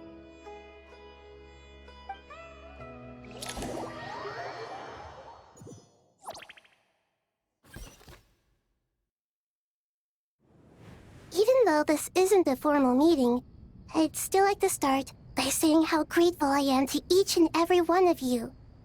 Thank you all for coming here and standing by our side. Shesipank and Bennu are currently assisting the scholars with the maintenance of Aru. Please forgive their absence. As for Hermanubis, may he rest in peace. We remember him with great fondness. There have been times when I imagined what it might be like to meet you all. Now that it's really happening, I feel quite emotional. Time has taken many things away, but that which remains is all the more resilient. I must say, there is one thing that rather surprises me. You appear to be in good spirits, Lesser Lord Kusadali. But even so, I can sense that the life force given to you by the Dendral Dragon has far from fully resolved the problem of your vitality. Oh no! So even Apep's power didn't work? Don't worry, Paimon. It worked very well indeed. The issue is how closely I am tied to Irminsul. Until the problem with it is resolved, there is no way I can fully recover. Sumeru has undergone tremendous changes during your absence. When gods pass away, inevitably, people's faith in them grows weaker. You must have sensed it already. Your power is not what it once was. Regrettably, this is true. I too have grown weaker due to the effects of Irminsul. Right now, we're all in quite a sorry state. Then what do you suggest? We take all the help we can get. Sumeru is our shared home. You and I, gods and humans alike, we must unite all our strength in this moment. Though Al-Ahmar is no longer with us, the alliance between the three gods remains in force. Regardless, as subjects of our king, we have a responsibility to support Sumeru through this catastrophe. Not to mention that it was the people of Sumeru who released us from this prison of Aru. Times have changed, and the people of today possess greater wisdom than those of the past. You really know how to give a rousing speech, Koti. Now then, let us learn more about your plan. The brightest minds of the Sumeru Academia are busy opening and renovating Aru. They claim it has something to do with Irminsul? Correct. Irminsul has existed in Teyvat since the very beginning. But during the Age of the Dragons, it did not possess the significance it holds today. After the heavenly principles arrived, the power of the Light Realm was divided into elemental energy, and Irminsul was refashioned as a device that records and preserves all information. Since then, everything in this world has been inextricably linked to it. As the Dendro Archon, I have a duty to protect Irminsul. To Sumeru, it is both a national treasure and undeniably a major threat. Teyvat has seen many upheavals in the last few years. The most recent of these was a major crisis in Nod-Krai, which forced Sumeru to be even more vigilant than usual. I made sure to monitor all the pathways through which an outsider could potentially transmit themselves into Irminsul. But despite my efforts, a major problem still arose within. I still believe that someone has actively invaded Irminsul. But rather than taking any of the pathways I referred to, the intruder chose instead to utilize the most direct route. And the only one that cannot be protected against, by entering Irminsul through death. I see what you mean. You cannot simply stop all deceased souls from returning to the ley lines because of a potential invasion that could occur at any time. That's right. As important as it is to guard against external threats, I couldn't allow myself to stop the souls of the departed from finding peace. Please, understand how difficult this predicament was for the Dendro Archon. Defense has never been an easy task. After Irminsul was invaded, my authority was quickly restricted. Soon after that, the tree began denying access to any connections. I'm sure you feel responsible, but you are not to blame. No one can predict every possible disaster. There will always be trials and tribulations for the world to endure. But the people of Sumeru should not have to endure this. We must find a way to break through the lockdown and connect to Irminsul. And this is why you need Aru. Yes. The only thing in Sumeru capable of rivaling Irminsul in terms of overall function and performance is Al-Akhmar's legacy, Aru. All I managed to do before falling into a coma was make some minor adjustments to Irminsul. Using Aru is a last resort, and a move that comes with enormous risks. The Scholar's initial plan was to borrow Aru's power to reboot the Akasha, then use the Akasha to connect to Irminsul and investigate. Unfortunately, Irminsul has suffered far greater damage than they first thought, rendering that plan futile. To rise to the challenge, we had to resort to a more extreme and far costlier means. This has led to a number of new contingency plans. To reclaim Irminsul, her brightest scholars have made further modifications to Aru with multiple goals in mind. I thank you all for giving them your blessing in this endeavor. Human wisdom has clearly improved over the millennia. You have not only our support, but that of the Jinn, the Aranara, and the Pari. Together, we will do everything in our power to save Irminsul. By the way, when you spoke earlier of an intruder, it almost sounded as if you knew who you were dealing with and what they were capable of. Well, since you ask.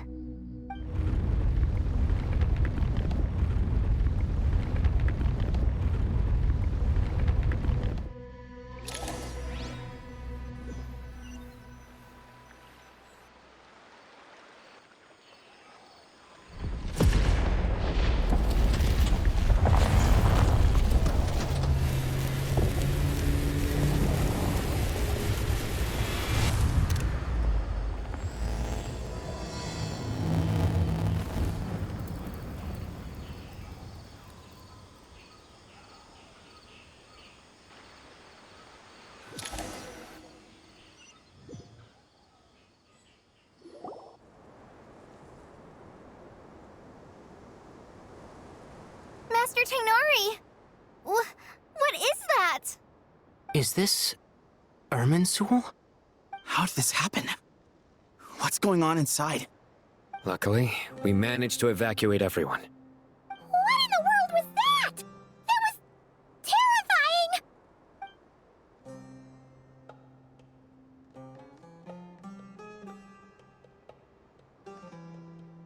Oh my. I understand now, Dendro Archon. You make yourself quite clear indeed. Not once over the millennia has Irminsul been so terribly afflicted as this. Please continue, Dendro Archon. Irminsul's root system is what comprises the ley lines. In the past, it has always been hidden away, going unseen by the general populace.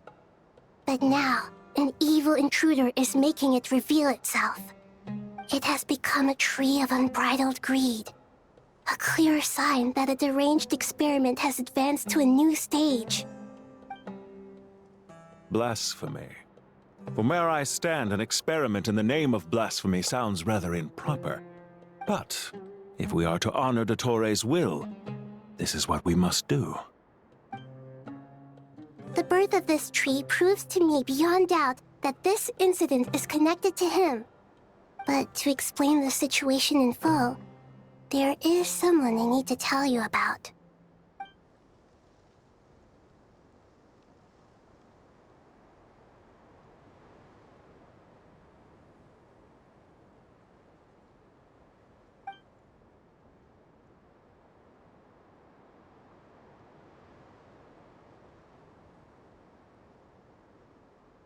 Zandik.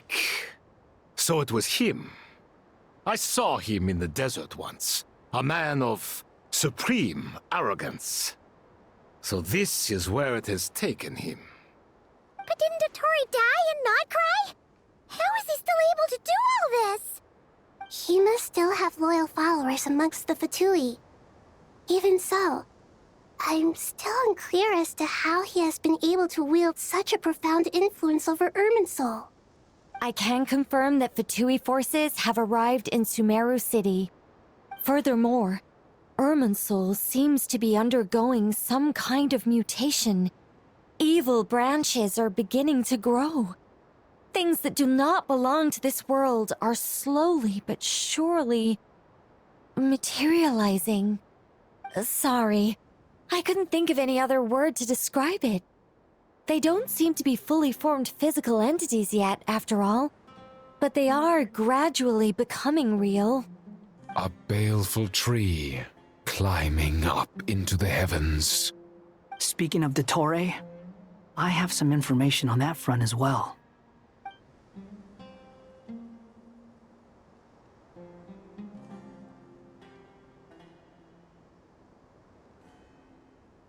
I didn't think it was wise to state this out in the open. But my theory is, the mole wasn't cut off after he was caught. They wrote him off from the beginning. You mean, the Fatui never intended to follow through with him? Then why plant a mole at all? It's hardly a conventional strategy, and the rationale behind it is pretty twisted. But as it happens, I know someone who works exactly this way. And when it comes down to it, his goals are very simple. He just wants to confuse people, so they can't figure out what he's up to. He's been a collaborator of Dottore's from the outset. That fact alone confirms that Dottore is involved with this somehow.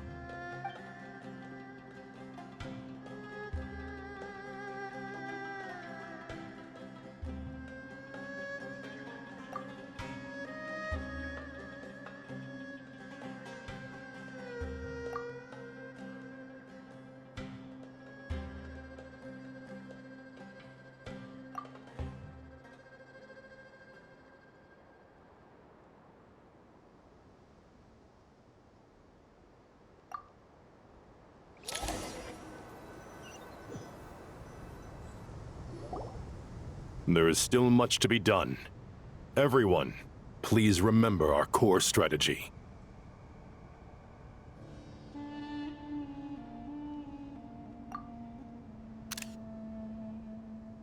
As per the discussions, the following groups must act immediately. Mr. Alhaitham and Mr. Kave, the next phase of the Aru renovation project must begin right away. Godspeed to you both.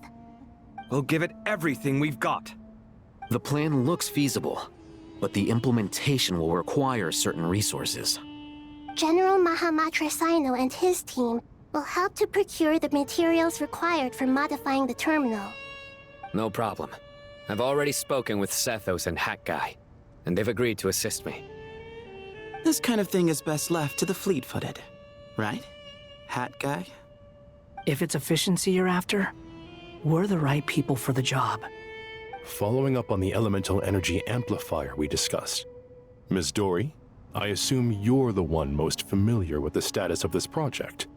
Aside from the Dendro Archon, of course. Yep, that's right. Leave it to Lord Sangamabe. Got it. Well, I'd like Madame Farazan, Kale, and Nicole to support Dory on the technical side. You can count on us. Will do. Rest assured, I'll take good care of Kale. Dia, Candace, and Nefer, you'll be in charge of negotiating between the various parties. I trust you remember our goal.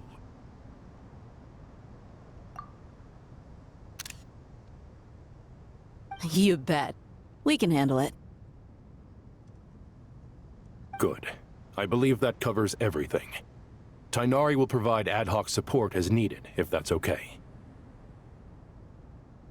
Poor Tighnari. Must be tough being Nephis' student. Getting bossed around all day, every day. Hey, don't try and drive a wedge between us, you old rascal. All it says to me is that Master Nephis has faith in everyone's abilities. While I'm nominally here as backup, I doubt there will be many situations where my help is needed. Exactly. Finally, Traveler, you and I will head to the border between Sumeru and Natlan. Once that task is complete, I'll be asking some of you to accompany me to the Eternal Oasis. The Eternal Oasis?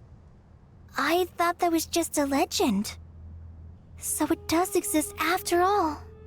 Regarding your trip to Natlan, under normal circumstances, a meeting between our two nations would be a far more formal affair. Unfortunately, Sumeru is all but completely cut off from the outside world at present. So regretfully, we won't be able to give the Pyro Archon Mawika the grand reception that she deserves. My apologies for the inconvenience. No point putting too much pressure on yourselves. That goes for everyone. Right. Especially you, Dendro Archon. I'm sure you're still feeling quite weak. Don't worry about me. The Dendro Dragon's life force will sustain me. Plus, we'll be there every step of the way. Nahida will be just fine. Yes, I believe in myself. And I believe in every one of you. Well, time to get going.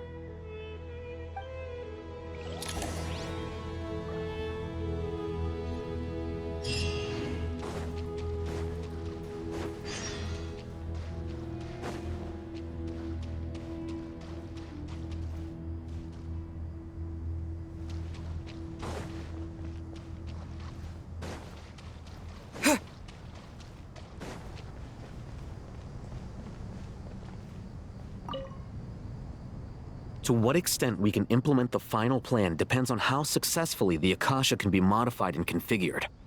And to make sure the configuration works, Aru will also need some further optimization. Yeah, no surprises there.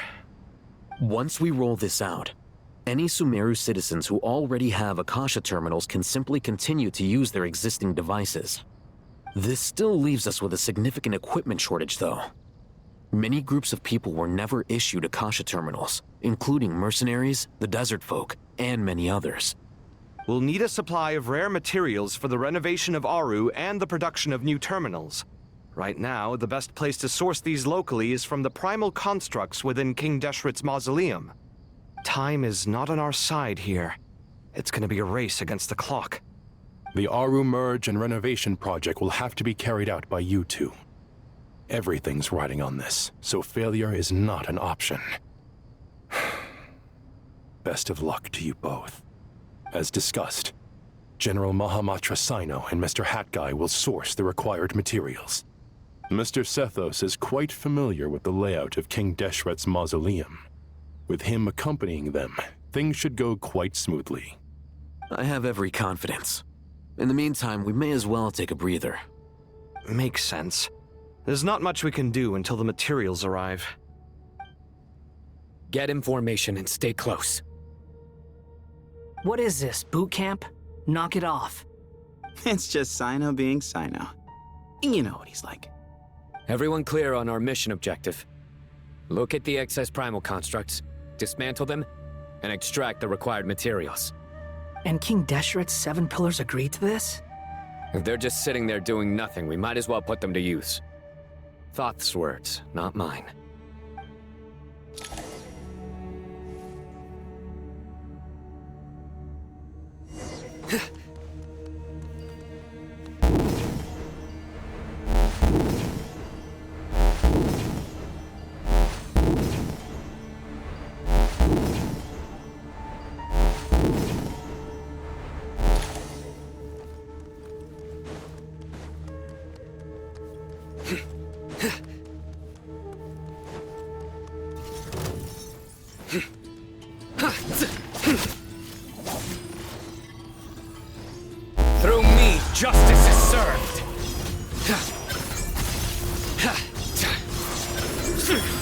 Penance is due!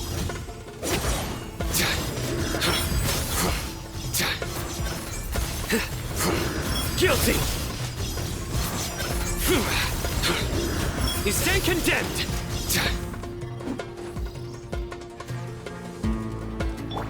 The wind rises. Ja, ha, ha, ja, ha, ha, ha, ja, ja. Ah! Cry louder.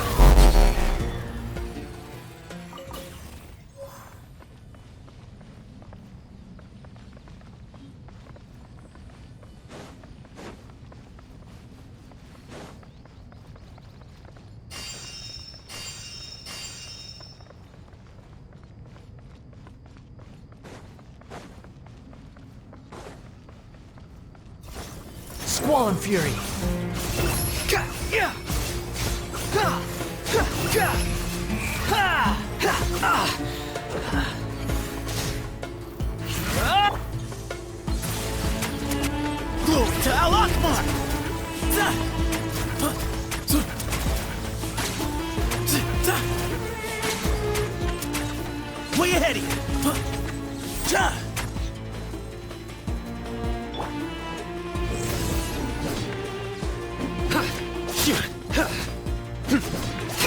Judgment is upon you.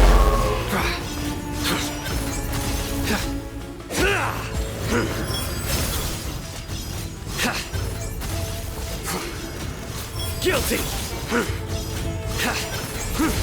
You stand condemned! Guilty!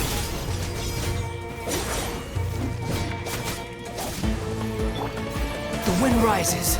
Know your place.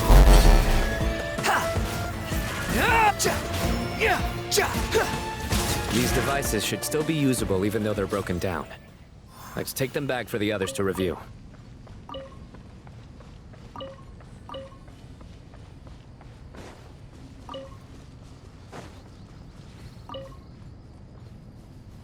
Quit following me.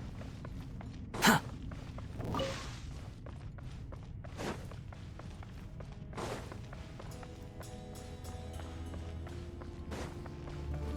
Quit following me.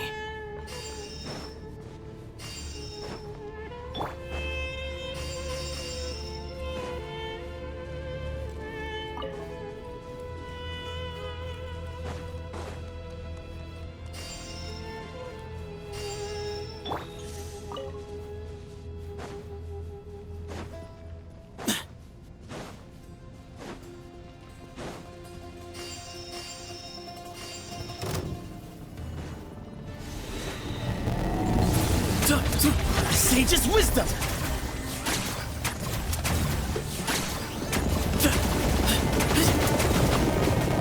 Excuse me, grandfather! I'm sorry.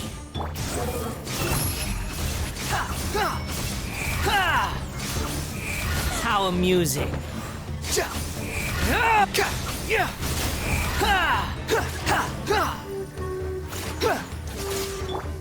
Futile! Your sins weigh upon your soul!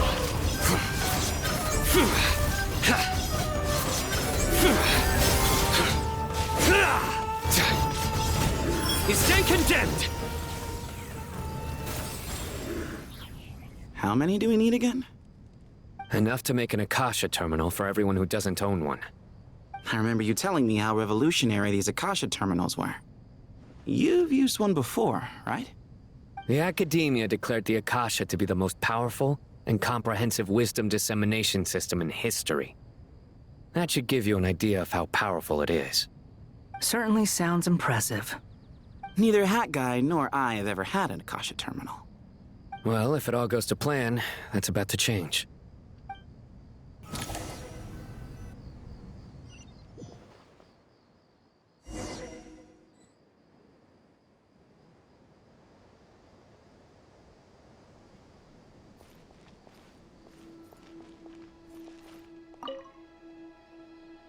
Oh, goody! Thank you so much for handling the delivery. What a long way it was.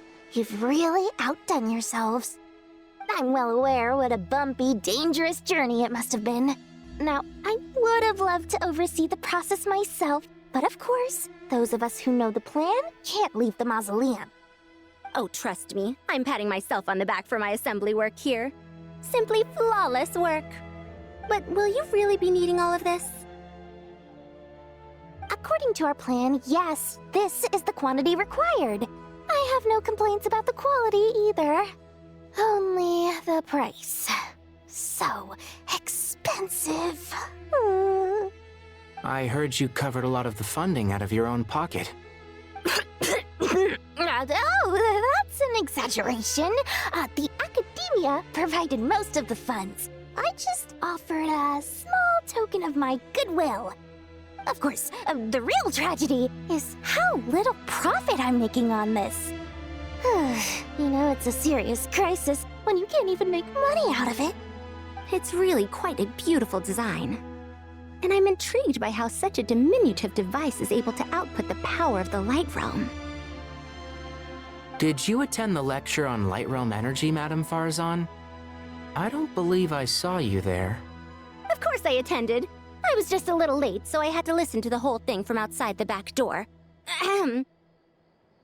Anyway, I have a perfectly good understanding of Light Realm, elemental and abyssal energy, as well as the relationship between the three. Good to know. Master told me in private that the conversion process between Light Realm energy and elemental energy involves highly classified knowledge that shouldn't be disseminated too widely.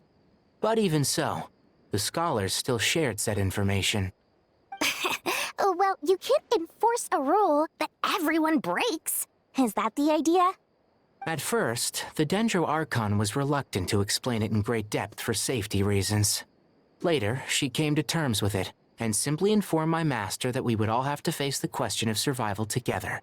To protect someone from such dangers means keeping them in the dark, but for someone to know and embody the wisdom within, they must understand its very essence. It's an information hazard. We're exposed to danger just by knowing the facts, and just like bait, it lures us in by offering us the solution to our problems. But if you're not careful, you'll end up pursuing it down a dark path. A tricky problem. But today, this big problem has been broken down into many smaller, more trivial ones. What do you mean? I get it. For instance, you and I share secret knowledge, while she and I take on the risks of life, death, and fate. Something like that? Hey, what? That is not what I call a trivial problem. Well, as they often say in Vahumana, an event that is monumental to the individual is negligible in the grand scheme of history. Generally, the fate of the individual is an insignificant affair. Being from Amorta, where the subject of our research tends to be a lot more personal, I have to disagree. It's hard to dismiss the individual as insignificant. In other words, the big problem of survival has been broken down into many small, interconnected factors, and each one of us represents one of those factors? When the same secret is shared with a group of people, the same fate binds them together. Most people would find this unimaginable, but to us scholars, this is the path that has always beckoned to us. Sharing knowledge is a good way to fight against fate. I will always believe in that. All right, I think that's everything. Thanks a lot. But don't go anywhere just yet. I'll still be needing you to calibrate the equipment.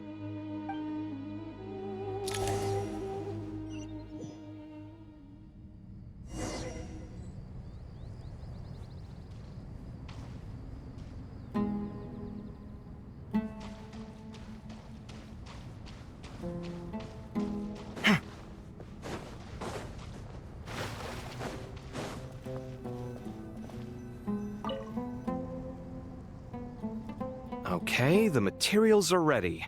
We can proceed with the next phase. Al-Haytham, how are you getting along? Most of the information in Aru is written in ancient desert scripts. Some of this is written in a tribal language, while other parts seem to be a variant of an Oasis script, based on the glyph forms. Oh. Not lost to history, I hope. Some are. All we can do is infer the meaning based on the rules of related languages. Although, This section actually fills in some of the missing historical record. I'm transcribing it so we can bring it back to the academia. After Aru started up, 2 more lines of text appeared here. Can you read them? Humans may not read what is written by the gods, except by not reading. Victory should not be easy to attain, for it symbolizes divine wisdom. Knowledge must not waver, for it has external borders. Is this a clue to solving a puzzle? Or is it being symbolic? You can't read it unless you don't read it. Victory is wisdom. Knowledge is confined by borders. Wait, I think I've got it. It's a metaphor, isn't it? It's talking about... a chessboard.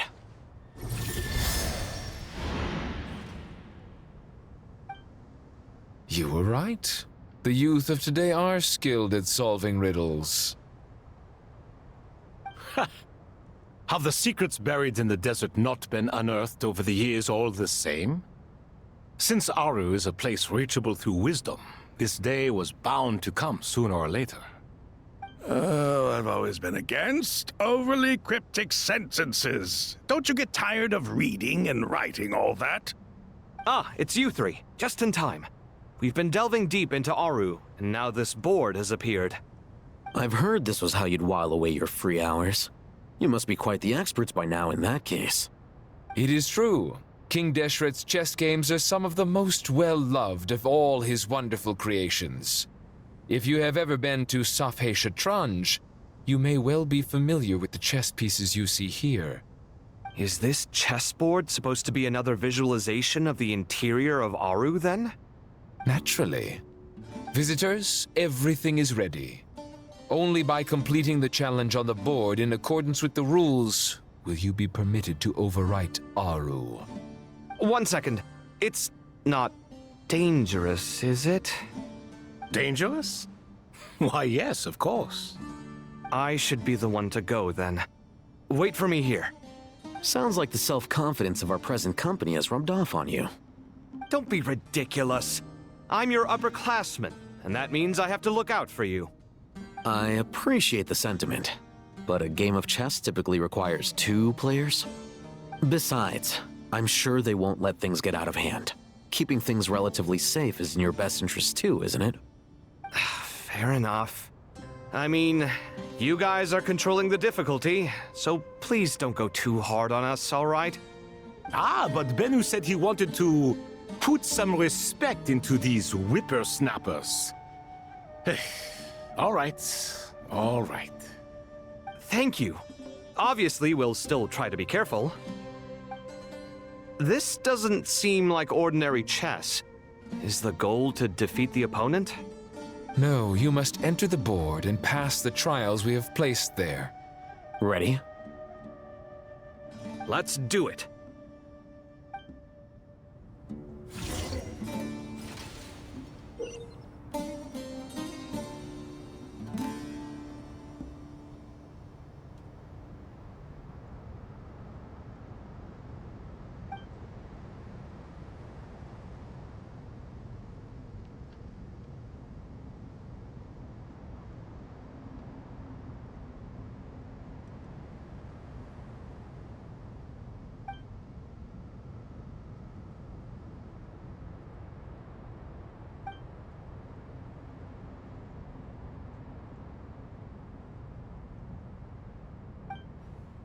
The first trial is posed by me.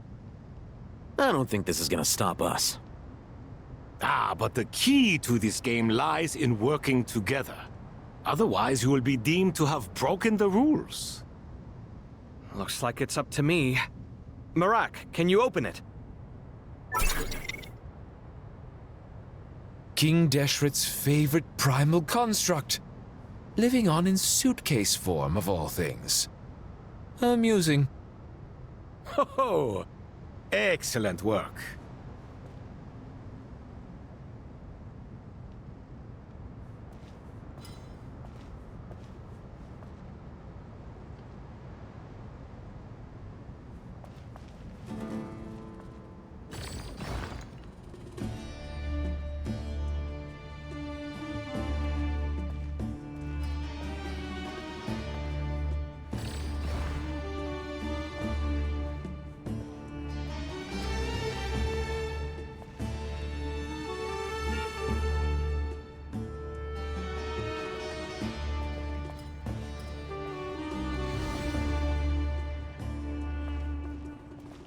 Strange time to catch up on sleep. I'm not sleeping, I'm thinking! It's not that simple, you know.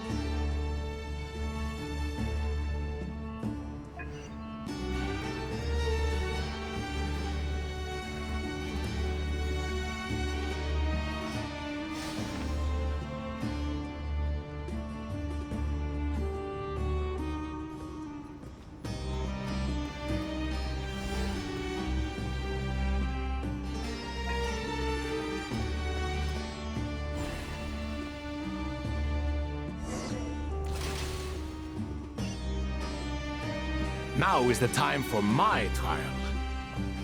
Now, don't be nervous. I'll make it nice and easy for you. Really? Thanks in advance. We appreciate it.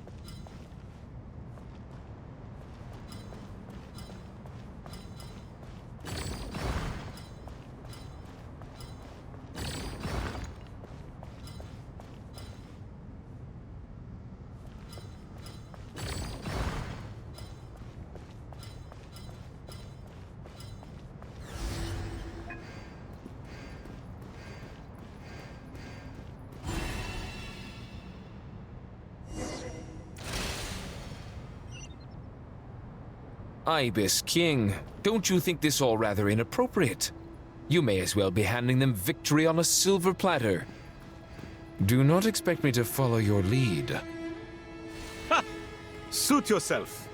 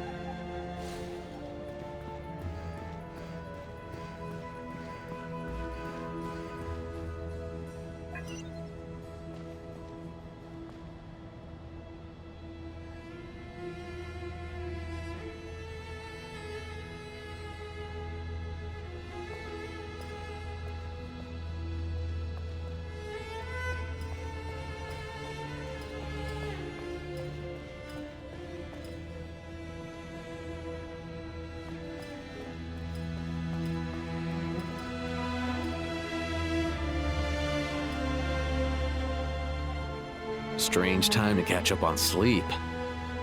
I'm not sleeping, I'm thinking! It's not that simple, you know.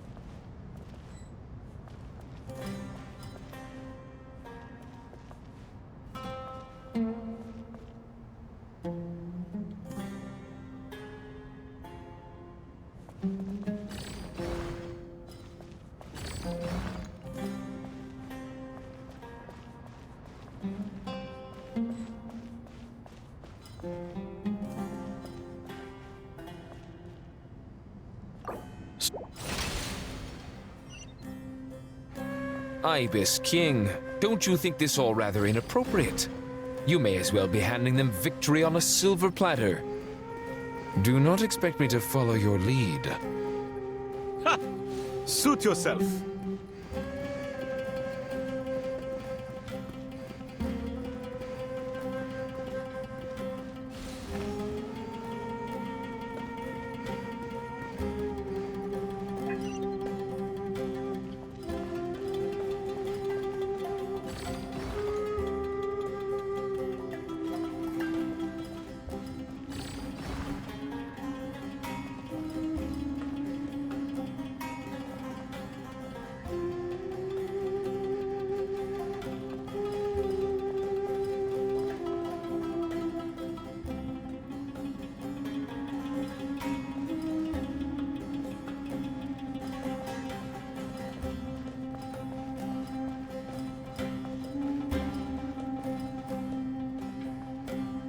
Strange time to catch up on sleep. I'm not sleeping, I'm thinking. It's not that simple, you know.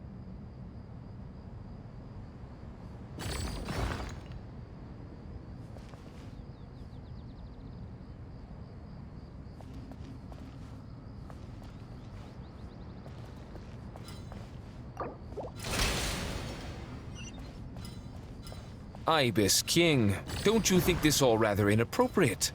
You may as well be handing them victory on a silver platter. Do not expect me to follow your lead. Ha! Suit yourself.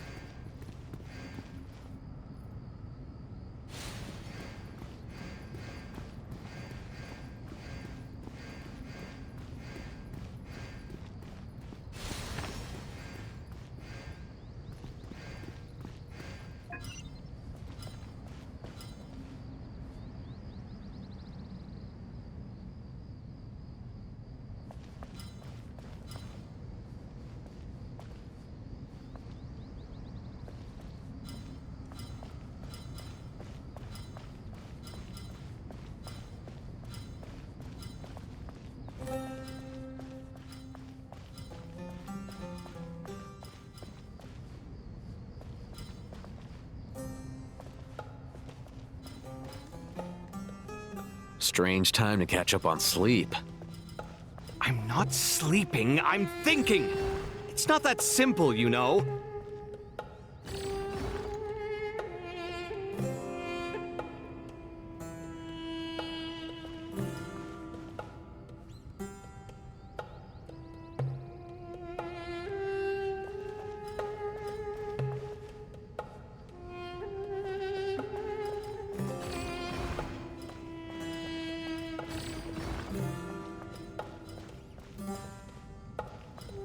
Strange time to catch up on sleep. I'm not sleeping, I'm thinking. It's not that simple, you know.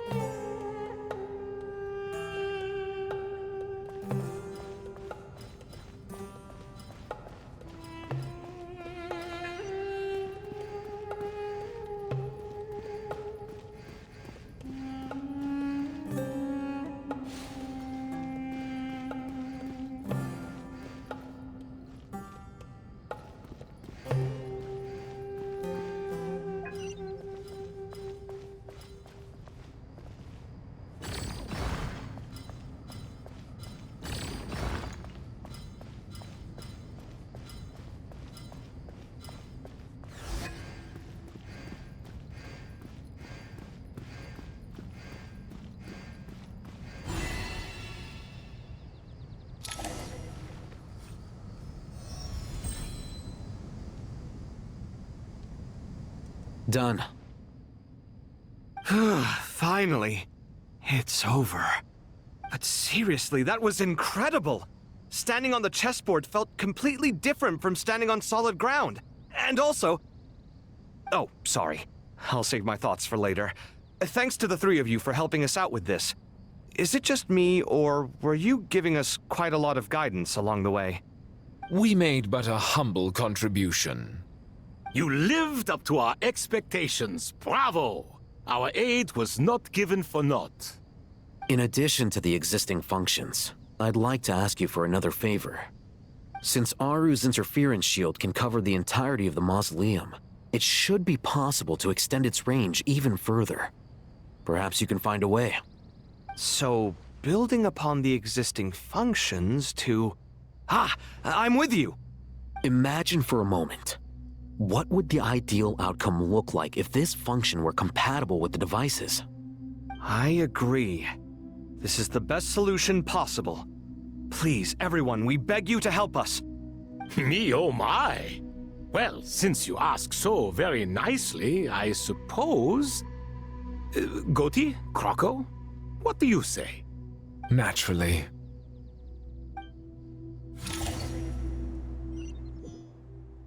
Time to go! Let's go find Nahida!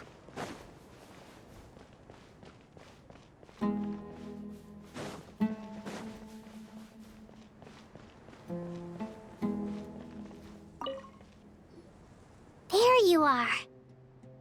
Miss Nicole truly is an angel. She shows great wisdom in guiding others, and she has already sent word to Natlan on our behalf. She said that while the other members of the Hexen Circle are busy with important work, she is quite free, and she is more than willing to accompany the people of Sumeru for the entire journey. Oh, yes, Nicole, all right. Always super patient and loves to help everyone out. She's the best. She is. So kind and enthusiastic. Well, time for us to get going. Let's head out.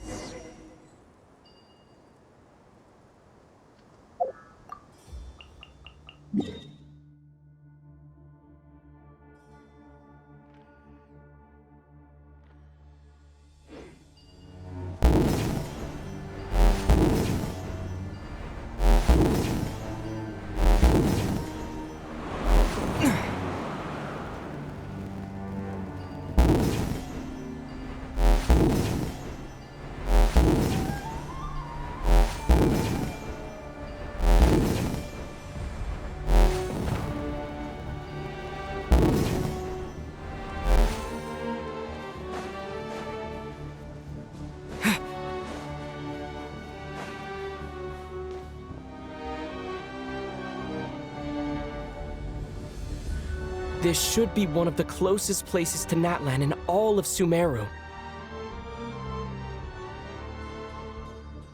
There's the barrier Nicole and Nefer mentioned. It completely cuts this nation off from the others. But why? Why separate you from the rest of the world now, specifically? And if I'm not mistaken, Irminsul was polluted once before, wasn't it?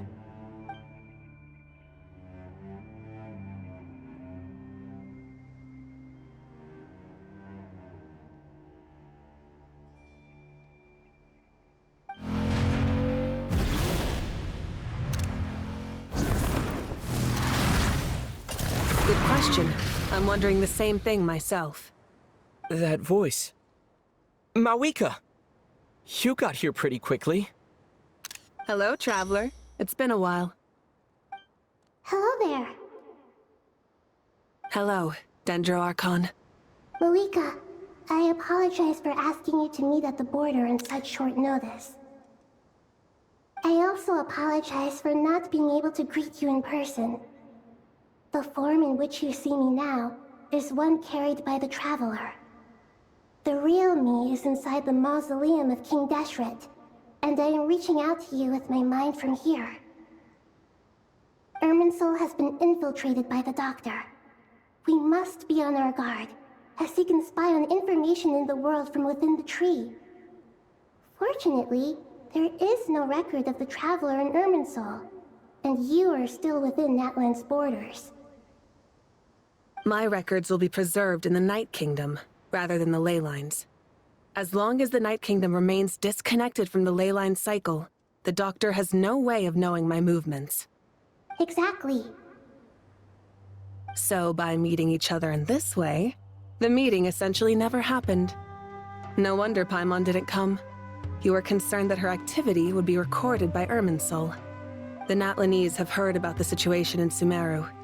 With the borders sealed off, merchants have been forced to stop their shipments. It's pretty serious, and you're the ones bearing the brunt of it. I'd like to address the question you raised at the beginning. I can offer a brief explanation, although it will sound rather cruel.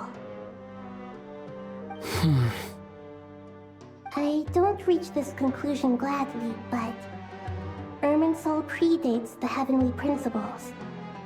It existed long ago, when the dragons of Natlan were at the height of their power. So even when the people of Sumeru became ill because of pollution, it was not a critical issue from the perspective of Irminsul itself. As long as it continues to function normally, the barrier will not be activated. But this time, the Doctor's invasion has directly affected the tree. That is what caused the barrier to deploy. The heavenly principles established a rule that when Irminsul is plunged into grave danger, a portion of power will be reserved to isolate Sumeru. That way, even if Sumeru is destroyed, the outside world at least has some time to catch its breath. We'd certainly need it. The heavenly principles created almost everything that exists in Teyvat today. To them, preserving the existence of the world and its inhabitants takes priority over protecting Sumeru. Meaning, protecting Sumeru now falls to you. Yes. My own power may be limited, especially compared to yours. But that doesn't mean that we're just gonna sit around and wait for the end. If necessary, I will utilize any and every means at my disposal. Nicole of the Hexen Circle didn't say exactly what this meeting was about. But after hearing everything you've said so far, I think I can guess where this is going. That's right. Nahida and I discussed it at length. We both know how presumptuous this is, but... You need the Pyronosis, don't you? Yes, you guessed correctly. Originally, I only intended to borrow it, but the situation is far graver than I foresaw. So instead, what I ask of you is to please give the Pyronosis to Sumeru. Why do you sound so nervous? There's no need to be shy. Surely a gnosis is pretty important to a god. I guess, but it's not as if losing it would suddenly render us powerless. But I'm sure you don't need me to tell you that. With all the nations you've traveled to, and all the gods you've met, you must have realized that by now. As far as I'm concerned, a gnosis is basically an elemental energy enhancer. But I don't usually use it. You know me. I like to think I'm pretty strong without it. Yeah, not about to dispute that. So you see, you don't need to sweat it. Here, take the Pyronosis. Huh? Just like that? Uh-huh, just like that. To tell the truth, I've always toyed with the idea of giving it to someone who needs it more than I do. I know you accompanied Nahida here to try and increase the chance of success. It's a good thing you did, because your involvement is one of the main reasons you've managed to persuade me. Are you sure about this? Handing over your gnosis just because of me? I won't try to quantify it, but trust me. Handing over the gnosis to Tumaini is far from the craziest idea I could think of. Besides, even if you hadn't come here personally, I think I still would have agreed to Nahida's request. Irminsul doesn't just affect Sumeru. It impacts all of Teyvat.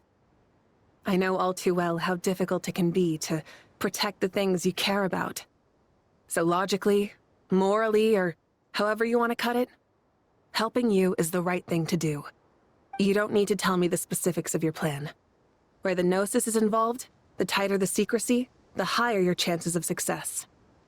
Malika, my heartfelt thanks go to you and the people of Natlan. Don't mention it. But now for the hard part. how do I actually give it to you? The Irminsul barrier is right in the way. I have an idea.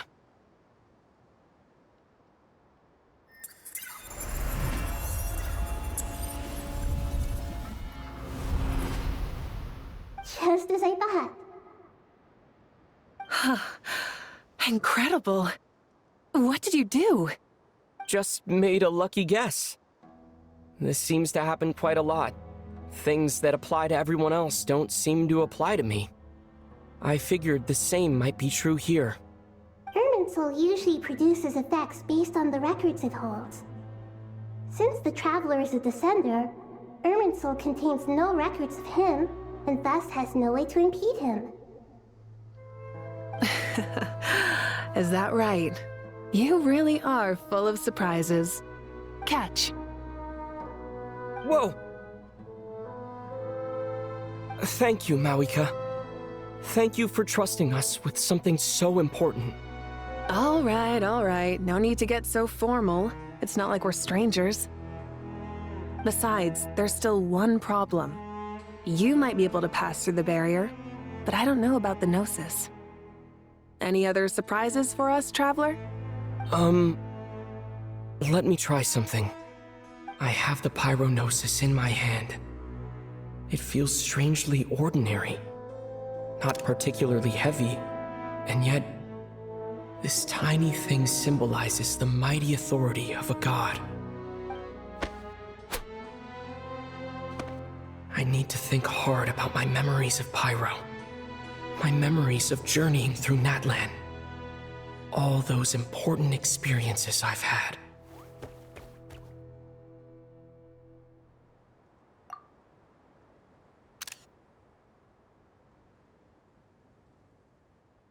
The Gnosis disappeared. Traveler, are you alright? I'm fine.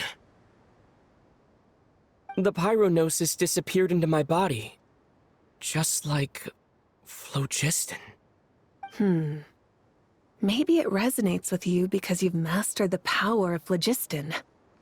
You might not be recorded in the ley lines, but you're still our Tumini. Whew.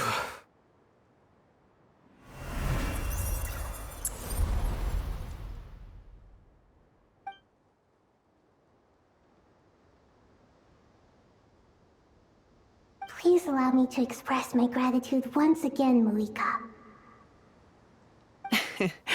Pleasure.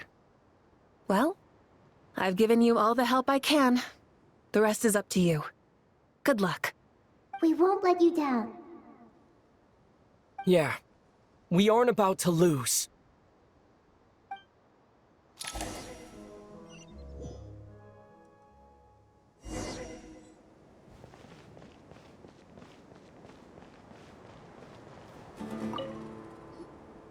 Traveler, Paimon, how are you feeling?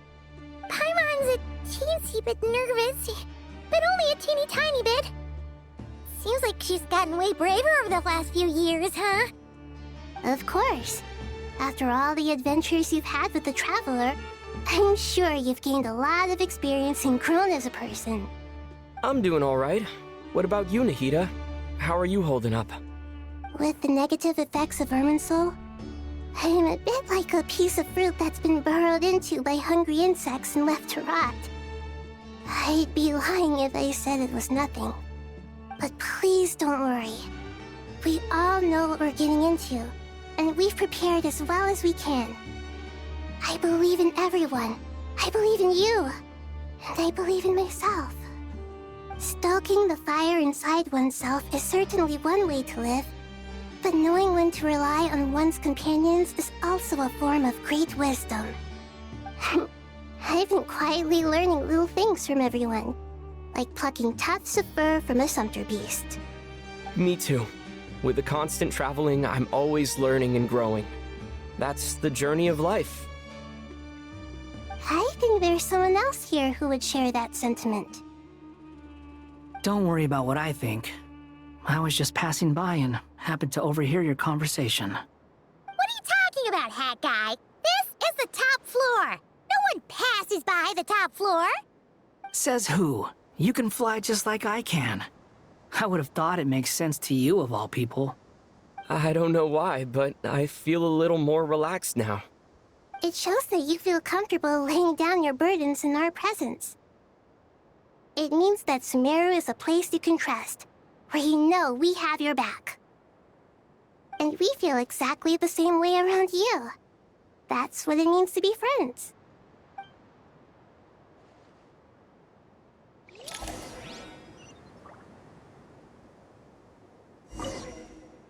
Feel free to mingle if you'd like some time to catch up with people. Just remember to get a good night's sleep when you're done. Tomorrow is a very important day.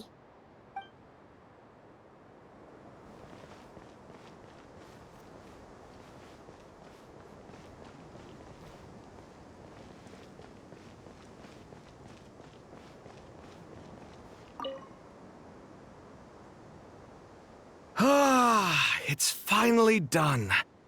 Ugh, but I have a nagging feeling that there's something I've forgotten. Oh, there you are. Everything wrapped up on your end?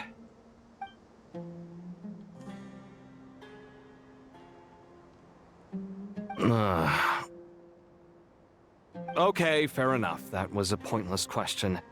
We were working in tandem, after all. You must really be exhausted.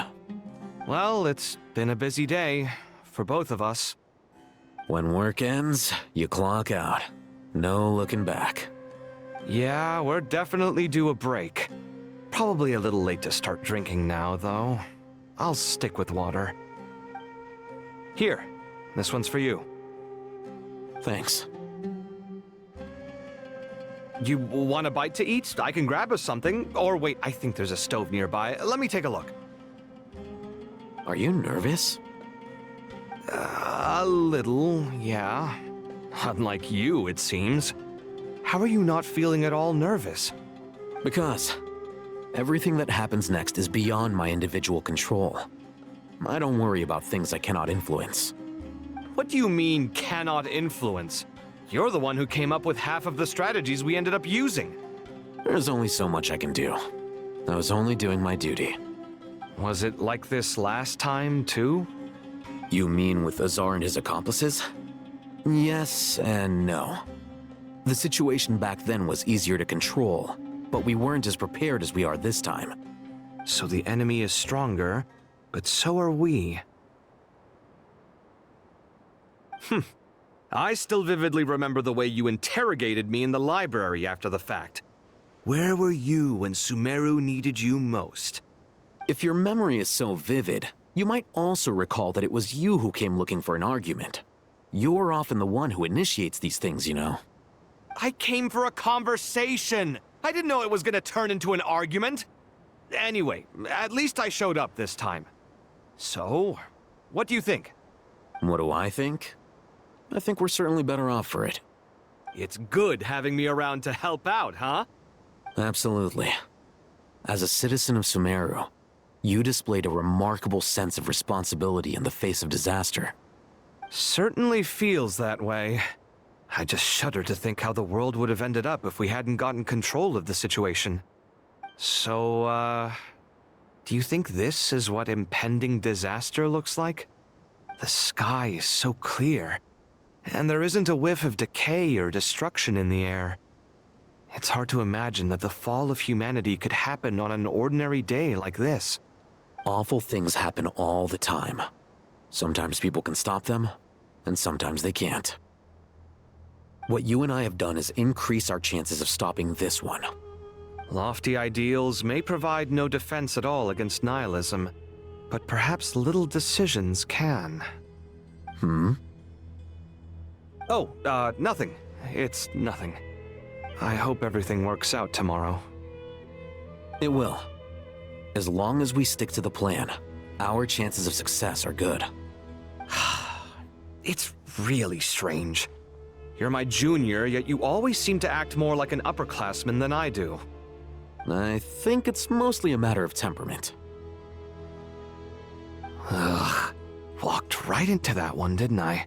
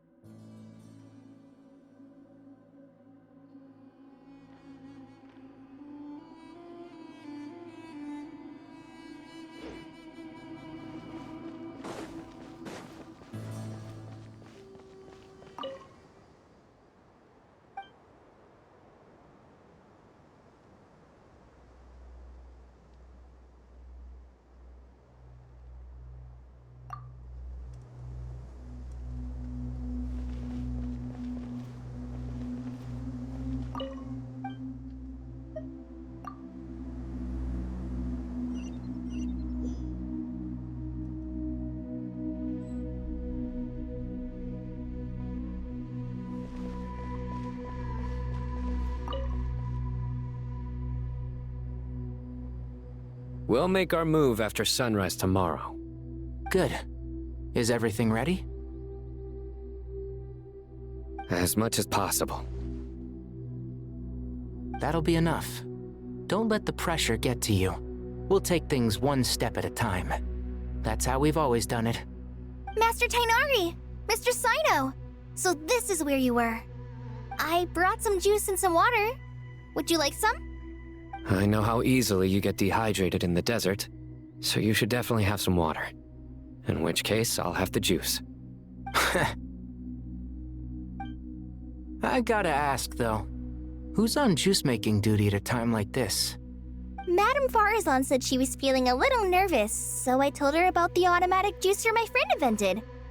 She took it right off me and started making carton after carton of juice. A juicer? Did Sucrose send that to you? Yeah. I hadn't had the chance to try it out before this incident occurred, but I couldn't bear to leave it behind in Gandharvaville. The juice is very sweet. I think so too. Kale, how are you feeling? Physically, I'm okay, but it just still feels strange to me. Why would a great power like this come to someone like me? I know the feeling well. That same question ran through my mind every day as a kid. At least now, you have someone who can relate to you. All the more reason that you should apply for Spontamod. Tainari fiercely opposes the idea, though. Those two things are completely unrelated.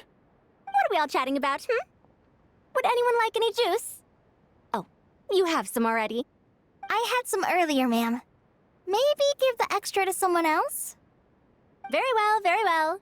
I shall be off then. There's this enormous power, and then there's little old you. You feel like there's no connection between the two. And that sense of dissonance is difficult to get used to. Yeah. But after all this time, I can't believe this stuff still gets to me sometimes. Makes me feel a little childish. Kale, just because we normally keep the conversation light doesn't mean we can't discuss deeper issues. I don't think it's childish at all. You were the victim of a terrible crime. It's normal to struggle with the fallout from it. You have absolutely nothing to be ashamed of. My professor once told me that no incident can be considered truly resolved until the victim says it's over. Your rage and your pain are completely justified. Thanks. Miss Nicole said that the same god remains which were once used to inflict so much pain upon me have now become a weapon with which I can protect everyone. It's like my own personal kind of evolution. Every innocent person who's been hurt needs time to realize that it wasn't their fault. I was the same. But it's all about to be over. Tomorrow, it ends for good. I don't know if you've noticed, but you rarely stumble over your words anymore, and your outlook has become much more positive. It's a big change from how you used to be. And since this isn't over, you can settle the matter on your own terms. It's time you seized back control. I believe in you. Yeah. Sumeru is my home. And it's so important to me. I have to protect it. No. I will protect it. And once you're done, how about you come back and apply for Spontamod? Stop it with the sales pitch, would you? Hey, excuse me. There are still 3 unclaimed cups of juice here. Why don't you take one each? Ugh, my arms are getting sore from carrying them around everywhere. Madame Farazan, why are you... Here, let me take them off your hands. Thank you, Madame Farazan. Drink up and enjoy my handiwork. I think I'm going to make something else now instead. Please, try to relax, Madame Farazan. Your nerves are starting to get the better of you. I know, I know.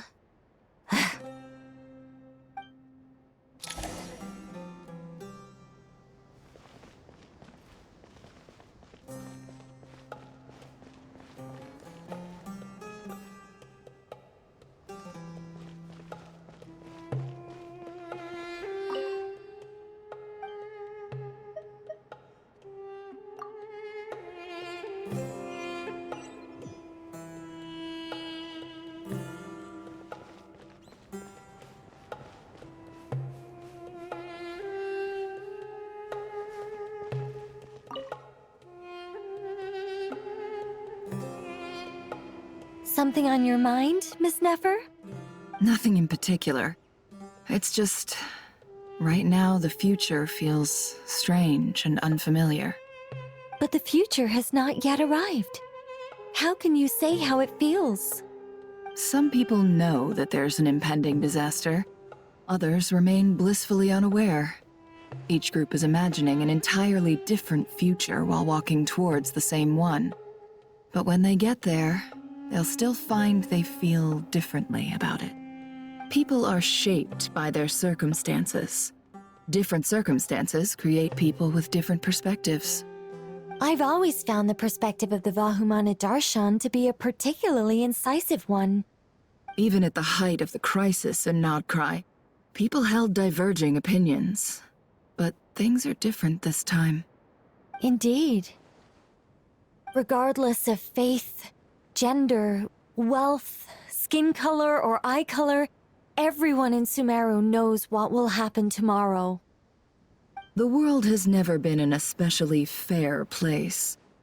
Yet now, against all odds, a moment of unprecedented unity and equality is about to take place. It's fascinating. If only my father could have lived to see this era. Era. To me, that term represents a much greater span of time. It can be an unsettling word. I would even say I'm afraid of it. Do angels even feel fear? Yes, at least I do. I fear the gap that grows wider with each passing day, and the never-ending flow of time. Time renders all memories insignificant, and reduces all splendor to nothing. But those memories are the one thing I do not want to lose. You're very human in that regard. If angels draw too close to humanity, our wings burn away in the bright flame of awareness, and we fall to the earth. After spending so long among humans, I have lost much of my former glory.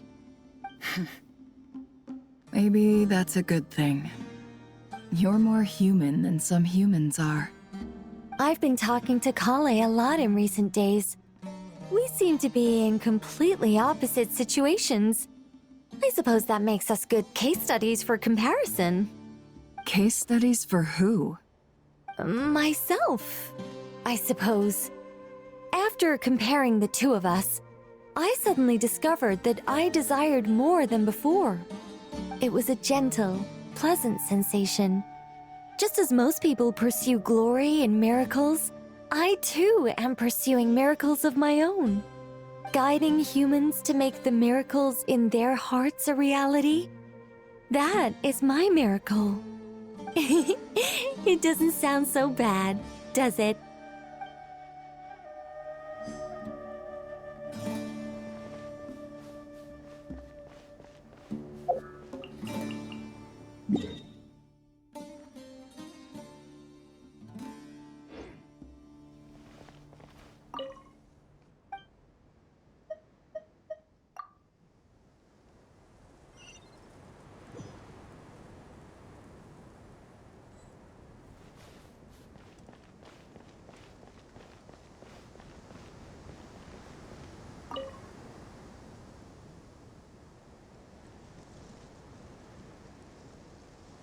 Look at the time. I should head back.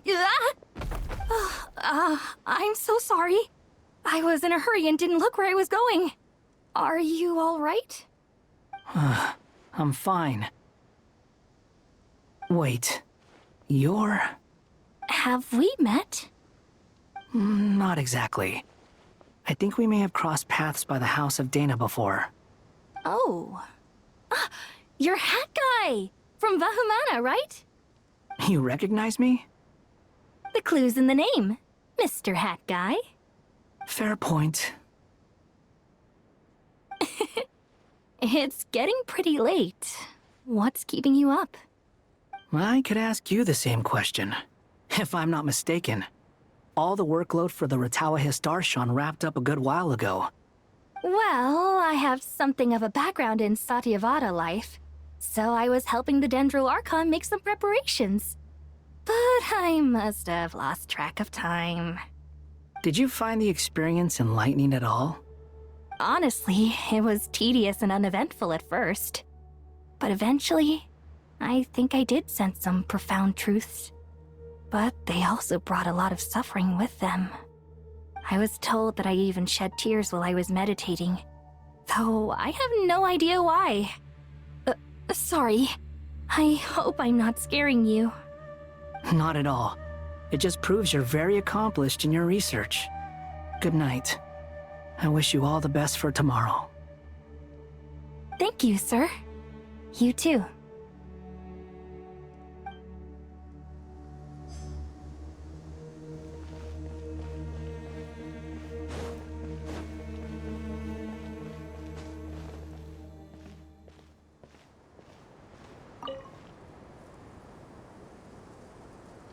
Too bad we've got a fight tomorrow.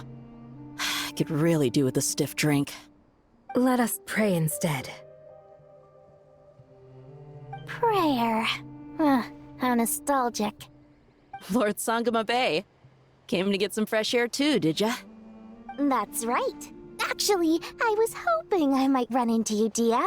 I wanted to let you know that I've stocked up on that perfume you said you were so fond of. No, really? I'll take 2. Any chance of a friends and family discount? I knew you'd ask that. And I'm afraid to say that... Surprise! It's free of charge. That's very generous of you, Lord Sangama Bay. Does this mean you've made a fortune in Nod-Krai? Nope. Turns out it's not that easy to turn a profit there. I even ran some assorted losses. But anyway, that has nothing to do with why I wanted to give you and Dia a small gift. Remember that merchant caravan you two rescued in the desert last month? That was transporting my goods! No way! I had no idea that was your shipment.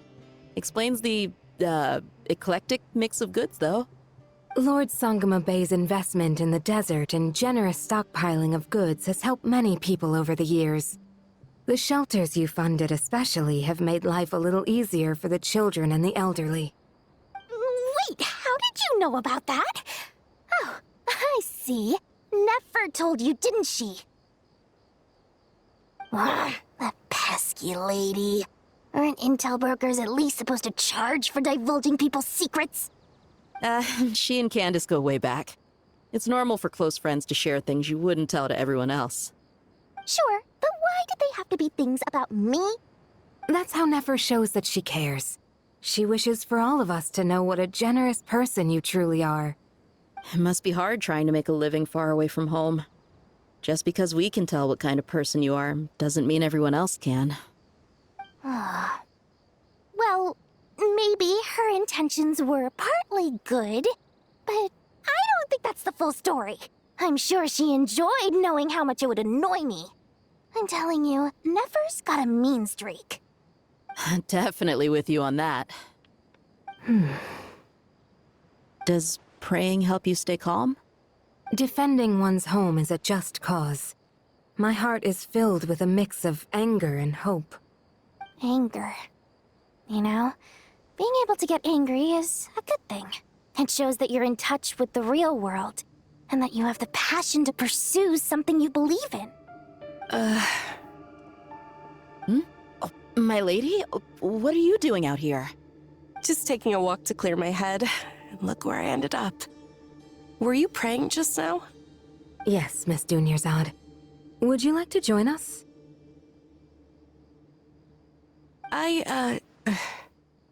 Come on, it's fine. She won't mind who you pray to. Oh, then sure. I remember you, Miss Dunyarzad. You visited my shop before. If I recall correctly, the god you worship is the Dendro Archon, correct? That's right. She is such a gentle and kind god. But to me, she is more than just a god I worship. I see her more as a friend. And so do many others. She's not some almighty god who reigns on high, but a genuine friend. Agreed. She's a wise teacher and a good friend. I spoke with several people during the evacuation. Everyone's aware that tomorrow's battle is one that ordinary people can join too. A battle to fight for our friends and our homeland. Oh, it makes me glad. I can finally do something for those who protected me. You've grown so much since we first met. Oh, a compliment? Ooh, more please. Thank you. My lady, you've always been a remarkably strong and ambitious person. It's indisputable. And that's not just a compliment. It's a statement of fact. What are you praying for? Our beliefs may not be entirely the same, but we both wish for the same thing. I pray that everyone will rise to the challenges ahead and return safe and sound. I pray for the safe return of all my companions.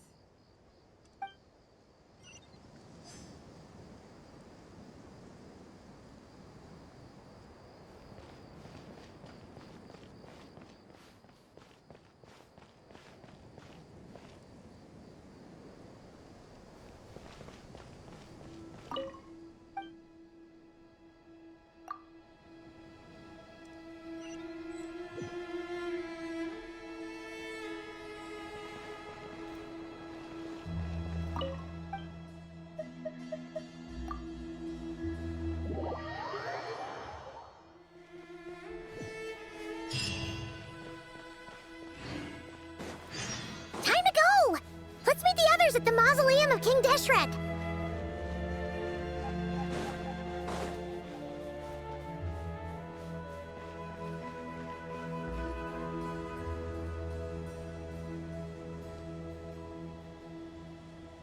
I have not felt this way in a long time. Standing up high, gazing out at the rolling dunes.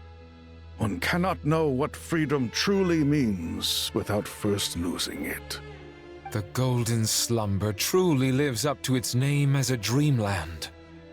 Though desert sands exist there too, no mirage, no matter how glorious, can compare to true beauty. Dendro Archon, what is on your mind? I was wondering whose counsel I should seek on the questions in my heart. What kind of questions?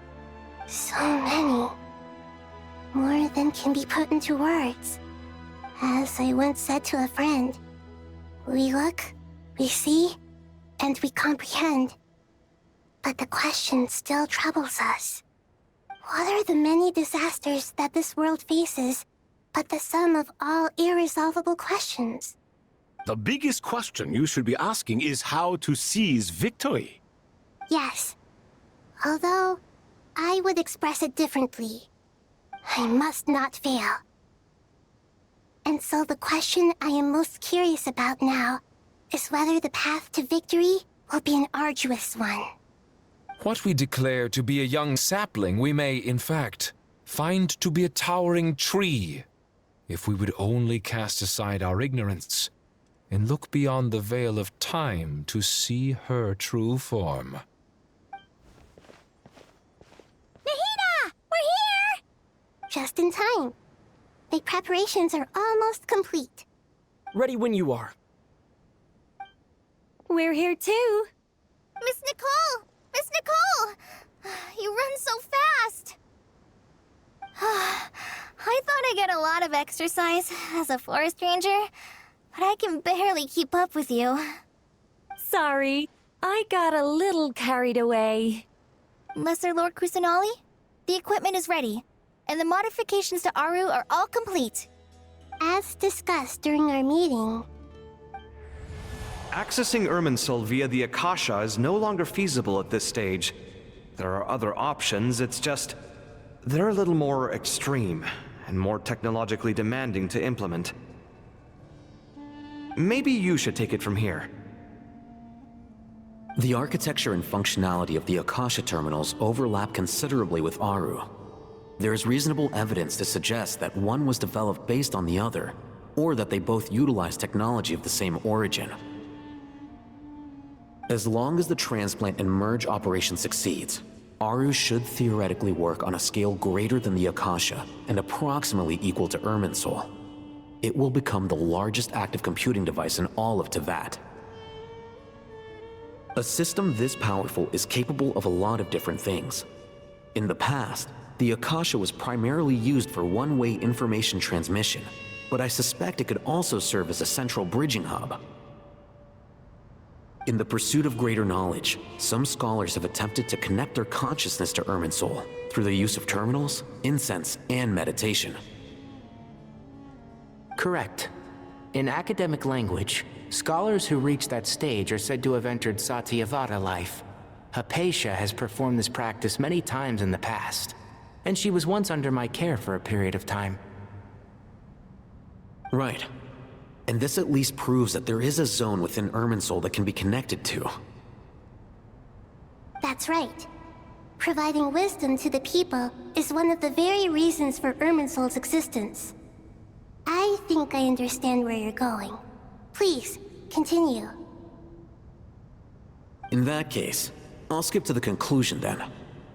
We need to further modify Aru, merge it with the Akasha, manufacture terminals, and distribute them to every single person we can reach.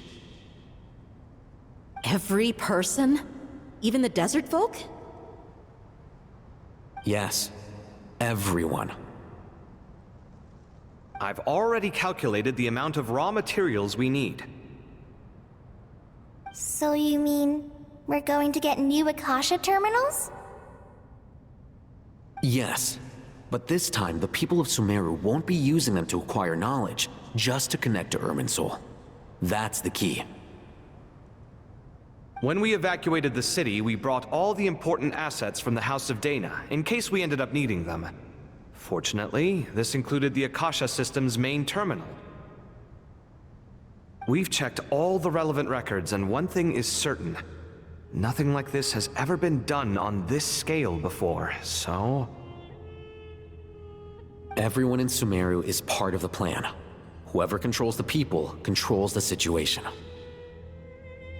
Since this function of Irminsul was introduced, it has only ever been made available to scholars, who don't constitute a particularly large group of people.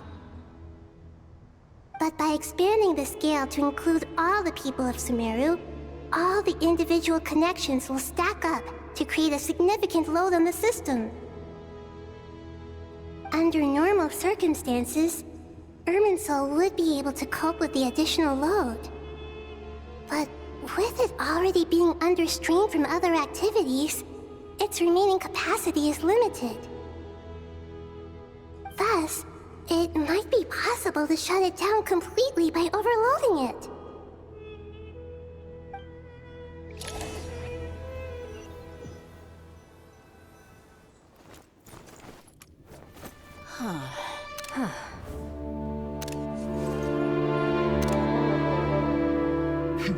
Counting down. 3, 2, 1. Are you ready? Ready!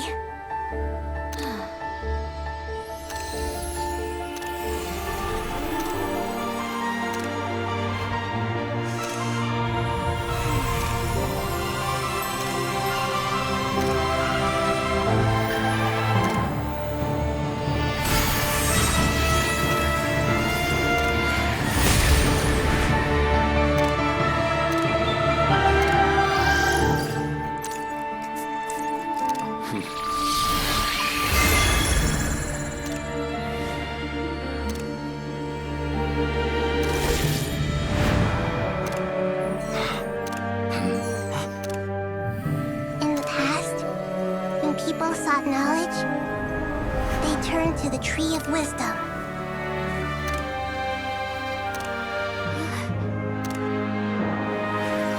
Today, we use it to save Sumeru and the whole world. These vows that nurtured learning must not become tools for destroying the world.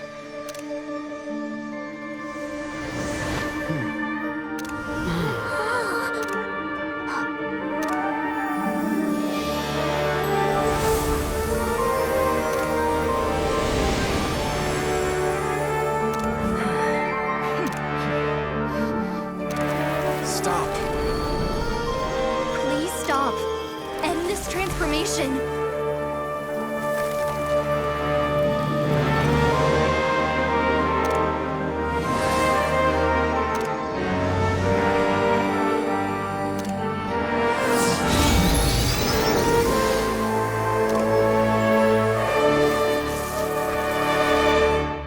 You would shut down Irminsul just to stop me? You fools. I have all the time in the world.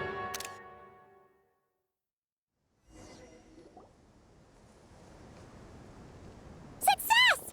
The evil Irminsul tree has stopped growing! Great.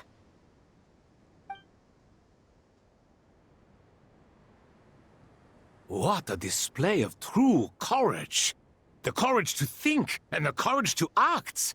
I never thought I would witness the shutdown of Irminsul with my own eyes. Perhaps this is human wisdom in action? Indeed, only humans could do such a thing. Gods are few and far between. What was once created for spreading knowledge is now used for another purpose. A rather ingenious plan. I am grateful to you three for your help.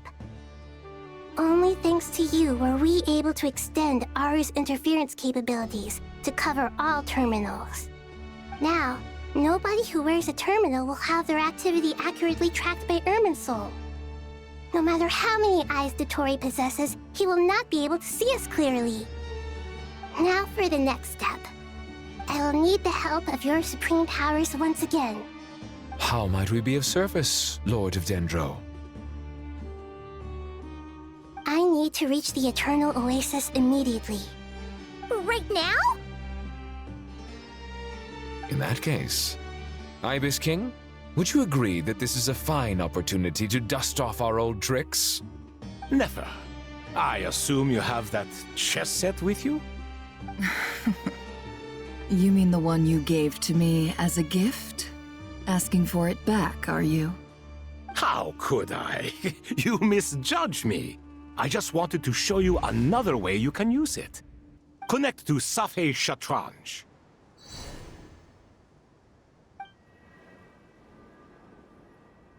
Safei Shatranj? You mean that place in the desert? Thoth's chess set gains its power from the chessboard laid out in the desert by King Deshret and ourselves. All ceremonies conducted using the chess set must be activated via Safei Shatranj. In other words, the chess set is an extension of the chessboard. In the past, moving a chess piece was a sacred and momentous act. Transfer initiated. Entering live combat mode.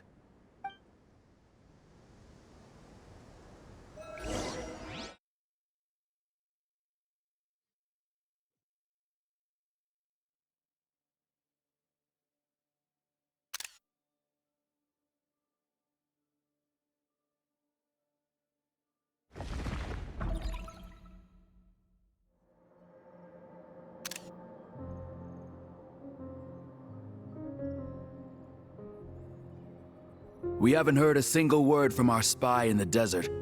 I'm afraid he might have been captured. Never mind. But we spent years turning him. And a lot of Mora.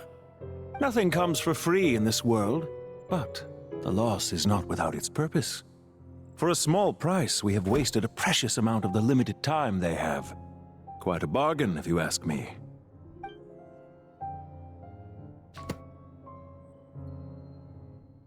Understood. Weighing profit against loss is a necessary part of life. But to tell the truth, I have been operating at a loss since this all began. Since many centuries ago, in fact.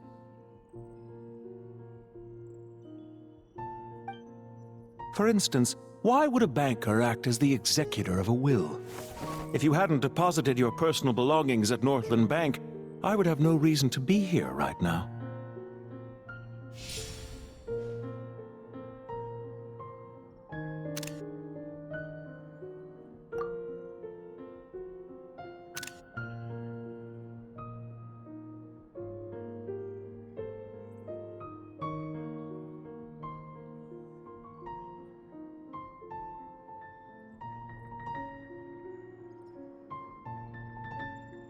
Dottore, I've placed your final data backup into the ley lines as per our contract.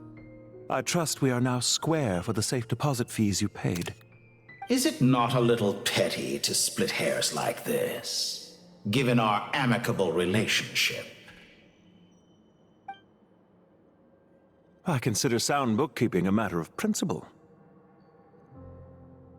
Do not forget that you only live to see this day thanks to me. In fact, every day of your life since you met me, you've been living on borrowed time.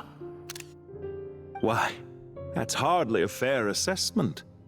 I will concede that my survival was perhaps at your whim, but I became a harbinger on my own merits.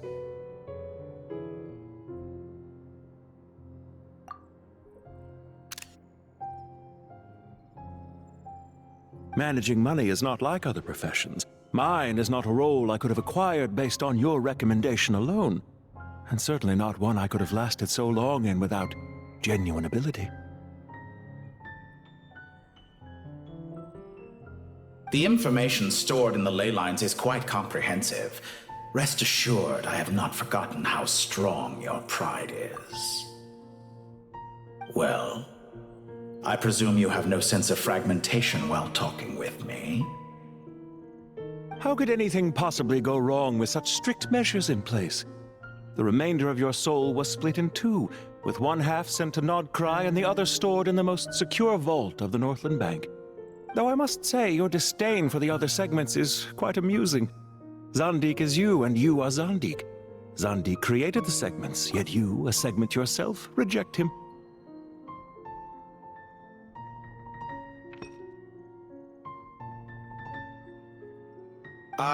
That is, Zandik, created segments of various ages in his later years. To achieve this, he had to freeze time and part with a portion of his soul. But as constructive as it sounds, it erases my uniqueness. If each segment is equally me, then by the same token, none of them are truly me.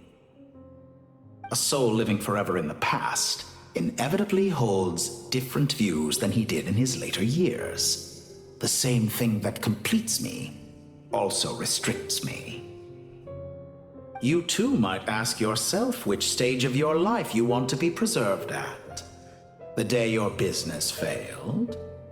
Or the day you were framed by a gang and sold off to a medical lab as a test subject? We needn't dredge up the past. This undesirable plan was eventually scrapped. Lesser Lord Kusanali was quite right. I needed an opportunity to eliminate myself. And after that, I concluded that there was no more effective plan than directly splitting the soul. Once the soul is transferred out, you will find that creating a physical body is far simpler than creating a puppet. The other half of your soul suffered a crushing defeat in Nod-Krai, you know. And yet in the process, I obtained the information I always wanted, did I not? Because now we finally know where the best testing ground truly lies. I once thought your ultimate goal was to ascend to godhood, but as it turns out, that was merely one of your experiments.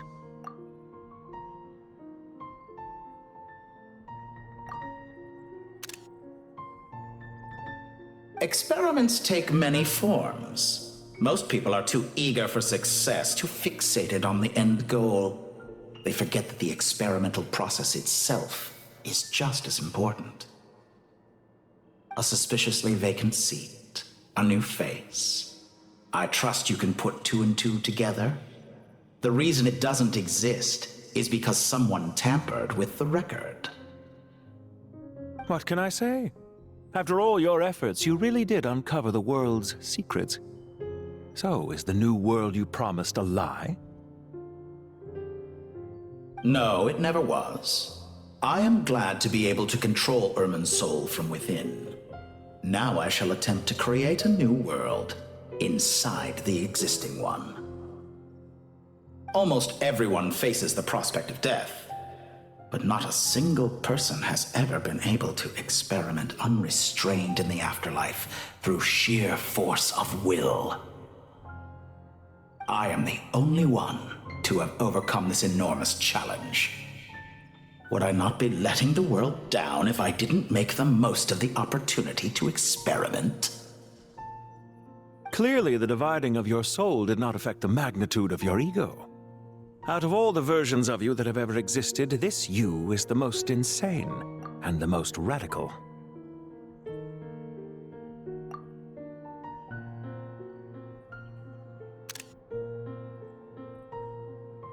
Is that why you chose to work with me? Which was it then? My insanity? Or my radicalism? Could I call myself a venture capitalist without a suitably ambitious plan to invest in? Yours happened to fit the bill quite perfectly. Well then, I must say, while I am surprised enough that you showed up at all, what surprises me more is that you chose to present yourself as my former subordinate, and not as the banker Pantalone. Why make things harder than they need to be? Exposing my true identity in a situation like this would only serve to destroy diplomatic relations between Snezhnaya and Sumeru. I daren't imagine the consequences. Showing up in the name of the original antagonist gives you the recognition you rightly deserve, while also being sensitive to Snezhnaya's predicament. It was an easy win. As for why I'm here, if you're suggesting that your credit is in the negative, I won't argue with that. Many people say that about you. I'd argue that a significant factor in your willingness to cooperate is the fact that you have but a few years of life left after my death. Living and dying together has a way of binding two parties together rather closely. Is it not true that a relationship should be judged by both the positive and negative returns it yields? So some of what I said actually made it into your head after all. It's true that I hope you don't die too soon, but don't you find that a strange thing for me to say? After all, you've already had quite a long life, especially for a human being. Let's not pretend that you're any more innocent than I am. Are we not the same in this regard? We both despise the existing laws of this world, and neither of us enjoy being under anyone else's control. Is it really so greedy to want the world to operate by a new set of rules? Of course not, my dear friend. And as I've said before, mutual interest is the foundation for the most reliable of relationships. You can attest to that. I just hope there never comes a day when I have to work too hard to prove that. Regrader, sir. People have been spotted approaching Sumeru City. How strange. Despite your access to Irminsol's data, it appears the soldiers noticed before you did. They must have found a workaround. Well, Dottore, I trust you know what this means. The fact is... They're coming. They'll breach the city gates any moment now. But even so, I would say Irminsol is a wonderfully convenient thing on the whole. If you do manage to create a new world, perhaps you could plant one outside my office, too. I'll consider it. What do you need me to do? Stall them? The experiment will take time. Stall them for as long as possible. Very well. But you're really asking for the moon here. Have you heard this story? There was once a guilty man, kneeling in the center of a church while an angry mob outside waited to bring him to justice. He pleaded with the gods, begging them to grant him one final request, the chance to finish confessing his sins before he was sentenced. Many suns and moons passed, seasons changed, and still his confession continued, as if he intended to speak until the end of time. Are you suggesting I worship you as a god? Or were you hoping that I might confess my sins to you? Certainly not the latter. That would make my life miserable indeed.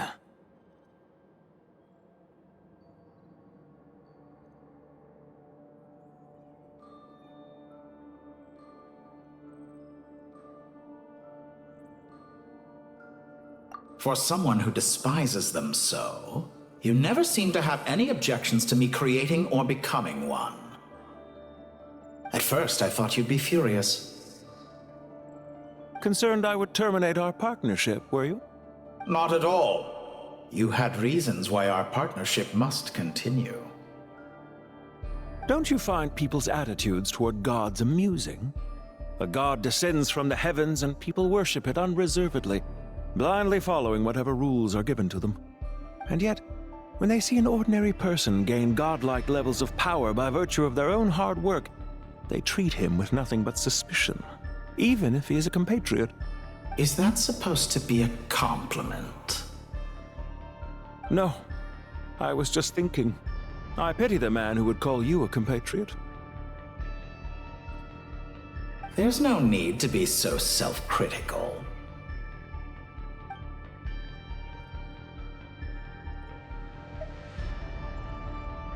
I know it's a little late in the day to be asking this, but how have you been keeping? I'm flattered that you would take the time out of your busy schedule to consider my well-being, Doctor. The part of your soul that went to Nod-Krai caused quite a stir, sending our organization back to the drawing board on numerous fronts. It was quite a headache for everyone involved. Dear me, I must have caused you no end of trouble. You certainly did. I had the rare honor of being summoned before the Tsaritsa with Pulcinella to answer for myself. A terrifying ordeal. Don't worry, I pulled through. At most, it's a public relations nightmare. I made sure of that. Now I'm curious. How did you explain yourself? Oh, it was quite simple.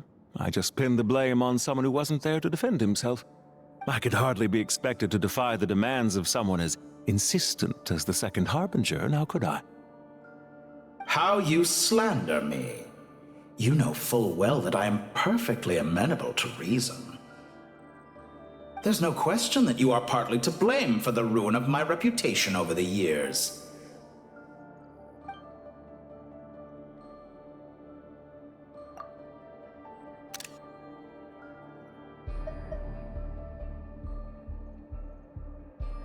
Do you have anything lined up for when this is all over?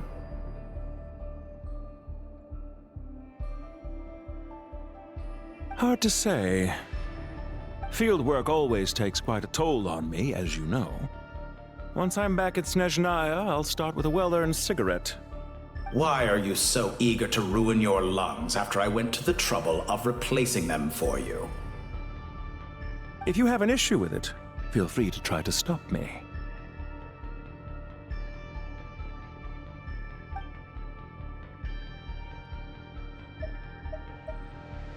What's on your mind? The limits of humanity. It's a pity. Despite running countless calculations, I find there is simply no way to reduce any further the amount of one's soul required to sustain an individual. It's rare to hear you admit to being unable to achieve something. I beg to differ. For instance, as I've told you before, the original me was prone to motion sickness and couldn't make long train rides. Ah, yes, of course. One of the reasons you often sent yourself out on errands. What are you thinking about now? A new experiment. In the event that my soul was depleted, say we extracted my data from someone else's memories, yours for instance, and then combined it with your intact soul as the base material, what would we create? Such a scenario would be impossible. Oh? As long as your current soul survives, there will be no need to create a new individual. Don't forget, you were the one who approved of the present situation wherein only one Dottore remains. And if you ceased to exist, who would be capable of performing this experiment?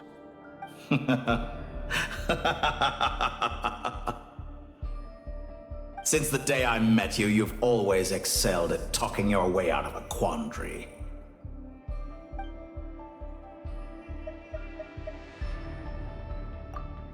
Isn't it a little too early to be saying goodbye? Not that I wish to keep you from your business, of course. Very well. Let's leave the conversation there for now.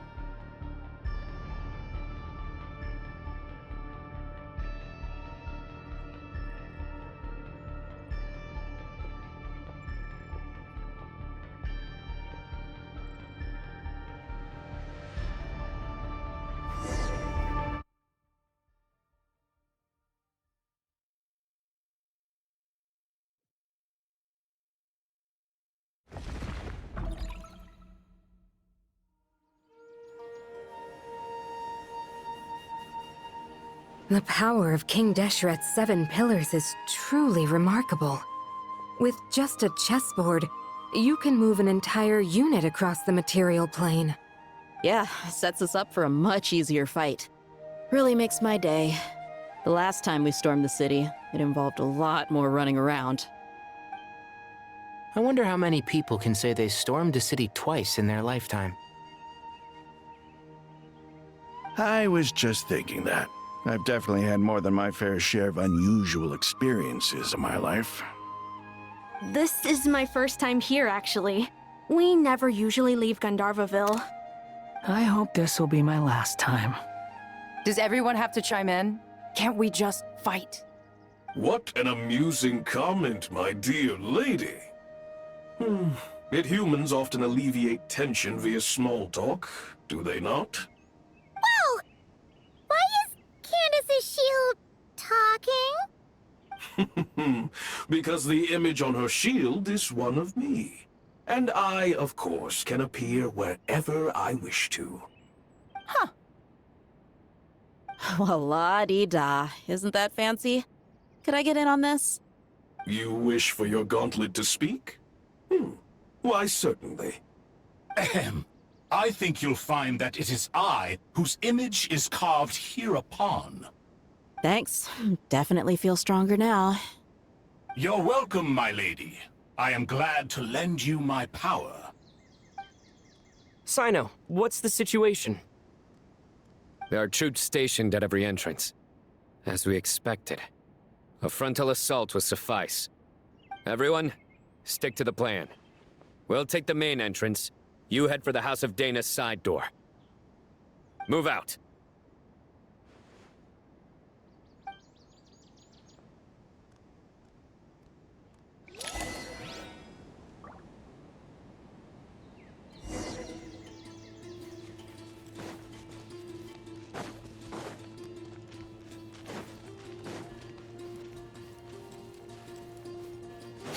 Out of my way!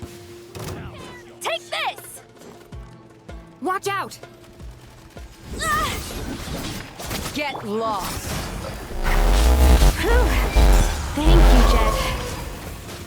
You gotta be more careful. If you're not ready to put your life on the line, you can't be certain of defeating your opponent. She's right. Keep your wits about you, Rana.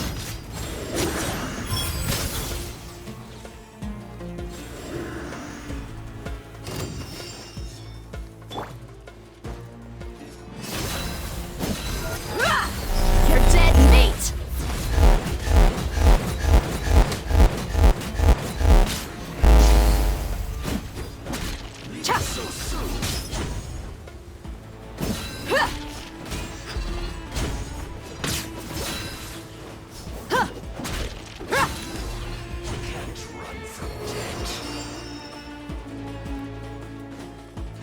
Take them out and secure the harbor. Reinforcements will arrive by water. Consider it done. Show no mercy.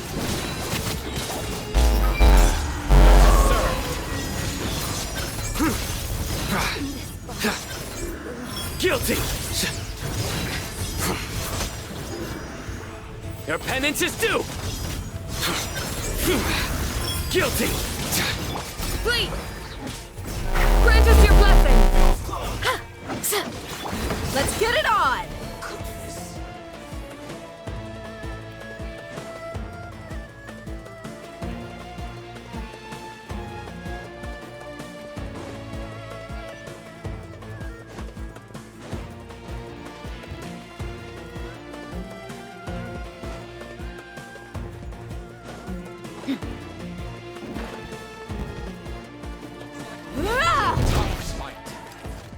Buckle up! Ha! Do your worst!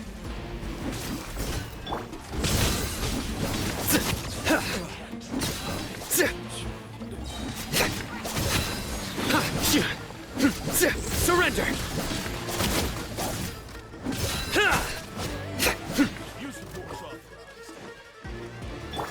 Buckle on! Yield! We shall prevail! Your sins weigh upon your soul!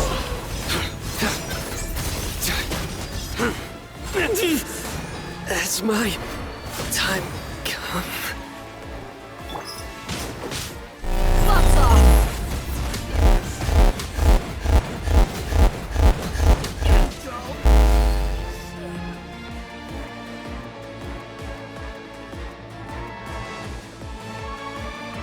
Waterway secured.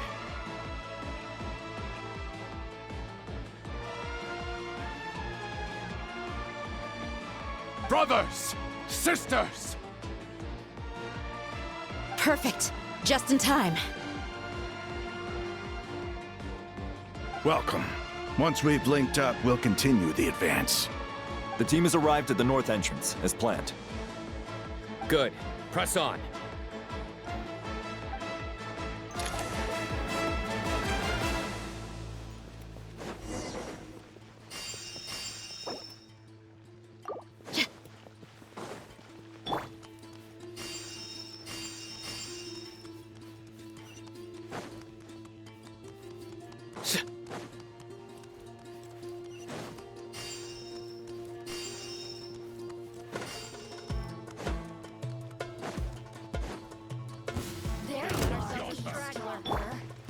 Let's get it on!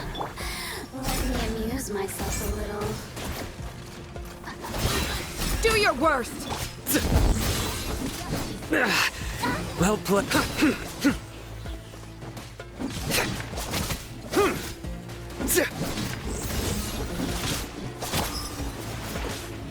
Look alive!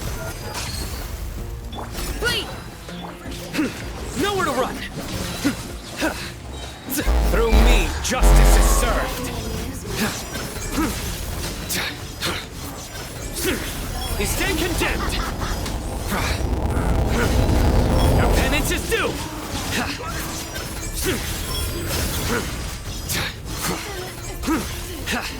Guilty! Do your worst! Futile!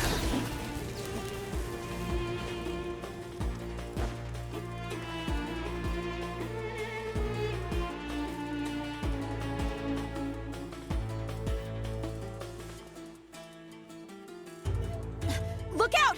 It's an ambush! Finally. We need to hurry. Take the middle road now. Mahamacho Sino, area clear. Don't relax just yet. More Fatui approaching from the right.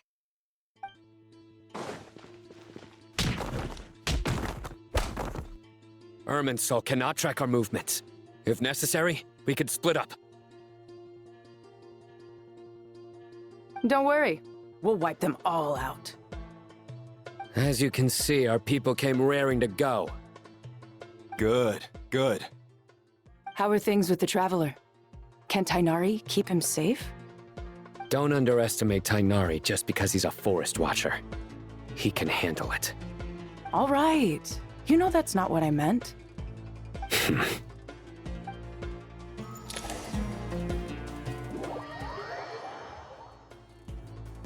Sino and the reinforcements have drawn the Fatui's fire away. It's our turn. By using a cluster leaf of cultivation, we can pass through certain terrain silently. Good luck with that. We'll just fly up there. Huh? Oh, yeah. Paimon forgot she could fly. Ready? Ready.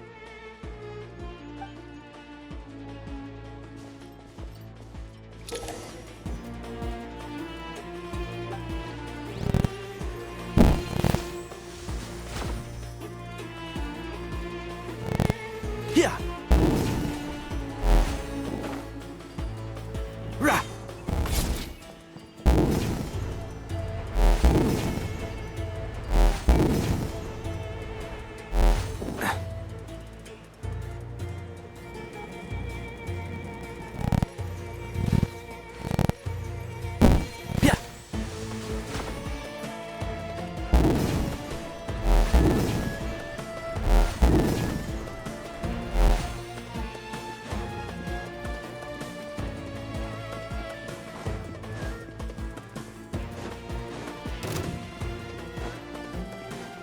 One with the forest.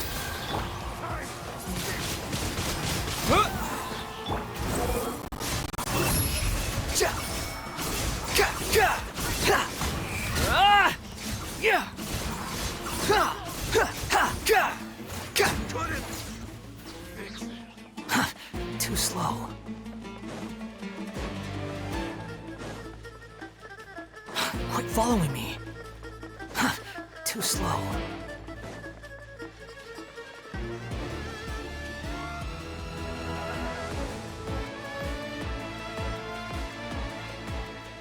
Fatui soldiers up ahead.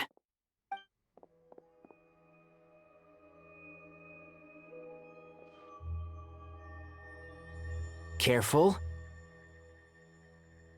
Prepare for battle. Hey! There's people over there. You have some nerve showing your faces here in the center of Sumeru City.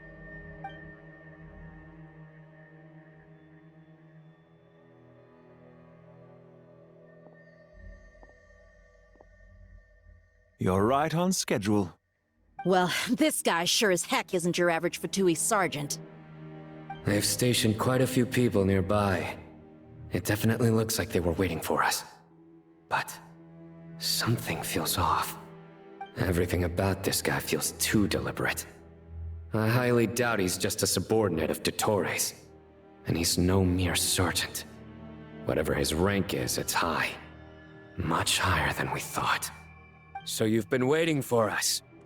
But it looks like you're geared up for a conversation, rather than a battle. Very clever, General Mahamatra Sino. I know you're the one in charge of this siege, and I look forward to making a deal with you. A siege? Sumeru City belongs to us! Historically, yes. But things can always change. We have quite a sizable force with us, you know. For instance... There's a Fatui ambush at the north gate. Can you handle him? We can for now. Yes, I'm quite sure both sides can hold their ground for the time being. The battle has not yet reached its climax. But what happens next? Do you enjoy watching bloodshed? Surely some of those here are people you count as friends. Once a war begins, some people must die. I doubt you wish that fate upon anyone you know. Wait a second. It's a trick. He's not even there. Silence! He disappeared. What was that? A ghost? Curses. He was never there to begin with. That was just a shadow projected there to lure us in. Enough talk! Attack! I apologize for being unable to accompany you at this crucial moment, but I am compelled to leave for reasons beyond my control. Please excuse me.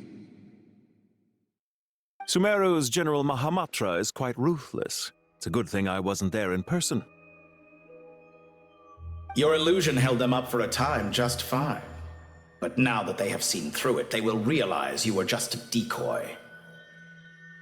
Decoy or not, what matters now is that they will be heading your way imminently. Not imminently. They are already here.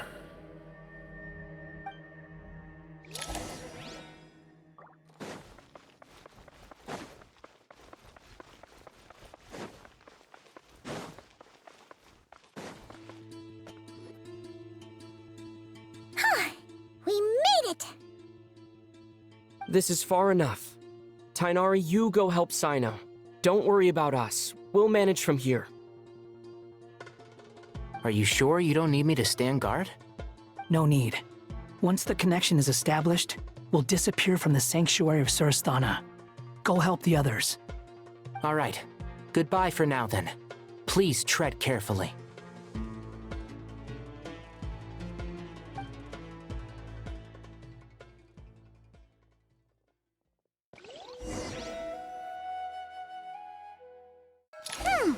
Now where's the interface Nahida mentioned? Come on, where's it hiding? Found it. It's over here.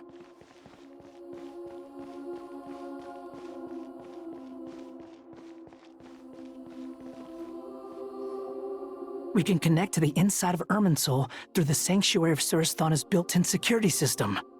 You should be pretty familiar with the process. Is it the same route as last time? For the most part. We don't need to adjust any of the parameters. Then I should be fine. And Paimon? Once you're both ready, we'll set off. Wait! The stakes are way higher this time, right? Maybe Paimon should stay outside and help the others. Then, you can focus on the fight without having to worry about Paimon. Huh? Why are you staring at me like that? It's nothing. I just suddenly realized how much you've grown. Hey, you've grown quite a lot yourself. Don't you two start getting into it again. Well, anyway, Paimon thinks she's pretty knowledgeable. Who's the best guide in Teyvat again? And don't forget, Paimon's a college student now. If we say Alhatham's not a weirdo, it's hard to explain how he came up with the idea of you applying to the academia. But for all that he counts, you're doing surprisingly well in your studies. Just goes to show how important it is to have someone supporting you. And Paimon's not the only one. Let's not forget that you only became a student because of Nahida's personal recommendation. That's fair. I have learned a lot in Sumeru. Oh yeah, did you ever come up with that ugly nickname you promised me? What? No way! We're friends now! Paimon gave up on giving you one ages ago. Anyway, isn't Hat Guy enough of a nickname for you? Fine. Suit yourself. We need to go. Paimon, if you're staying, look after yourself. Will do. Paimon's gonna link up with Tighnari and Cyno. You guys are the ones who need to be careful. We will be. Bye for now.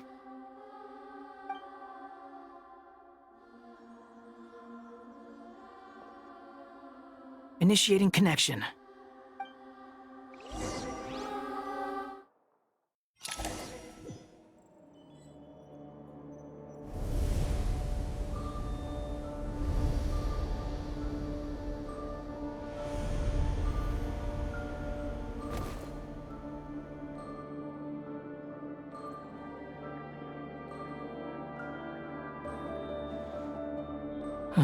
Well, here we are again. Come to think of it, I still don't even know where we're going. Thanks to our terminals, it should be impossible for Irminsul to read. I can... Don't tell me. Only you need to know. That way, whatever happens to me next, it won't affect your progress. Listen to me. Your safety is just as important as mine. Don't even think about sacrificing yourself for the greater good. We came here together, and we're leaving together. All right, if you insist. I won't argue with you.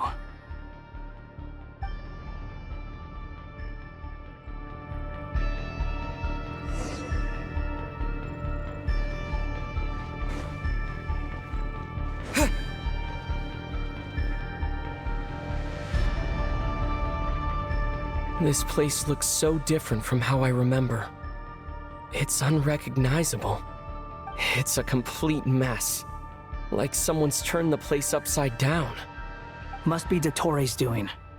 Either he's searching for some information he needs, or...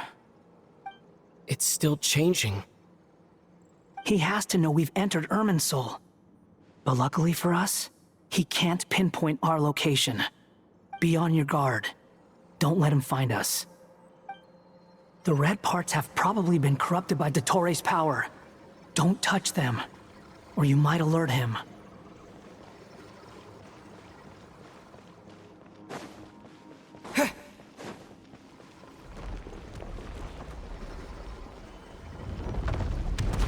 He's looking for us.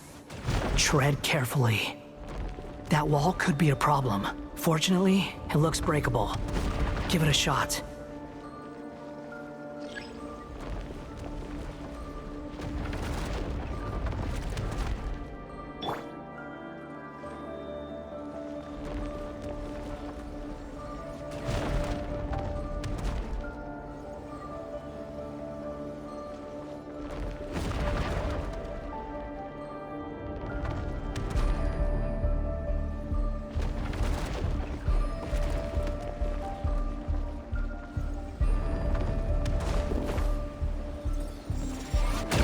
Behold!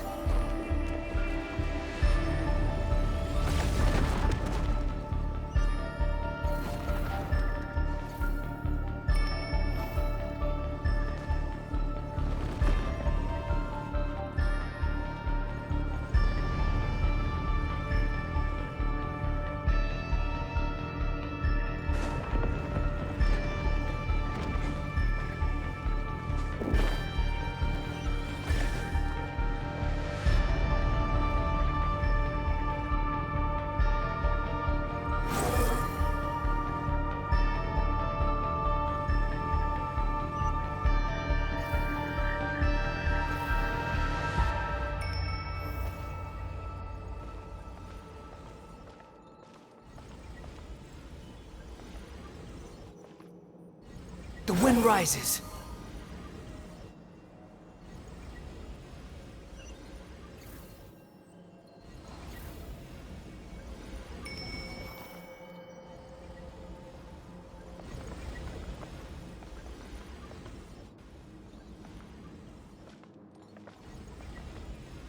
Squall and fury.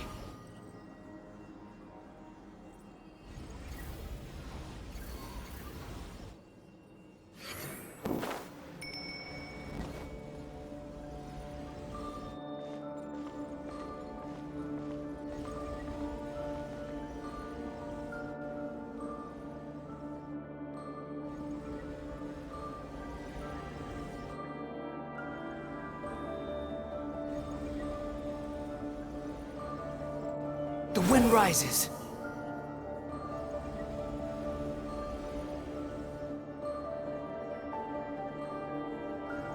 The same old trick again? Are you kidding me? Let's handle it just like we did before. This cheap trick isn't gonna stop us.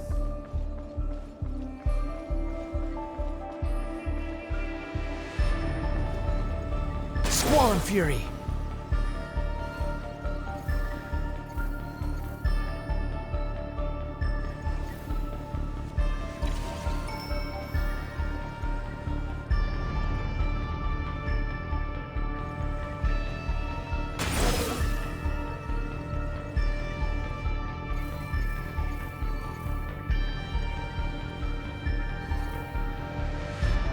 Oh no, it's a trap. Is that why he was using the same trick over and over again? To get us to lower our guard?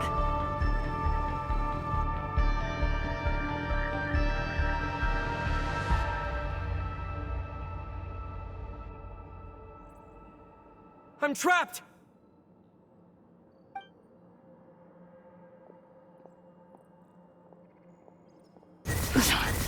Why won't this thing budge?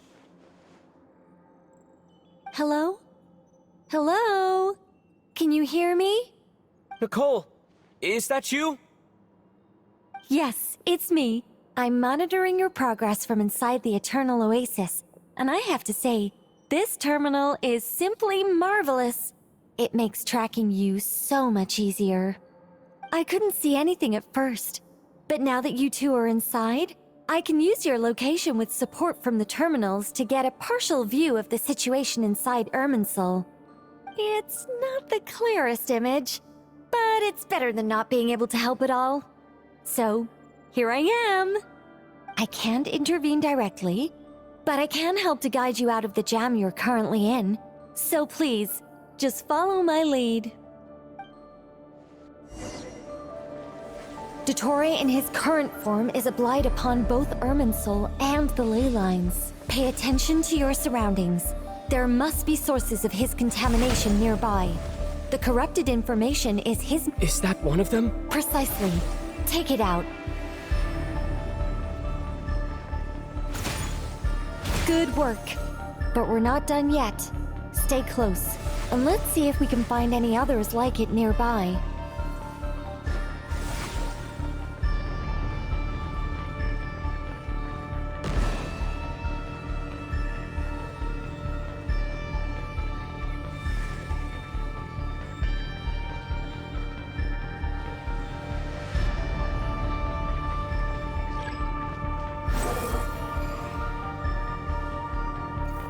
This must be another one. Agreed. Now, Wait, watch out! It's Dottore. The seal is broken. Quick, get out of there!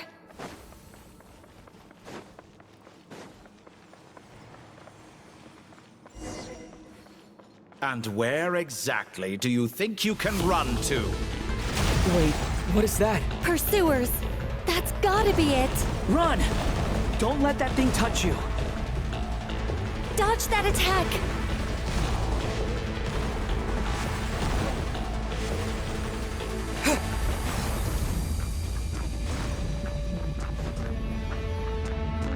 There's more than one path. Which way do we go? To the left! Trust me!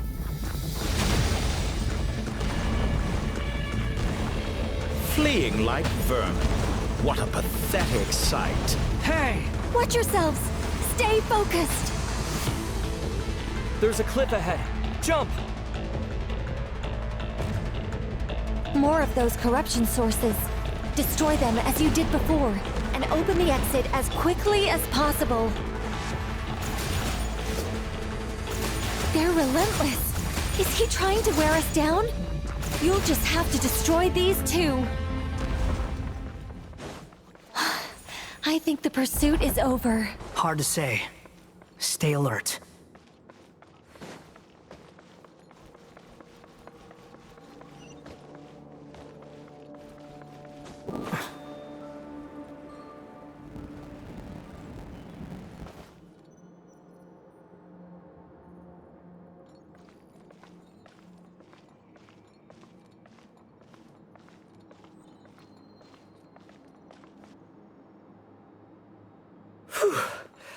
I think we've made it to relative safety. Phew, goodness. That was tough. You doing okay? I'll be fine. Don't worry.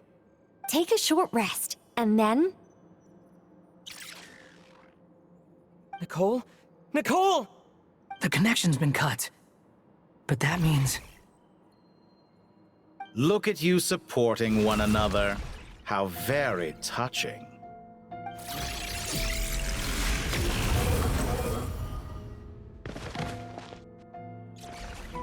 Dottore!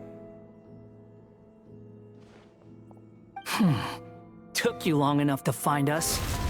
You're more useless than I thought. Oh, really? I think I deserve a little more credit for my methods than that.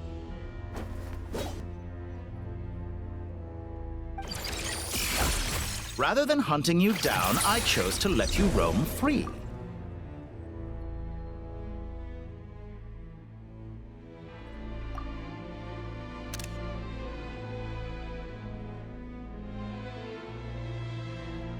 I indulged your presumption that I was unable to track your movements, played along with your clever little plan. Fleeing is for animals, but I rather enjoy watching you flee. Some things lose the will to run altogether as soon as you put them in a cage. If that's true, then why did you come looking for us? Because I wanted to observe you up close, of course. Don't misunderstand me, I'm not here for a fight. Is it so unusual that I wish to greet my old acquaintances in person? After all, it's been a while. Scaramouche.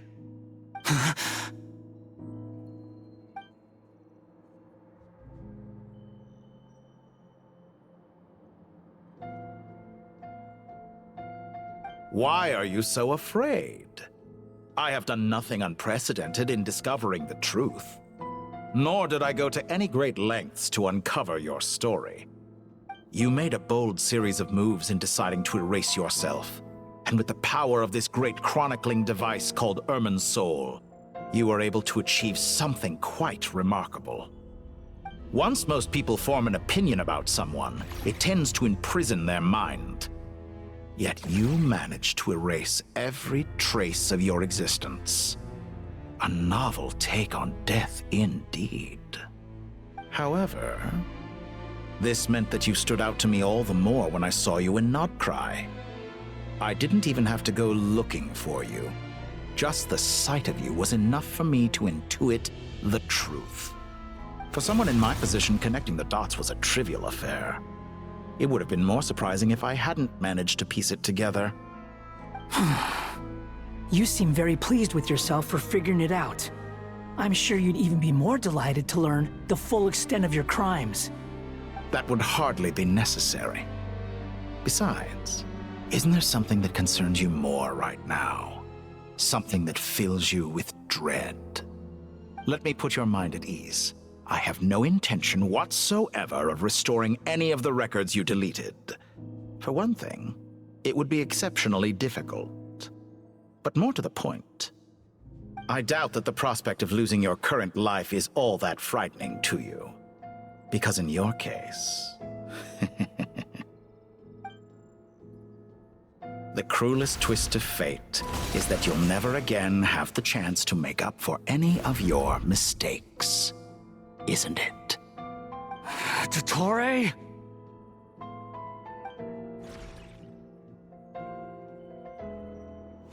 All here shall bend my will. Time to it! The wind rises.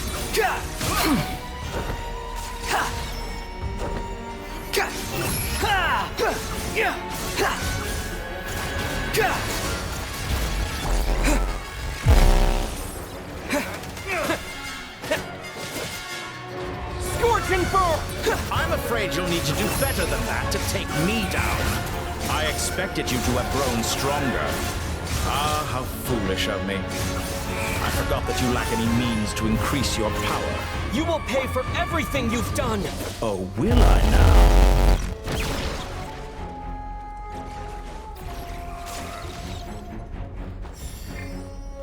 The wind rises.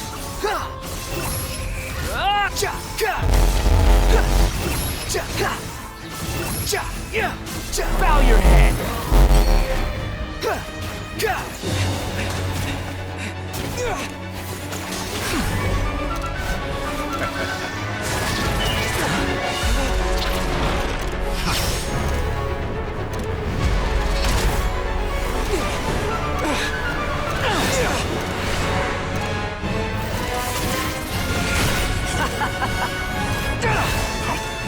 Does the prospect of death amuse you?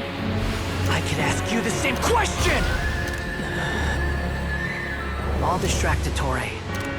You focus on the mission. Got it!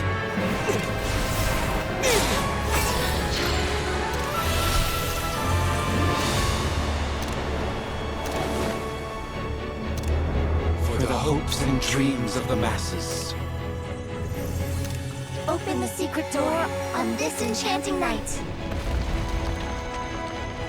May wisdom's light eradicate ignorance and darkness, and hereby fulfill our ancient vow. Commence data extraction.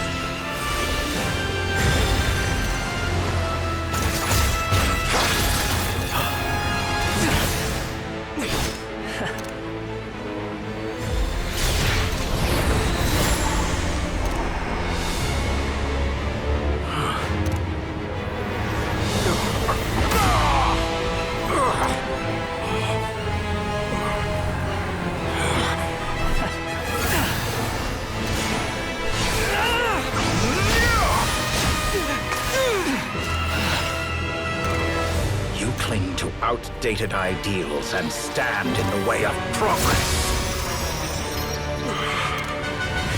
You will pay for interfering with the grandest experiment of all time.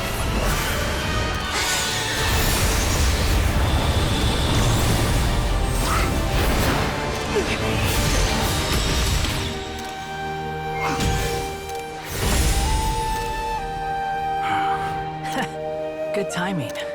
Dottore, as clever as you are, you fail to understand wisdom.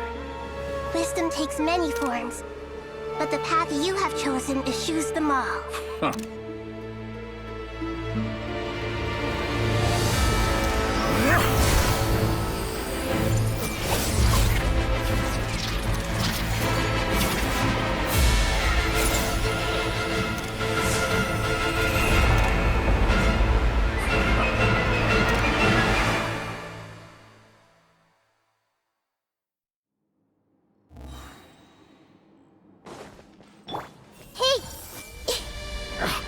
My strength is fading! Since you are within Irminsul, it stands to reason that any power you wield comes from it. You're extracting the information from Irminsul just to strip me of my power. I will find his weakness.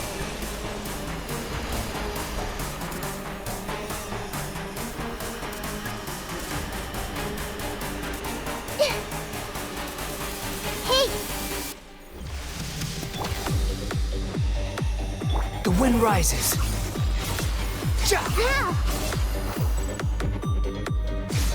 I admire your attempt to introduce a new variable, but it's nowhere near enough.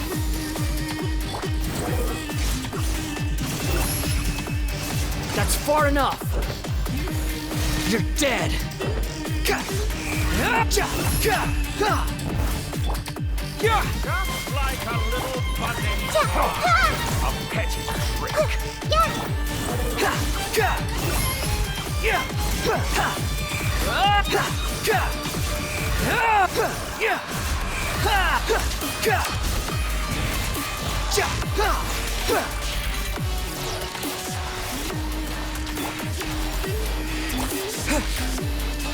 Time to it! The wind rises.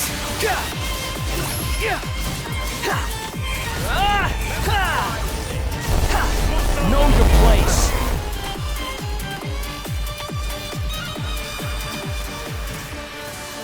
I see everything.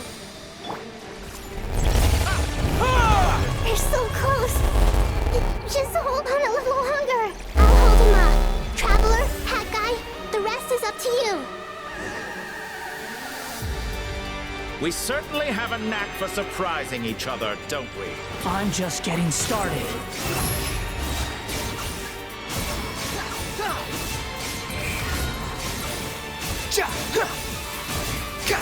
That's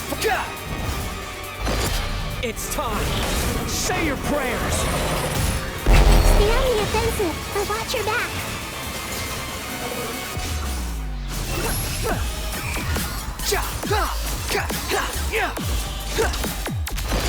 It's time. Say your prayers. Too slow. Time to it. Behold.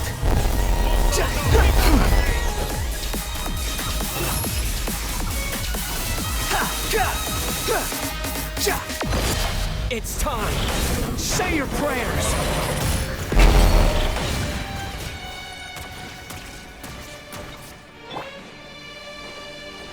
Scorch it before you.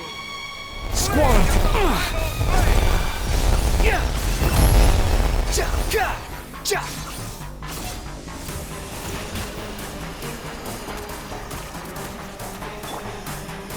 Finally, time for you to die. Excited? Time for me to die? How could I have reached this place if death were something I feared? The last gasp struggle of... It's time! Say your prayers! Behold!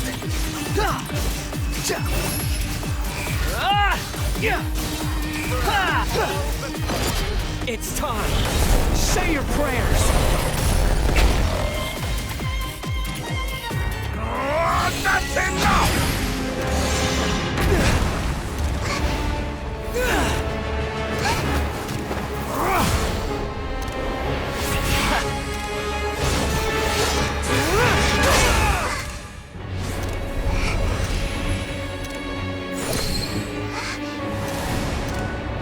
It's all yours. Do with it as you see fit.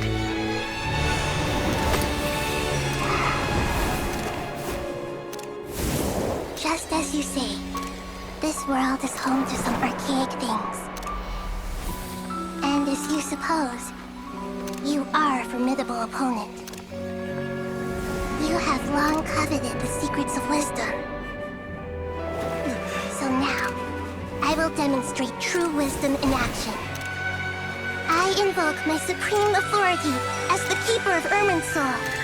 Commend me or condemn me. And give your verdict now!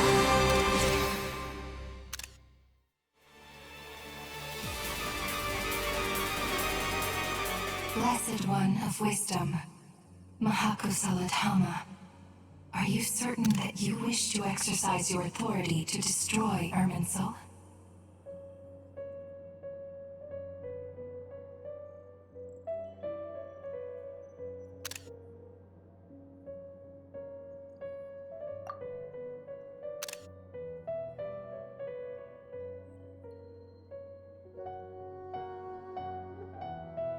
It represents both your roots and your finest accomplishments.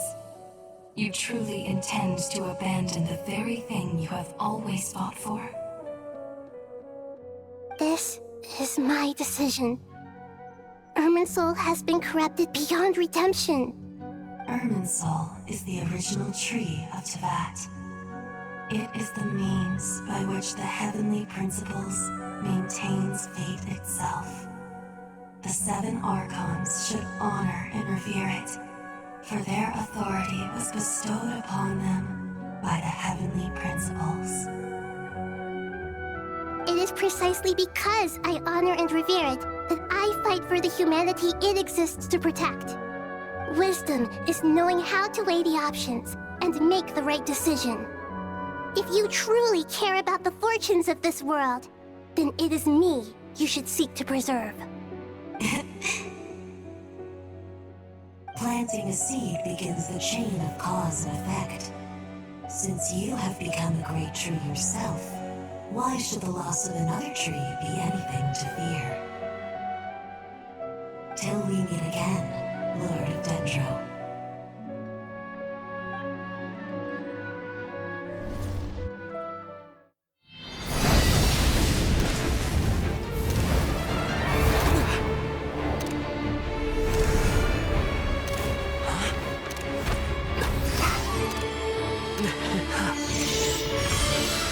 The first flame.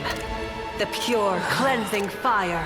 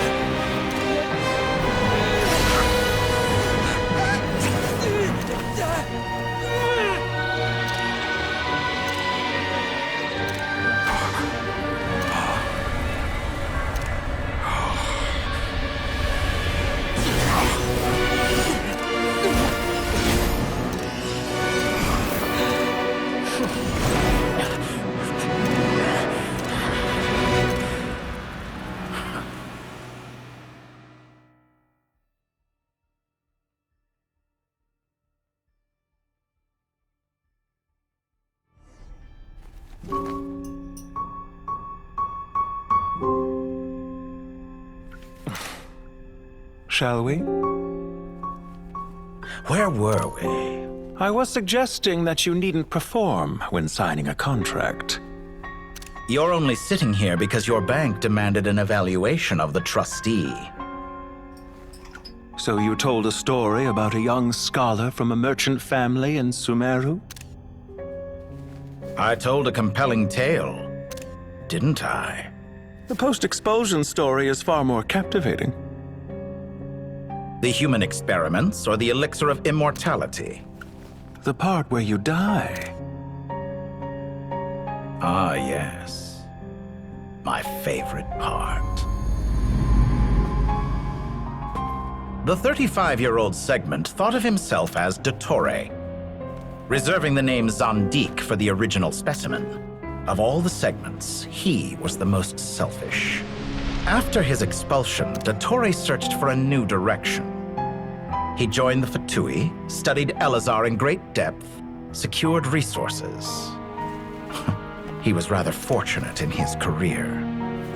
Zandik turned to Conrian technology and successfully created his segments.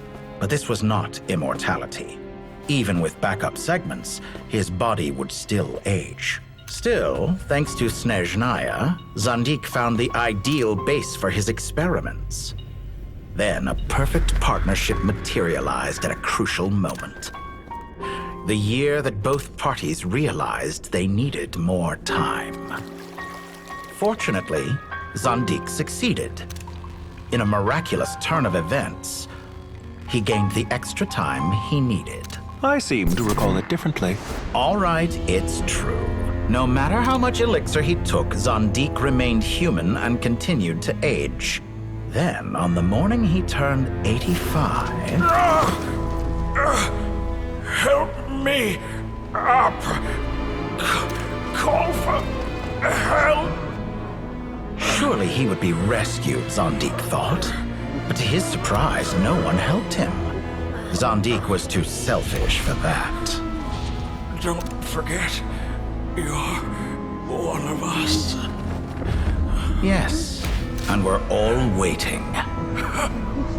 Waiting for me to die. Pantalone arrived for a meeting and happened to witness what followed. He found it unsettling. I never said that. But the Zondiks were unfazed. It was a rare opportunity for self-dissection.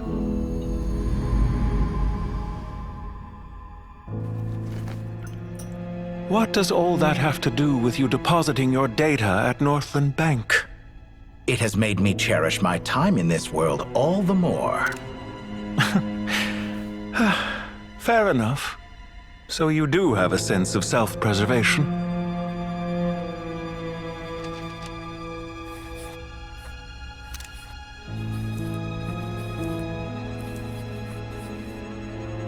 What do you mean? You're hardly normal, and you don't cherish life.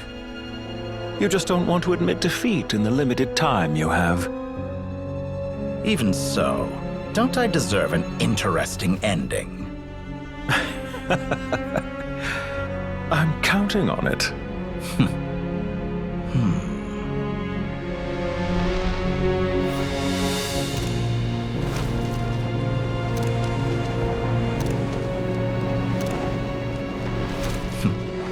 If nothing else, I expect my funeral will be a grand affair indeed.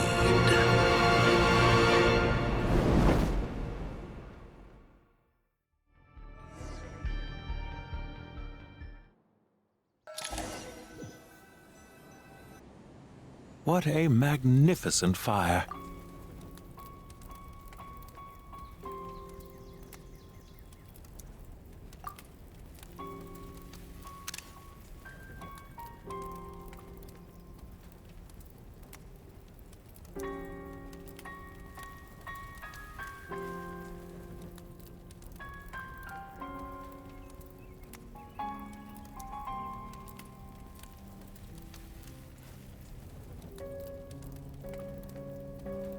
In Snezhnaya, we light fires to ward off the cold.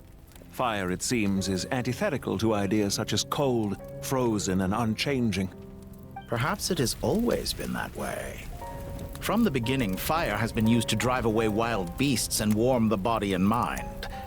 You could say it's a form of treatment. One that cures the human heart of mortal fear. Mortal fear? Something you haven't been acquainted with in a long time, by the sounds of it. Whereas you, I'm sure, must know the feeling quite well indeed. I remember when we first discussed the elixir of immortality, you claimed that extending your lifespan was about buying more time. But was that really the truth? You fear the prospect of dying a wretched end in this world, don't you?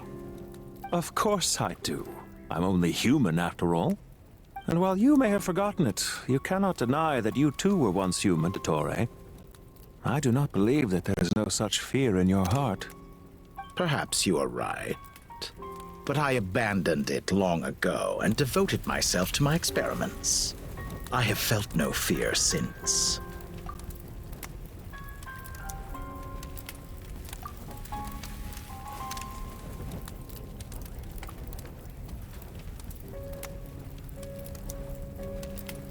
From the very beginning, I never thought you could win this game. But still you came, contract in hand, to honor our agreement. Because I am a reputable partner. And as we have discussed, experiments are about more than results alone. The process is equally important. I have come here and completed my creation, and I do not regret my decision. I'm afraid your journey ends here. After I die, there will be no one to make the elixir of immortality, and your remaining stock will only last a few more years. How then will you prove that you didn't perish in this incident alongside everyone else? When I feel optimistic about market environments, I never forcibly adjust them. They have their own direction, and I myself am one such environment. I have been quite particular about many things in my life, but where the manner of my death is concerned, I choose not to be. You make yourself sound so magnanimous. Oh, but I am, and I hope you will be too. It may have been a long time since anyone told you this, Dottore, but I recognize that you are a truly rare talent. Ha! I can see it. The experiment in blasphemy that I've been performing all this time. It has been a long process, and I do not care about the results as much as people might imagine. If the very goal of your experiment was to explore infinite possibilities, then there was never any reason for it to end. Indeed. Yet now, the experiment has officially drawn to a close. What should I call you? Zandik? Or do you prefer Dottore? Suit yourself. Goodbye, Feofan. This time, that's what it truly is. And don't I know it? Goodbye, Zandik.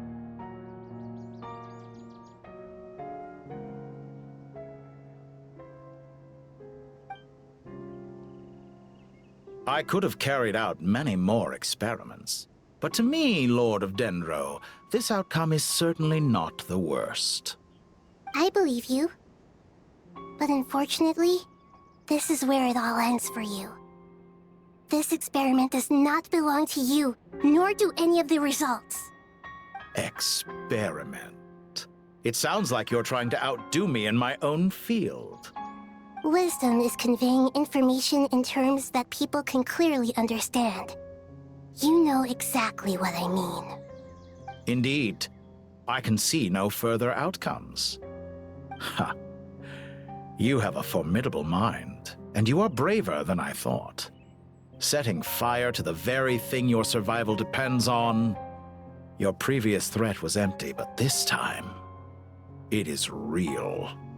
When necessary, wisdom can be as fierce as an inferno. Some of the flames that incinerate you come from within yourself. Perhaps you are right. You see what lies at the bottom of the human heart, and that is your wisdom. Here is where your journey comes to an end. All that is yet unknown belongs to those of us who will carry on living. It seems I have unwittingly been your arch-enemy all along. But now, it's all over. I do not deny your intelligence. But what you refer to as experiments, I would never describe in those terms. They are events that take place in the real world, and they are so much more than mere data. Goodbye. We will never meet again.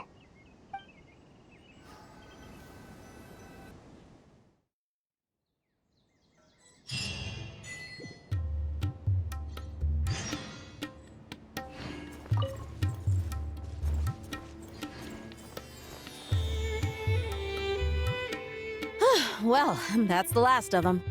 Everyone on the list is already back where they should be. It was a long, hard road, but we finally finished escorting everyone back.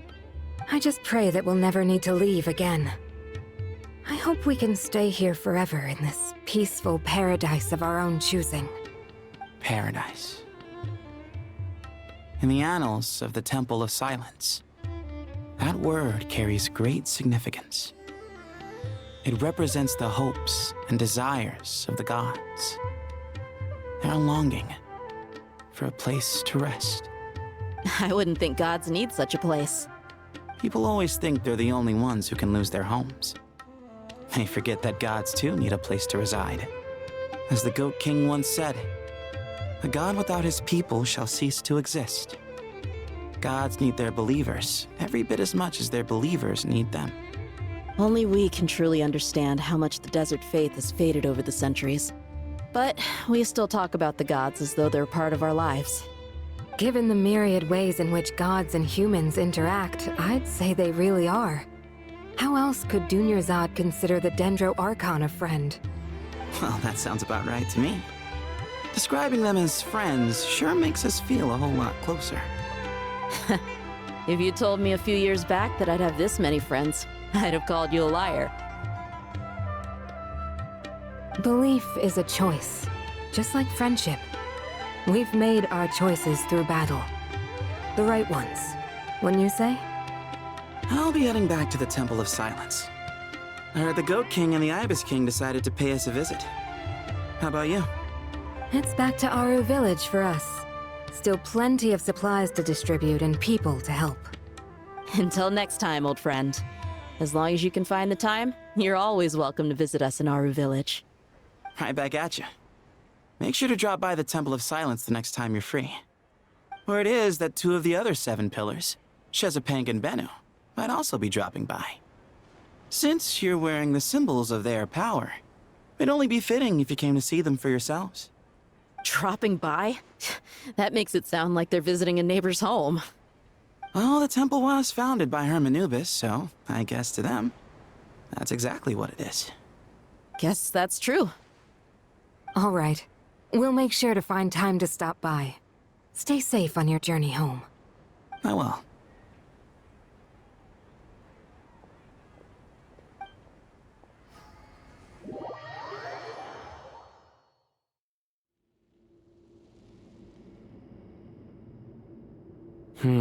You do have a point. See? Retirement has always been a problem, especially for old-timers like us who've been locked away all these years. You finally step out into the light, and bam! You're face to face with a whole different world. Naturally. What do you think, Layla? Huh? Why would you think to ask me? How could I possibly be qualified to decide where the servants of King Deshret should live? Sorry if my question was unclear. Do you think their statues will stand out too much if we place them here? Hey, I never agreed to this. How could we possibly allow our statues to be left in Hermanubis' home? That would be like breaking into someone's house, then pretending it belonged to you in the first place. Different beliefs can coexist. We still need to respect one another. By which you mean, you two plan to stay at the Temple of Silence, for a while at least, but you have no intention of relocating your statues here. So, you see this as sort of a family visit? Is that correct? Family. You could say that.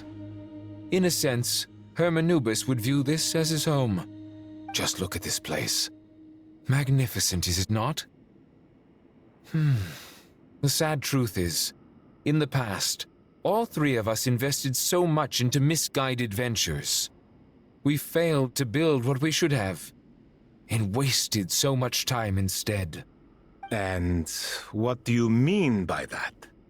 I mean that for the most part, time spent associating with the likes of Sobek, and, let's say, Thoth, might reasonably be considered wasted. Why does that not surprise me? Go on. Anyway, given how much time we'll all be spending together, I'd say that the bonds we built will end up proving to have been a sound investment. Once Sethos, the current leader of the Temple of Silence, returns, you can discuss the matter of staying here with him. But judging by the expressions of everyone here, I imagine you'll receive a very warm welcome. This sacred ground houses untold knowledge, after all. What better place for the servants of King Deshret to appear in the mortal world? How about we share a meal together first? I imagine it's been many years since you last tasted fresh food. Oh, that sounds wonderful! After so many hundreds of years, I can only surmise that desert cuisine has become a lot more varied. Are we having a get-together? If you'd like, I can help prepare some food.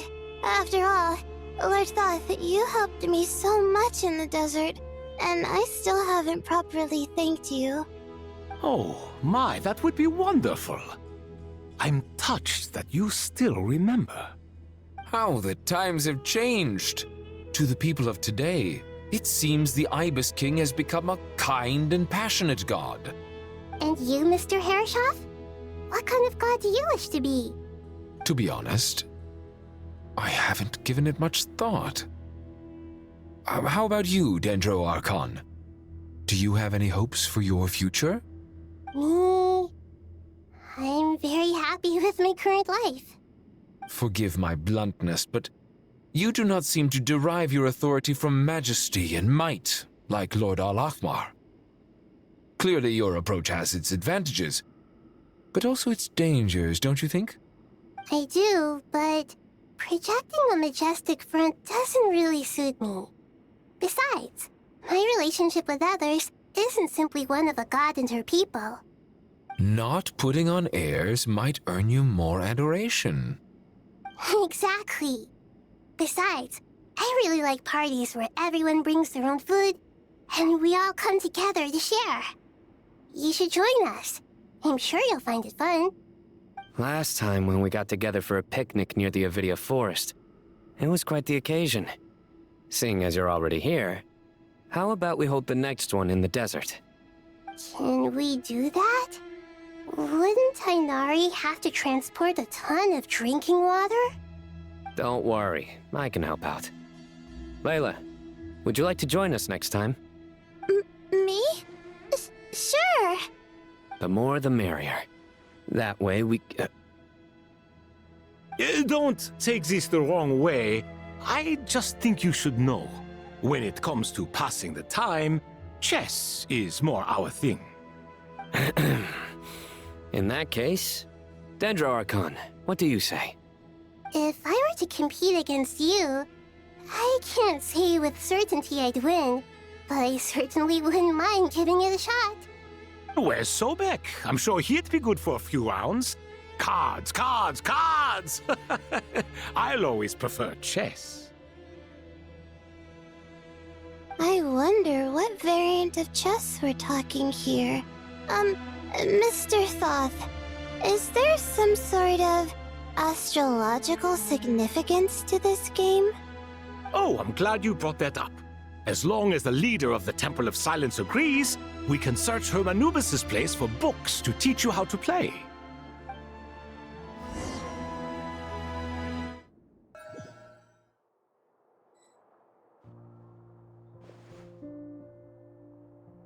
Such devastation visited on Sumeru City. So many houses destroyed or damaged in the fighting. Who could have foreseen this? Look at all of this. It's going to take me forever to tidy up. I suppose living below the academia doesn't always work out to your advantage. I would have thought a little appreciation of my sincerity and effort in helping to clean up this mess might be in order. Helping? Effort? This is your house! Of course you should be putting in the effort! If anything, I'm the one who's helping!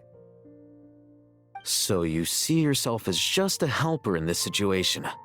I must admit, I'm rather shocked. If you're trying to say that since I live here too, I have an obligation to tidy up, fine. I suppose I do. Wait a second, stop changing the subject! Nevertheless... In the wake of a great storm, a missing roof is a predictable inconvenience. Can you stop making it seem like I care more about this house than you do? Doesn't it upset you at all to see your home in this state? I won't pretend it's ideal, but that's no reason to be upset. This is the roof over your head, your shelter from the cold. The furniture is scattered, the paintings have fallen off the walls, the windows are shattered. Don't you feel even a little disheartened? The way I see it, these problems are easily solved. Ugh, this is precisely why I hate talking to you about sentimental things. It's like banging my head against a wall. You simply don't understand just how much work goes into making a proper home. It sounds like this is causing you a lot of anguish. You mean the house or the paintings? I mean your sentimentality. Oh, well, yes. But I'd rather not dwell on such things right now. Generally speaking, when anguish becomes the norm, people usually make an attempt to improve their situation. But there are so many people and things in life that are difficult to change. It's not like you can force them. Besides, anguish can be a source of inspiration, and I'm not sure I could break my reliance on it. I'm glad you're able to make yourself think like that. What kind of a response is that? I was stating a truth about the very nature of art. Suffering is the cradle of all creation. Even you can't deny that. And I wasn't trying to. I'm just happy for you. Pure and simple. Can't you tell? Happy about what? Happy that you can always find an answer that backs up your views. You... More often than not, life is a process of running into problems and then searching for answers. Yours more than most. Not everyone's so good at justifying things to themselves. It's something that you've been steadily... Huh. What about you, then? What skills have you been mastering lately? Pass me that box. Huh? Okay. You may consider this my progress on the path to mastery. What? Second. Isn't that box mine? Hey, it is! It must have fallen off that shelf! I'll hate them! Those are my paints and inks! Would you like me to put it in your bedroom for you? Huh? I mean, sure, if you don't mind. What kind of progress is this? Think you can bribe me? Not that giving me back my own things is much of a bribe. These books on the floor, they're a complete mess. And this one, didn't he say it was an out-of-print collectible? It's completely covered in dust, and some of its pages have even fallen out. Ugh, guess I should help him repair it. This one too. And this one.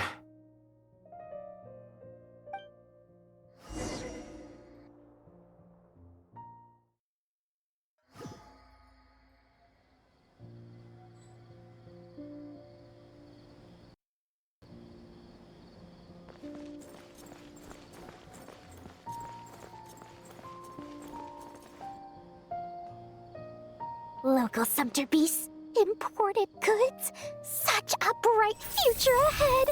I can picture the Mora just rolling in.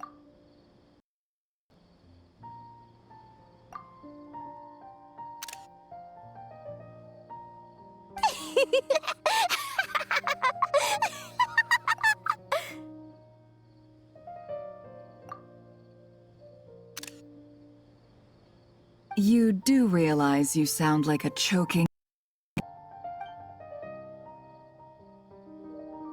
It's called being imposing. Can't you feel it? Are you not intimidated? Oh, I'm positively shaking in my sandals. What commands do you have for me, oh mighty Lord Sangamabe? You've got a lot of nerve, Nefer. You went and told Candace and the others everything, didn't you? Seriously, do you have any idea how differently they see me now? Surely that's a good thing. I presume they're more disposed to actually like you now, maybe even view you as a friend. Raided my secret for sympathy! Thanks to you, I've lost every last shred of my mercantile majesty. How am I supposed to make anyone think I'm a big, scary investor now? The dark days of Lord Sangamabe are behind you. Why not take this chance to make a few honest friends? Speaking of friends, Since when did the notorious Lady Nefer gain such an admiration for holier-than-thou types? A moon chanter here, an angel there? Who'd have thought it?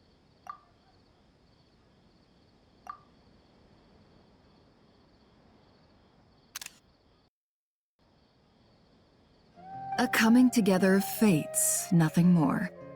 No need to throw around accusations of admiration. Forget it.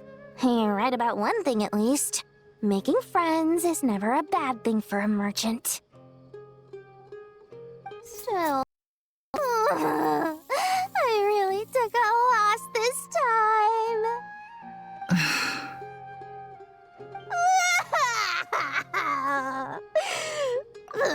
What are you looking at?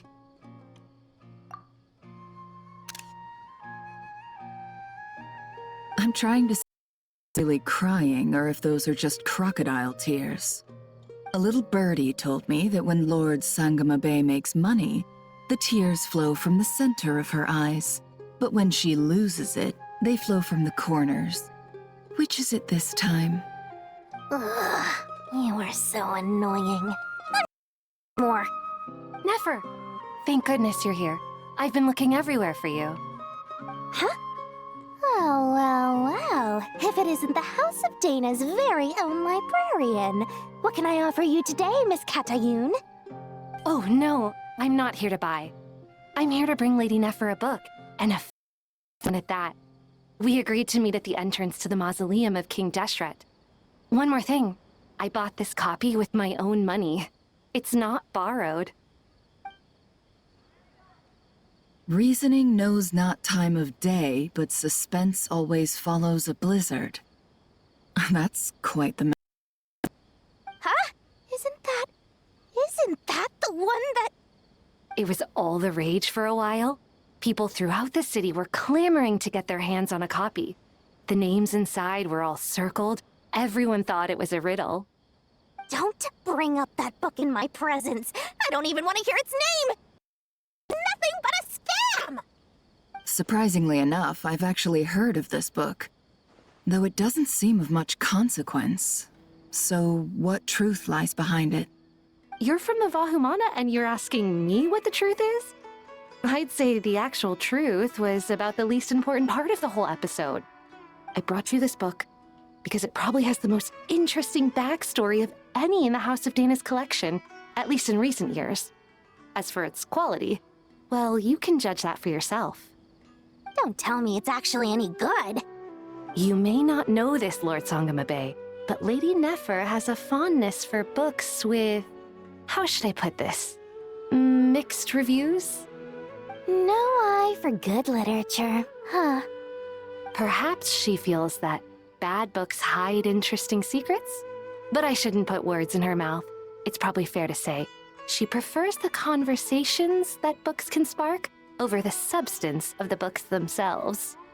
Suits my style as an intel broker, wouldn't you say? Very interesting, thank you. I'll return it to you once I'm done reading. And as it happens, I have something for you, too. Incense? I imagine you've already used up the incense I gave you last time. Here's some more. This batch is from Nod-Krai, so the scent won't be quite the same. Well, actually, I've been saving the incense you gave me. I couldn't bring myself to waste it without a special occasion. But I'll gladly accept this, too. And I promise I'll use it this time. Katayun, you haven't changed a bit.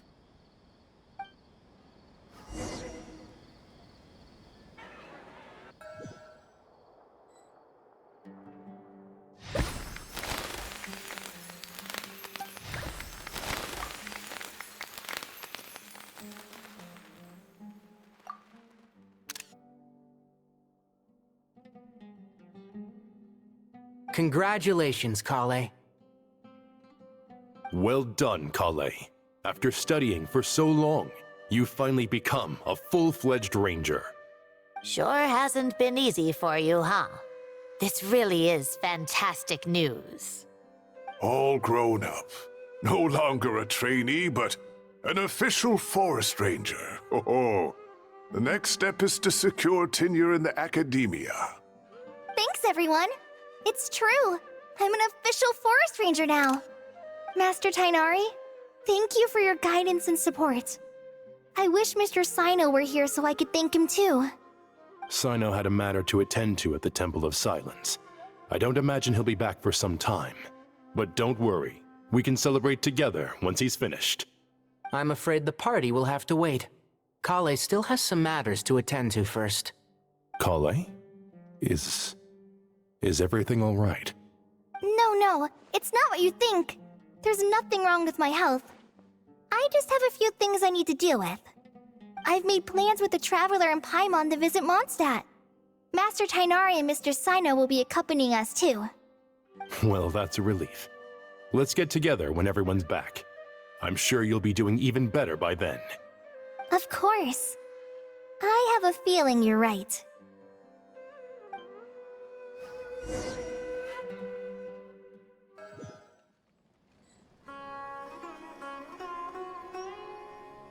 Phew!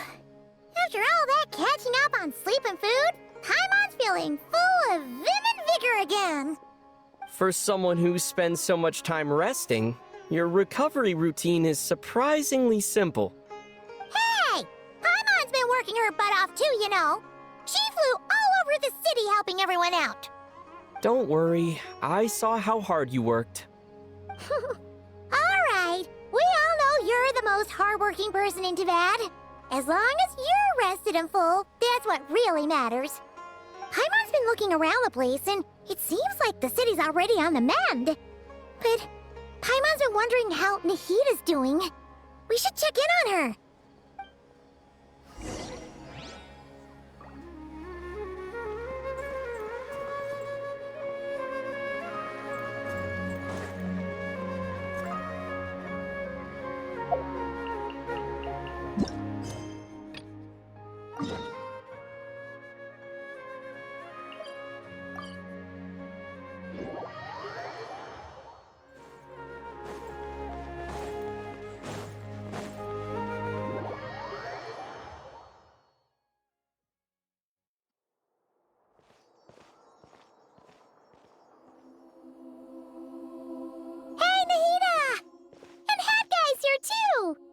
Traveler, Paimon!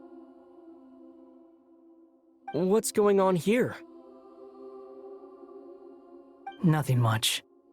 Nahida was just expressing concern for my physical and mental well-being. Oh, the Traveler told Paimon all about that. We've both been very worried about you. Are you feeling alright? You make it sound like I'm on the brink of some kind of breakdown. Truth is, I'm doing much better than you might imagine. If we can just get to the bottom of Dottoro's intentions, we can minimize his negative influence. That's the sort of thing I excel at. Just listen to that newfound optimism. It seems like having you enroll in the Vahumana was a truly inspired move. I can really see the positive influence. Observe, a classic Sumeru specialty. Chalking everything up to education and learning. To be honest, even I can sense the change in you. Everything Dottori said to you was a way to manipulate your mind. Fortunately, you're no longer under his sway. Can someone as old as me really continue to grow? If it helps, just think of yourself as a late bloomer. It's all a matter of phrasing, and it comes down to what standards you measure yourself by. For a puppet, developing at such an age is perfectly normal. But if you choose to call yourself a late bloomer, it sounds more like you consider yourself human. However you see yourself, well done. All right, I see what you mean. Anyway, what's your next step? What else can I do but complete my current courses? Everything else can wait. Anyway, that's enough chit-chat. There are still things in the city I need to help out with. I'll be heading there now.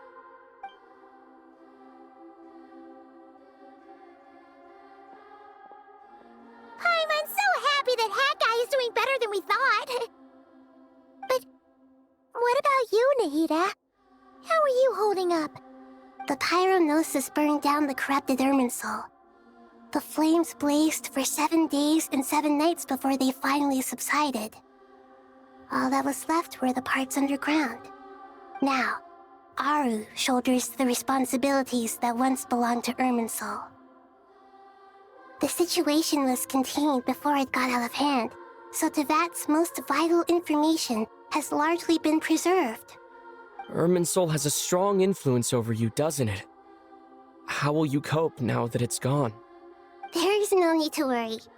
Thanks to Nicole's extraordinary talents, my connection to Irminsul has been severed and transposed onto Aru. Angels can do things like that? They can. Such abilities are precisely what makes them so powerful. The goddess of flowers, Nabu Malikata, once claimed that she too could perform feats beyond the reach of mere mortals.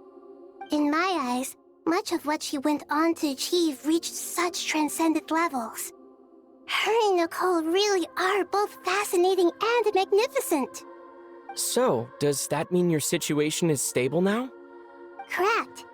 Just imagine that Aru has become the new Irminsul, and the essence of my existence has been bound to it. The wisdom of Sumeru has ultimately converged into a single, unified entity. Should we ascribe this all to fate, or is it merely fortune?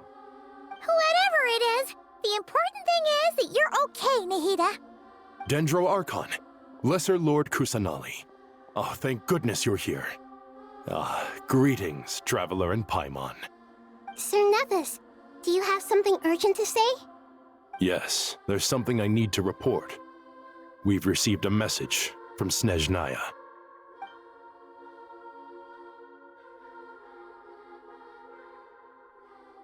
The Fatui Harbinger, the Rooster, sends us his sympathies, along with all the usual pleasantries. His stance is that, following the unrest in Nod-Krai, Dottore was subjected to internal censure. This madness was the act of a rogue element, one who cannot be seen to represent the Zapoliarni Palace.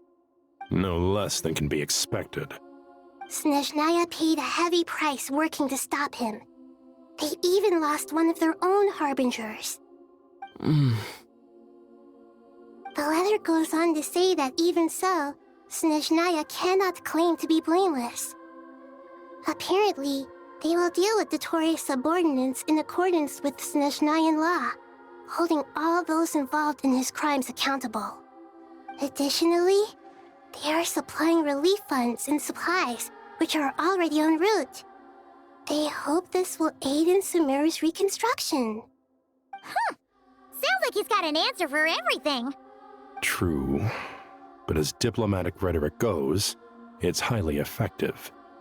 Completely watertight, both in logic and sentiment. This disaster has had a profound impact on Sumeru. There is much that I will keep in my heart. The matter of Dottore can be seen as settled for now. We are sure to cross paths again in the future, and in that light, Snezhnaya would do well to uphold their responsibilities and keep a tight rein over their actions. With Irminsul burned, the flow of fate now carries many more possibilities. I will be watching carefully. Perhaps we can move on to a less serious matter? Dendro Archon, will you eat with us once this matter is dealt with? Everyone wishes to celebrate together. Your presence would be most welcome. Of course! Junior Zod, Sino, and Hypatia all told me the same thing. If there isn't enough room for everyone, we can arrange back-to-back feasts. What a wonderful idea. That just leaves the question of what we should eat. Not more tomatoes, surely. More? Dendro Archon, what do you mean by more tomatoes? Those good friends of yours are always talking about tomatoes. Sometimes when I'm walking through the city, I can even hear them arguing in the fields. Since you see them so often, you must hear about tomatoes even more than I do. Tomatoes. Tomatoes. The word has a certain magic to it. Like the autumn fur of a sumpter beast swirling in the wind, sometimes flying up my nose. Tomatoes. What can we make with tomatoes? Wait, why tomatoes? Take your time, there's no need to rush. The Traveler, Paimon, and I still have somewhere we need to visit. You'll have plenty of time to think it over before I return. Does this mean you're going to Natlan? Meet them there in person. It will require a long journey. I know. But this is necessary. I must go myself. Traveler, Paimon, we'll set off as soon as you're ready. Is that all right? Sure. We'll be ready whenever you are. You'll hear no objections from Paimon. We should grab some snacks along the way, though. It'll be just like going on a long holiday. Wonderful. I'm looking forward to this so much.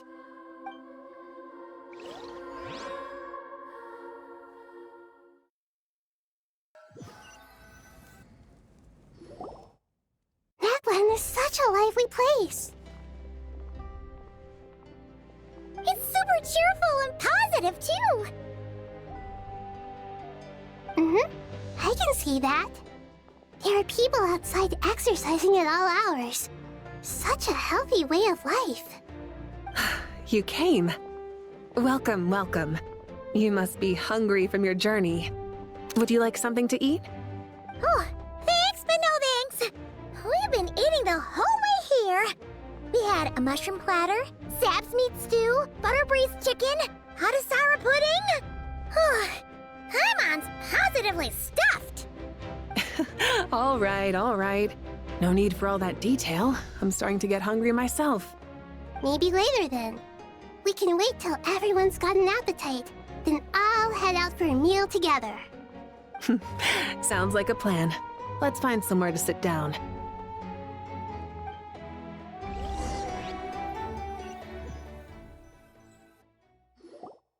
I should tell you, I already have some sense of why you've come. Why's that, Malika? To say thank you. Your senses are spot on. But on top of that, we also feel guilty. Because the pyronosis has vanished? I sensed its loss.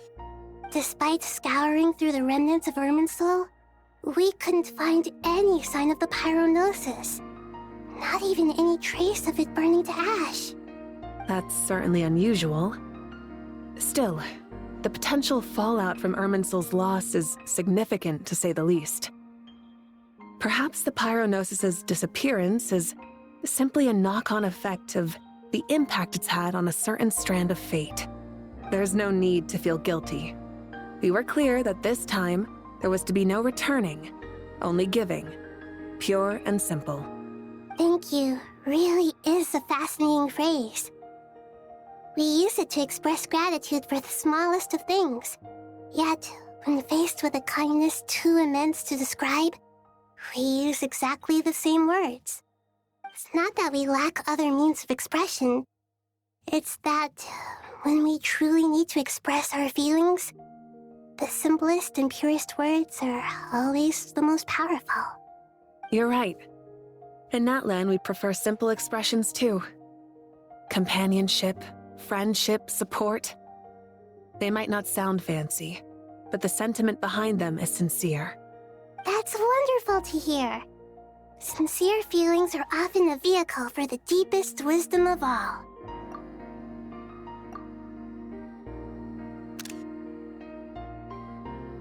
Irminsul's destruction doesn't seem to have done you much harm.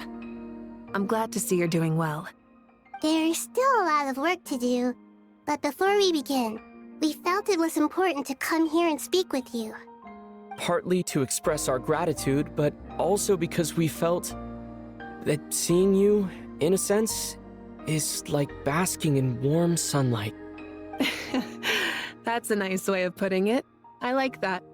To tell you the truth, though, I'm not a fan of somber meetings. So, since there's nothing more to say, why don't we go bask in some actual sunlight? The weather's beautiful today. Paimon's gonna lie back and soak up some rays.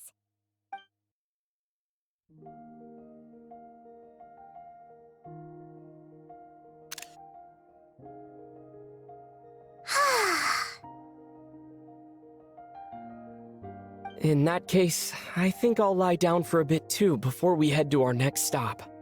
And where might that be? Mondstadt. Paimon and I are gonna head back there with Kale and the gang. Long ago, I sensed that the god remains inside Kali had come from the goddess of flowers, but I kept it a secret. Those remains weren't hurting Kali, not as she is now. They simply exist. Besides, I could sense a deep yearning within her. A yearning for an ordinary life. A yearning to hold on to the hard-won happiness she now enjoys. With someone like her, I have a responsibility to keep her secret. She should be ready to face the truth by now. Whenever people meet, there is always the potential to create warmth and kindness. Every child grows up, but even as adults, they are still children in the eyes of certain people. Oh, just like how Paimon sometimes sees Nahida as a little kid. Is that so? Well, anyone who's friends with a kid is probably a kid themselves. Of course! And there's nothing wrong with that. When we get back, we'll actually be hanging out with another of our friends who happens to be a kid. Or more like looking after, in her case. Anyway, we'll always be there to watch out for our friends. Dear Sucrose, when you receive this letter, I'll probably be as busy as always. But busy with wonderful things. That's because I'm no longer a trainee. I'm now an official forest ranger.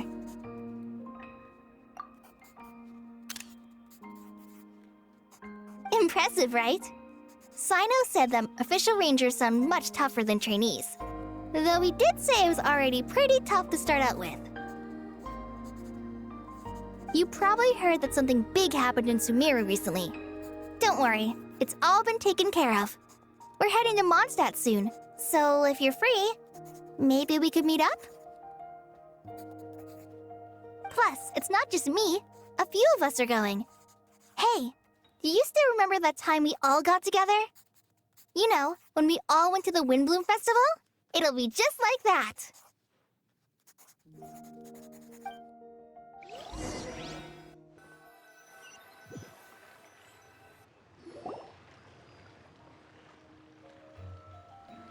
Dainari, is that... Don't you say it! Is that the great Vayuvyastra? Behold, the great Vayuvyastra, General Mahamatra. How times have changed. I wasn't expecting you to beat me to the punchline. You've changed. You've really upped the aggression in your battle against Sino's jokes. Kale, how did you know what I was going to say? For the love of... Hey! Traveler! Paimon! You're right on time! I hope we haven't kept you waiting. Kale! Sucrose! It's been so long! How have you been? I've been well. Everything's going great. What about you? Are you still busy? Not at the moment. Oh, right. That juicer you gave us works amazing! Farzan loves it. Seriously? That's wonderful. I don't suppose you drew up a detailed test report. Oh, what fruits did you use? How's the texture of the final product? Sucrose, you might want to try asking your questions one at a time. Albedo! Paimon didn't see you there! It's been a while since all of us were together like this. How about we follow the same plan as last time? Good idea, my friend. You never disappoint. So, what are your identities this time? Don't remind him. First things first. Allow me to introduce our very own official Forest Ranger Kale. The rest of us are simply her humble travel companions.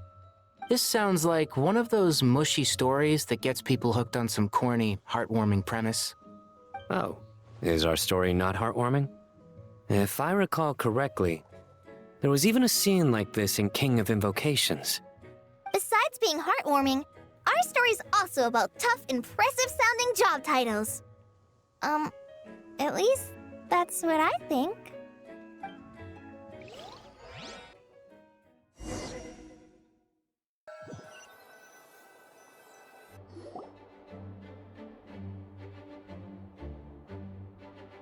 Oh, you're here already?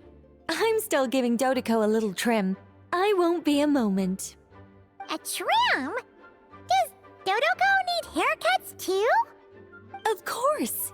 It's important to know how to take loving care of the apples of your eye. All of these trivial matters get left to me. It's because I'm an angel, and angels are, in a way, the guardians of all Teyvat. Oh, right! Well, that's definitely an impressive-sounding job title. What are you writing? I'm just brainstorming some cool-sounding lines. Oh, write them on these card backs. Of course. Clearly, my lines are pretty amazing, wouldn't you say? Miss Nicole. Kale? You seem a little nervous. I was just wondering, who was the person you mentioned who needed their wish fulfilled? Wish? What do you mean? Miss Nicole asked if we could meet up in Mondstadt once everything was over. She said a friend of hers had a wish that needed my help to come true. Well, you never mentioned that before. All we knew was that you'd arranged to meet in Mondstadt.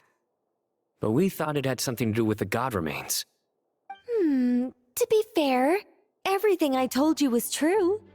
Anyway, my friend is waiting. Come on, let's pay her a visit.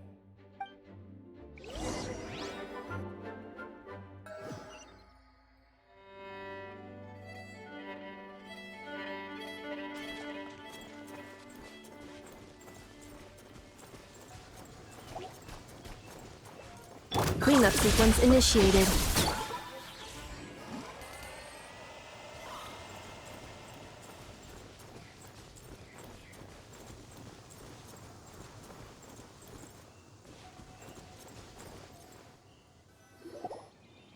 Huh? You're... Surprised? I bet you weren't expecting to meet a woman like me beneath this beautiful tree in a faraway land. An oasis will spring from the place where a djinn resides. That saying falls somewhat flat here in Mondstadt, given that everywhere is already so lush and green. Lilupar! What are you doing here? I made friends with Miss Nicole. I asked her to bring me here and then invite Kale to come. The prologue to this story is that I have a wish. It has stirred within my heart for centuries, millennia even. Originally, it was merely Al-Akhmar's lie, but now it has become reality. Could this be... Related to the goddess of flowers? My dear young lady, my mistress left her final trace in this world upon you. I can't tell you how glad I am to see you here. And now I have seen you, and peered into your heart. You have experienced hardships and suffered setbacks. The torment an ordinary person might expect to face has befallen you threefold. This is the source of your resilience. But, beneath all this, I've witnessed the seeds of desire. You yearn to return to the simple life you once knew, do you not? I do. I want to throw away everything that isn't mine. But how do you decide what is yours? The scars that others carve into your flesh? The kindness and love they inscribe? Are these things not yours as well? They are. This is something I've talked about with Miss Nicole. Miss Nicole said I should learn how to adjust my standards. I just want to live as an ordinary human. Anything beyond that isn't mine. Don't you want anything from the remains of the goddess of flowers? She gave me a revelation once. I think that's already more than enough. In the past, you would not have possessed such a rich heart. Your brief life has taught you to hold on to everything good, to home in on kindness. How fascinating. You're nothing like Nabu Malikata, and you're certainly not her.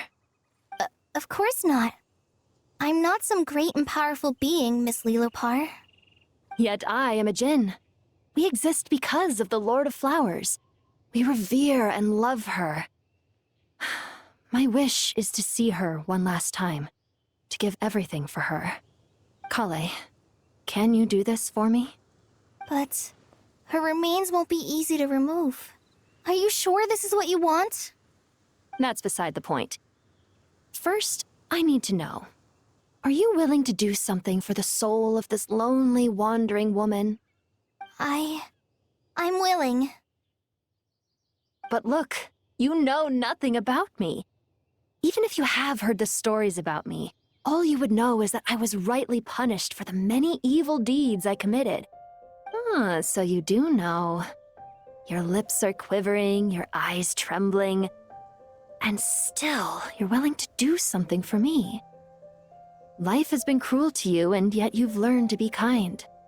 My dear young lady, to repay your kindness, I too must play my part.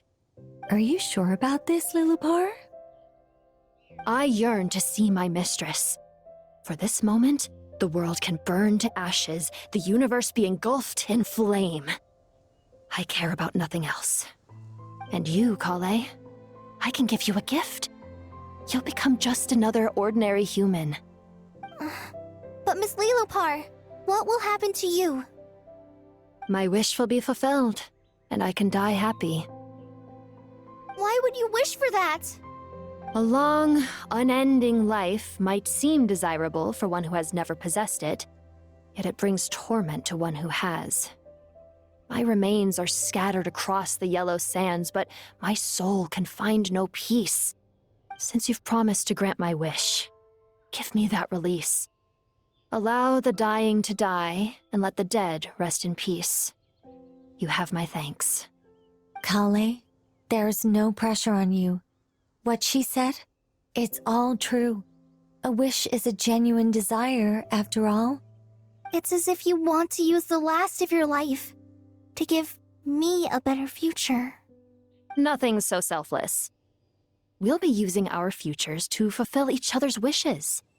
This is a noble act, a beautiful and secret transaction between two women. I understand. Miss Lilopar, I'm ready. Close your eyes, Kale. Then open your soul. From there, I will embrace my mistress. The downpour of flowers is your touch. Like returning to the very beginning. Like surrendering to your grace, my mistress. People say that devotion is beautiful, yet filled with pain. How foolish of them. For me, devotion is beautiful, pure and painless. Devotion is my love. Thank you.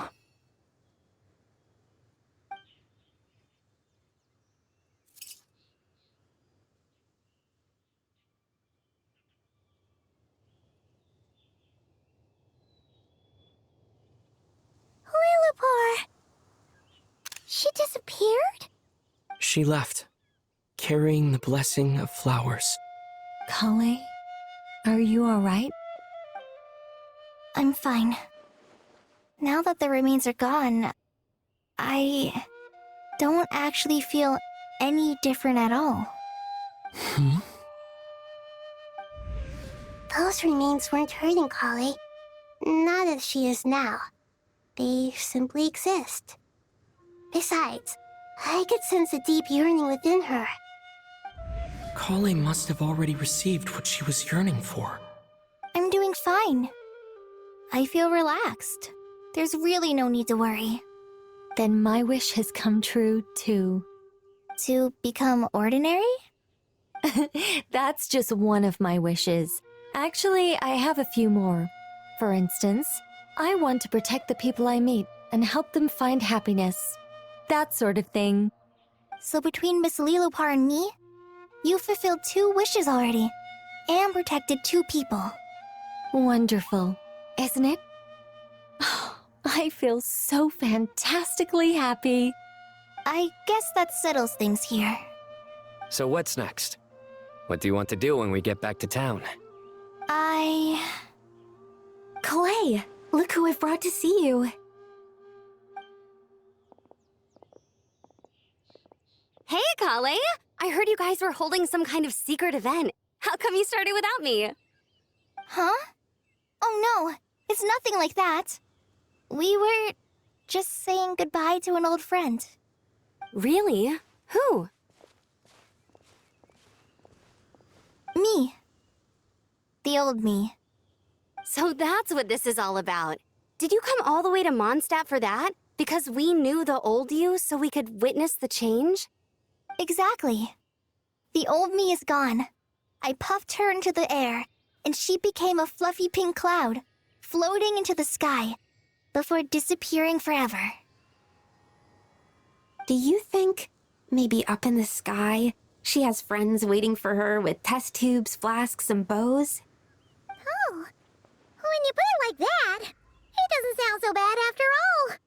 What do you think, Miss Nicole? I think maybe that's right. At least, if it were up to me, I'd consider that a happy ending. Dear Sucrose, even though my childhood ended long ago, these past few days have really felt like growing up again. I've become stronger, and I feel like I can finally accomplish things by myself. Surely someone as mysterious as you will find a friend like this fascinating? Always growing, always thriving like a plant. I came to say goodbye to my old self. I know that after this, she'll be gone. Thinking about it makes me feel a little lonely. I know the weakness that kept me company will one day leave me too. But somewhere in my heart, I feel a great sense of joy. It feels like I've always wanted to take this step, to walk towards the new me.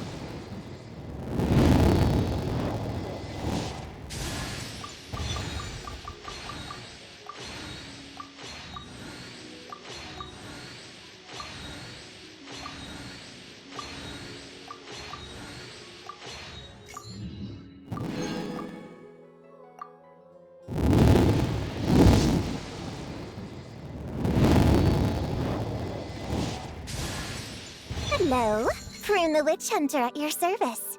My enemy?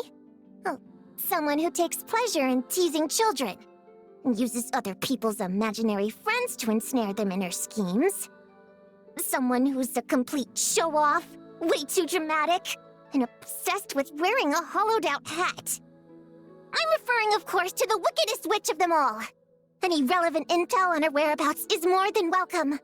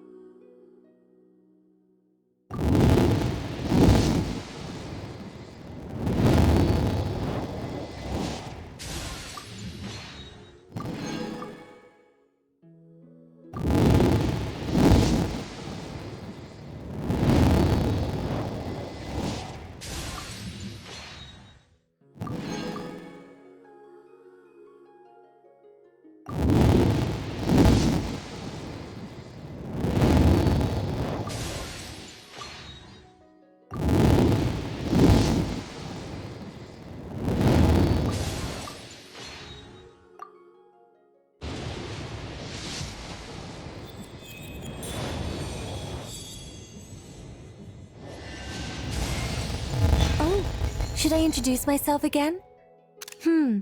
Looks like no interference from Alice's self-introduction magic this time. So I suppose I'll just go ahead. I'm Nicole. As you can see, I'm... again? Guess I spoke too soon.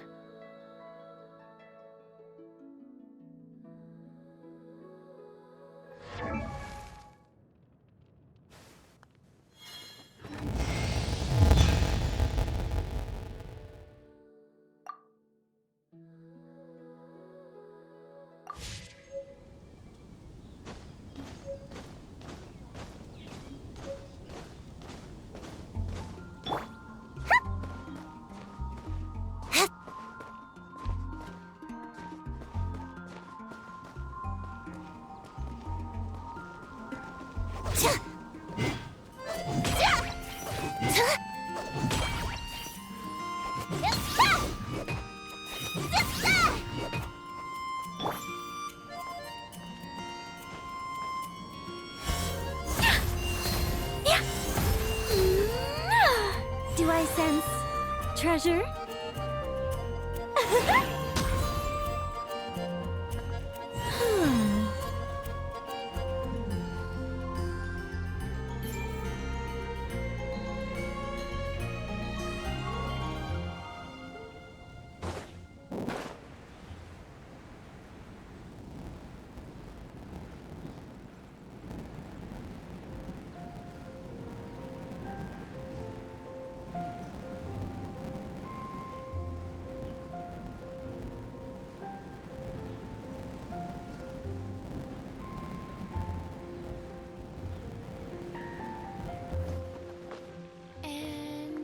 Radish veggie soup.